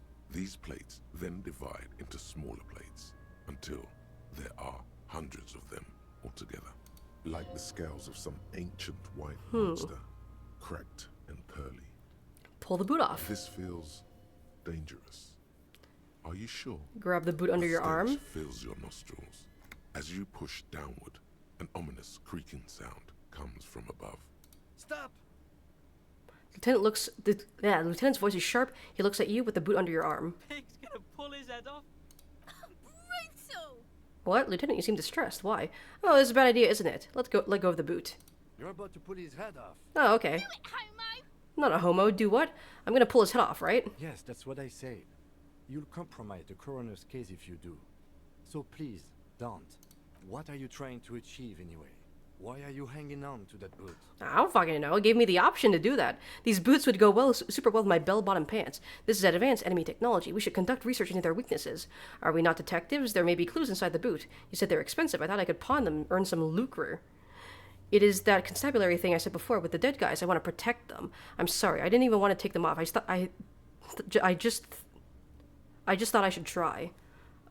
Clues? Maybe we should concentrate on what's outside the boot and leave what's inside to the boys at processing. Just this once. Besides, he taps on the boot. There's no way you're getting them off. All the organic matter in his body has been flowing down into the boats. Stinky. His feet now. Why do you think the locals haven't scavenged them yet? You're sure there's a way to peel them off, but first the body needs to be down, and second, it would probably be better if the lieutenant wasn't around.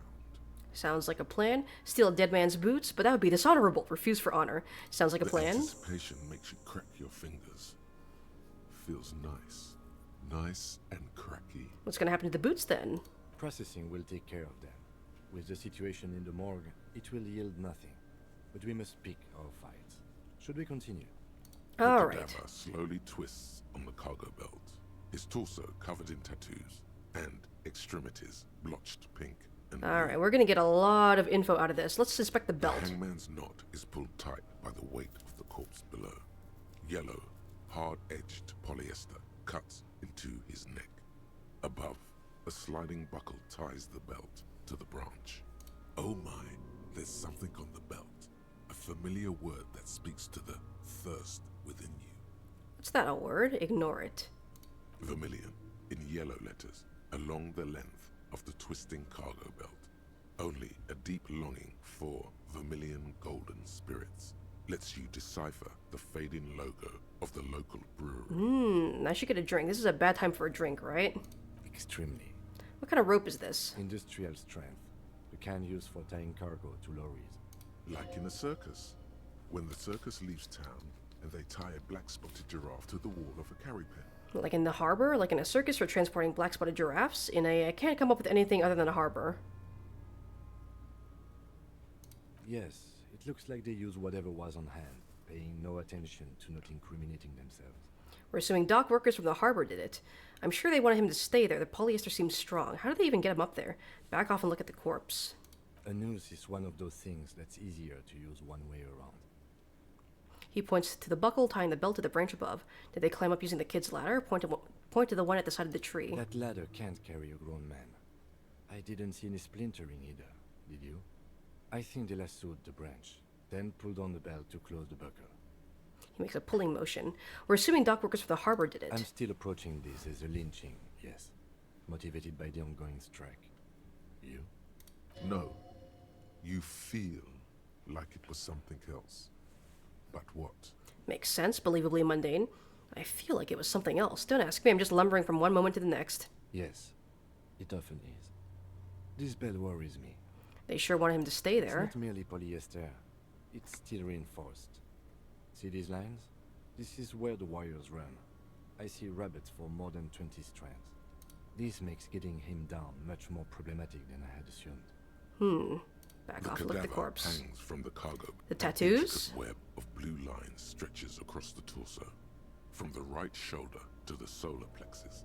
Each time they intersect, a small white star is formed in their crossing. Hundreds of fading asterisks riddle his skin.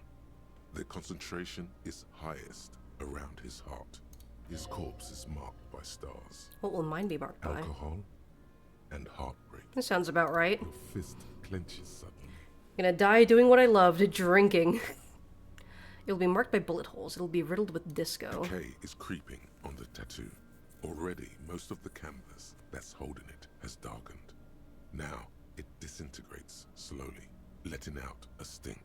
Is this a map of the night sky? Is this a microelectronic system? Is this a national pattern? A map of the stars. I do see some similarity to astronomical charts. Great century Messinian, maybe. But this seems more particular. Customized somehow. We're missing something here. A sudden ring fills the air as the lieutenant pulls down the zipper of his orange jacket. He takes a thin piece of milled aluminium from his coat pocket and pulls it open. Sounds like a sword being unsheathed. A small lens appears. Some sort of camera. Is he taking pictures? What's Let's that? Get sunshine. Mini. I don't know what that is. Shit, Kuno! What the fuck is that? An instant color camera. Oh yeah, it's just a camera. Just taking pictures. Getting evidence. He produces two metal-capped ampules and clicks them into place on the side of the apparatus. A thin slot shines there. This is the first time he openly acknowledges the kid's existence. I have only 2 ampoules, so nobody move. I don't want to waste one. He points the camera at the corpse, peering into it. The lens needs adjusting. Then... A sound. A shrill flash, followed by the breaking of a small ampoule of glass. You see streams of color pour onto the thick, glossy piece of paper. Oh, that's cool. Very, very abstract. Very cool looking. I like that. In case we need it. Lieutenant says and shakes the paper, letting it dry in the cold wind. On it, a color-perfect copy of the dead man's tattooed chest. Cool machine. What do we need this photo for? It contains insight to the victim's person. By his build, I'd say this was a man of physical violence. The story he wanted his body to tell was important to him. It is his letter. To us. Someone should decipher it. We need to show it around. In Region 3, here I come. Good luck, Rel. It is certainly a fight. Can I have it? Sure. Just don't lose it. Wow, thanks, Kim. He hands you the piece of rolled-up photo paper. It's no larger than a pack of cigarettes. The glossy-eyed corpse looks by, his mouth mute and his skin as colorful as the chemical rainbow on the photo paper. Look him in the eye. His eyes are milky white and blind to the world, protruding comically from their sockets. There is no one home, just subaquatic terrors there. Dark brown hair grows on his head. His face is ready to explode from the organic processes inside. The death's head grin has passed. What remains is an unrecognizable mess. Very visceral descriptions here. Underneath the curdled meat there is an expression, not carried on his features, but below, inside, an expression of pleasure. This man was experiencing joy at the moment of his death. This man enjoyed the moment of death. Why do you think so? It's an intuition. Okay. Lieutenant marks something in his notebook. Tell me, who are you, dead man? Talked in my dream. I'm gone. I'm gone. Where have you gone? Into the wild pale yonder. Where is that? In the past. Way out in the west. I can't get the damn compartment of my ledger open. The Blue Heart. Oh, that's good shit. You'll love it. Just press down and fuck it open like you want. Fuck it open! Fuck it hard. Go-po-po the clown. I fucking love the voice acting here. Kapopo the clown. It'll work. I see you're gone, but who are you? I'm a joke. Look at me. There's nothing funny about you. You are now, but who were you when you were alive? Killer. A motherfucker. And a killer. Takes one to know one. I have another question for you. Go ahead, Coppo. What is happening? What do you mean? I'm talking to you. It's the power of your... Black frothy liquid starts bubbling on his lips. Imagination. Imaginations. The fucking SpongeBob gift. Man! Don't be crazy! Inanimate objects and dead people can't really talk to you. Your wild imagination is doing this. Ask some more of those questions you love so much. He loves those. I fucking love questions. Why do I love questions so much? You're a copperoonie. Look at all of them go. Do you want more questions? Yeah, give me a comical amount of questions. Coming right up. Copperoonie, Rooney. This is getting upbeat now. Is my name Rooney? Fuck no. You're no Rooney. Rooney is not who I am. I'm Harry. No. You're not a Harry either. You're a motherfucker. That's who you are. Rooney the motherfucker. Motherfucker. Why do I feel like I've forgotten something Because terrible? you have Who killed you? loved me in Provocopo. It was love all along. Can you ask me a question? Sure, Lobo. I can ask you a question. Why are you doing this? What? Looking at my face, motionless. Looking into my eyes. Standing here. Why are you investigating my murder? I don't have anything else to do. This case is all I have. Because he told me to, not towards Kim. Maybe this will lead to something indescribable, unforeseen, miraculous. Because I don't have anything else. I am all you have. Then you truly lost it all, brother. Let the world drag it all away from you. And what it left, you pissed away. And here we are. I hate you. You stink and you're boring. Do I remind you of someone? A deep sea creature, myself in the bathroom mirror, a baby afflicted with harlequinism. You don't remind me of anyone. Myself. There you go. Look at that bright kid. We're birds of a feather, you and I. Soon you will be just like me. Just keep drinking and having a good time. It's a matter of weeks. Feeling nausea, vomiting, tenderness or pain around the liver area. Tiny red lines on the skin above waist level. More like days, Coppo. The clock is ticking. Your liver tells you Alcoholism. Yippee! Why were you feeling pleasure when you died? Maybe I love drinking was myself to getting death. my rocks off. First, do you have to speak like that? What dialect is that anyway? Why are you British? So you were feeling sexual arousal when they were hanging you? Forget it. It's Why are you a British? mishmash, Coppabolo. You think I'm Messinian, don't you? For you, this is how people from Messina speak like. I'm not even sure what Messina is. Are you from Messina? Well, I'm not from Messina, am I? My hair is too light a shade of brown. Trust your inner racist.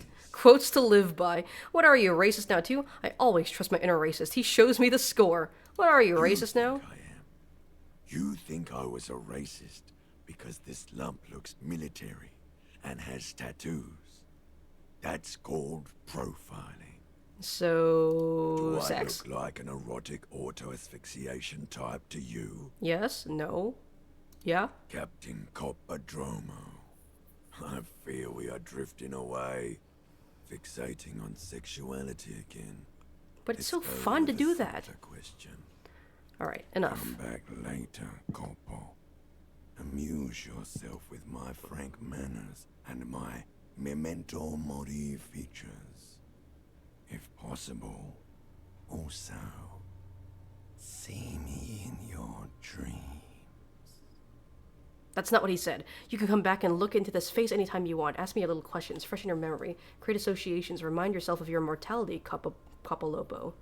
Squint and take a step back. As you narrow your eyes, the monster before you blurs into a violent mess of green and pink. Only the lower extremities are pink with a dash of blue.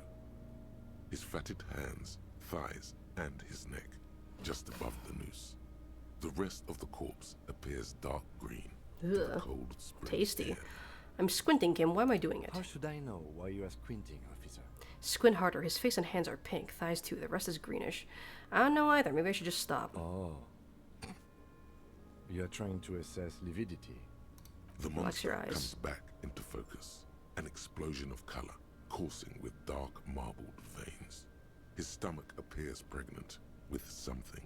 Black liquid streams down his The descriptions of the corpse are like very visceral. In fact, I would say like the descriptions are a lot more detailed and describing than the actual image itself is. So, what do you think? I think he's dead. I don't know what to think. What do you think? Cover your nose. Something is coming out of him. He's beaten up. See the bruises? I do. Most of them are post-mortem. Maybe even all of them. The delinquents have made our jobs harder with their little sport. Stop talking in riddles, coin slot. It means you fucked him up good, Kuno. Fucked him up brutal like. Something's coming out of A pool him. of blood and feces has eaten into Mmm, delicious. below the man's feet. Purge liquid is dripping into it, drop by drop. The victim appears to have contained no more than half a kilogram of digestion. Mmm, tasty. The fuck are you saying? Talking about shit. We got lucky. Maybe he went to the toilet in some time before death. Goddamn right I'm a Can I say that on stream? Malicious laughter erupts in the yard. Sounds like seagulls. Big said he's a... The lieutenant's face is made of stone. I think he's dead. There are crow's feet in his eyes. He's laughing silently. Totally dead. This is Buster's not coming back. Deadity, dead, dead, dead. What is dead anyways? No siree. He shakes his head. I don't know what to I think. he was upright immediately after death. Blood has gathered in his hands and feet, and his neck. He points to his fattened chin. The noose acted like a tourniquet, keeping the blood in his head. The hypostasis here is in tune with the hanging. That's what I think. Yep, seems like a lynching to me. Could it still be he was moved after death? Maybe he was strangled by someone? Yes, there's always a chance we are wrong. We should check for ligament marks on his neck to see if they're in tune with the belt. We'll have to get him down first. Alright, back off and catch your But breath. there is no breath to catch. Only the cadaver filling the air and your nostrils.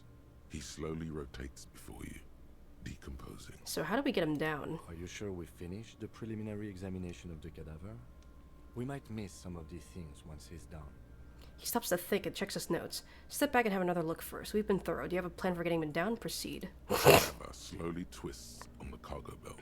His torso covered in tattoos, and extremities blotched pink and blue. I have something I need to know, corpse man. Of course. Oh. You have question. Come back. Alright, let's get him down. The steel reinforced belt presents a unique challenge. New skill I've point. chain cutters, but I don't see a good angle of approach to the belt. The cadaver is a good 1.2 meters up. Neither one of us can reach the belt without assistance. And even if we do, there's the question of cutting it. Can't someone else do it? We could saw the branch. Seems like a lot of hassle. Let's not do it. Maybe we could shoot him down. Maybe we can ask for help from the harbor. I'm out of ideas. Let's have another look at him. We could saw the branch. Climb up there and saw the branch? Yeah, it seems dangerous. There has to be a less risky way, with less falling down of trees. Someone else do it? Else? You mean like the police? I mean, someone who's below detective. You have a point there. Yes, exactly. Call the police. Someone already did. You know who came? We did. Because we have made bad life decisions. I know You're it's so hard, real but for I that. assure you, the others won't come to help us.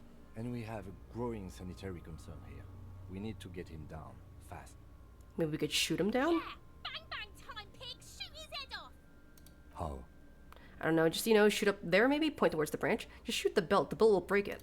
It absolutely will not, officer. That's not how physics work. It will maybe cut one thread loose. I don't know. Now we're talking. entertain a Kuno with some shit. They'll miss. The pigs will miss Kuno. It's fucking minging. The lieutenant is undecided. On one hand, he wants to shoot some gun. On the other, it's an awfully stupid idea. Take the shot, Lieutenant. What's the worst that could happen? Actually, don't. It has a bad idea written all over it. Wait, let me try. See nothing, let him choose. Silence.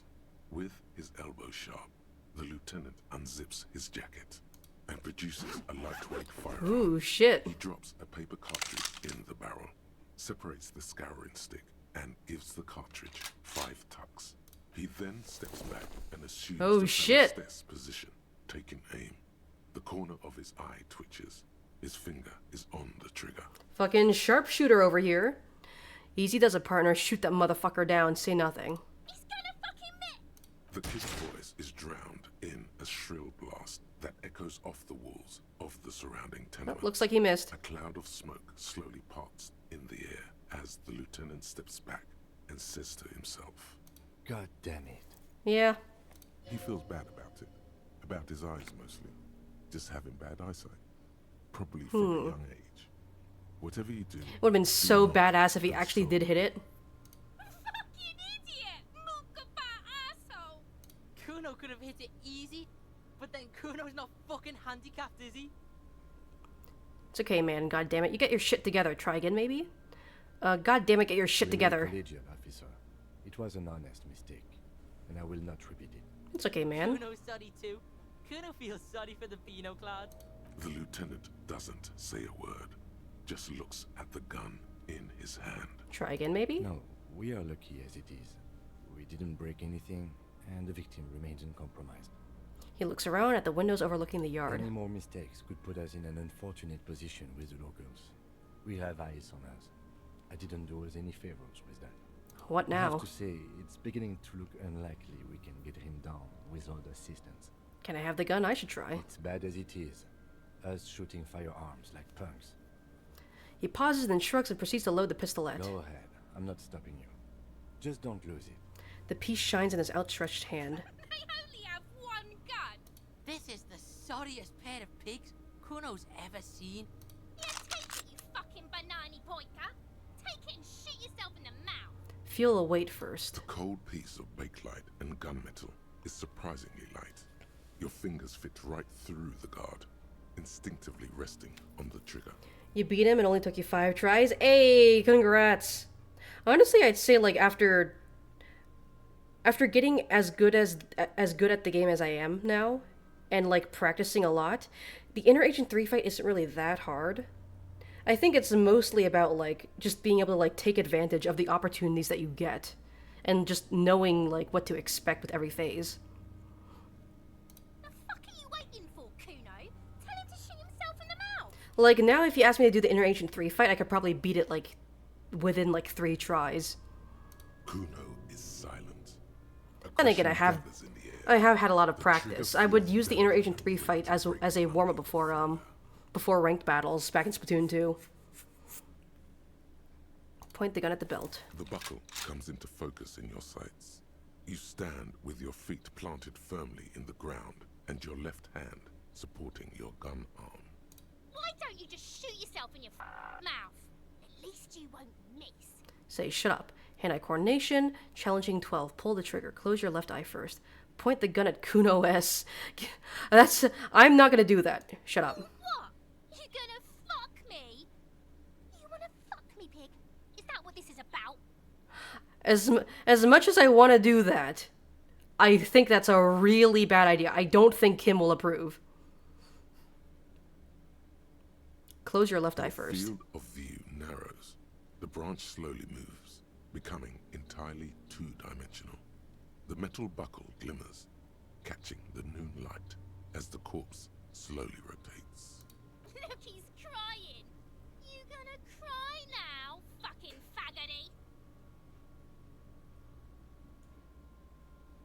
Hand-eye coordination. I could.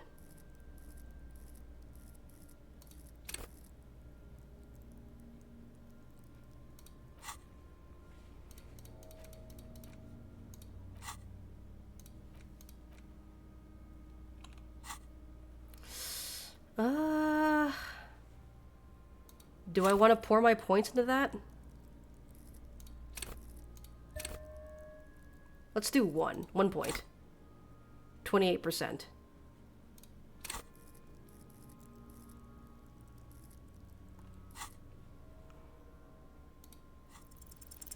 Yep. Ah, I hit the fucking body, dude. A plume of smoke erupts from the barrel. Your hand goes numb from the explosion. With your ears still ringing, you lower the weapon. Bruh, I hit the fucking body. Dude, how do you hit the fucking body? Missed the belt, but hit the corpse straight in the chest. Bits of ribcage protrude from the skin. That does not seem like a murky sludge dripping the most optimal outcome. The sudden stink makes your eyes water. Oh my god, he's gonna fucking cry. I knew it. What a mulka. There's something wrong with your your weapon, Lieutenant. It keeps missing. I don't want to do this anymore. This is boring. Start crying. You're sensitive. I agree. Police work is overrated. It is trying and stressful. However, it is still our job to get the dead body down from the tree. He takes a sidearm from you and holsters it. It's not the gun's fault you can't shoot. It's your pig hands. Pigs don't have hands. They have, like, fucking hooves or something. Kuno has hands. Kuno can shoot that shit down for you. No, Kuno. If I can't shoot him down, no one will. Lieutenant, we should entrust Kuno with your service weapon. He says he can shoot it down. That's preposterous for not giving you the gun kit. What if I say this? The lieutenant does not dignify that with an answer. He snaps the button on his holster. I was like, hi, hey, hello, hi, Naomi, hi. I am actually approaching the end of my stream here. I just want to finish investigating the body first before I end things off here. But hey, how you doing? Hope you're doing well. Right now we're trying to figure out how to get the dead body down from the tree. And I may have failed a roll and shot the man instead. I may have shot the body. I may have fucked up. We still need to get him down somehow. His tone is growing tired now. The stench makes him turn away from the corpse. But how? A bad way. The way I didn't want us to. By asking the harbor for help. They have the tools and the men. If they put him up there, they can take him down too. But want to be dangerous? Good job, we already found a way in the harbor. Let's get to it then. Hooray for us. Want to be dangerous? To ask the suspects for help with the victim's body? To be indebted to Everard Clare? Very much, yes. Which is why I would have preferred us to accomplish this feat ourselves. Clearly we can't. Suck my dick, bitches. Man, shut the fuck up. Let's get to it then. And I finished researching this. What the fuck is this? Because there was the 15th Indo-Tribe. Plus 10 cents for every green orb clicked? From Forberg and North Jamrock, running from wild I wish I had this shit earlier. Hiding scents under rocks and stealing clothes off clotheslines, and sometimes even the copper wiring of phone lines. Just got home now, you're vibing. What am I going to do after stream? I'm probably going to take a short nap. I'm a little tired right now. Just give myself a short rest.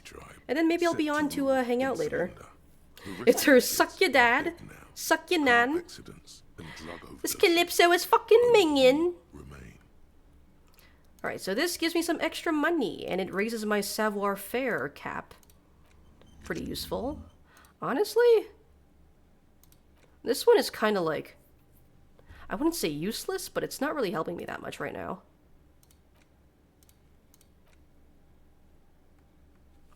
I don't know if I want to forget it just yet, though.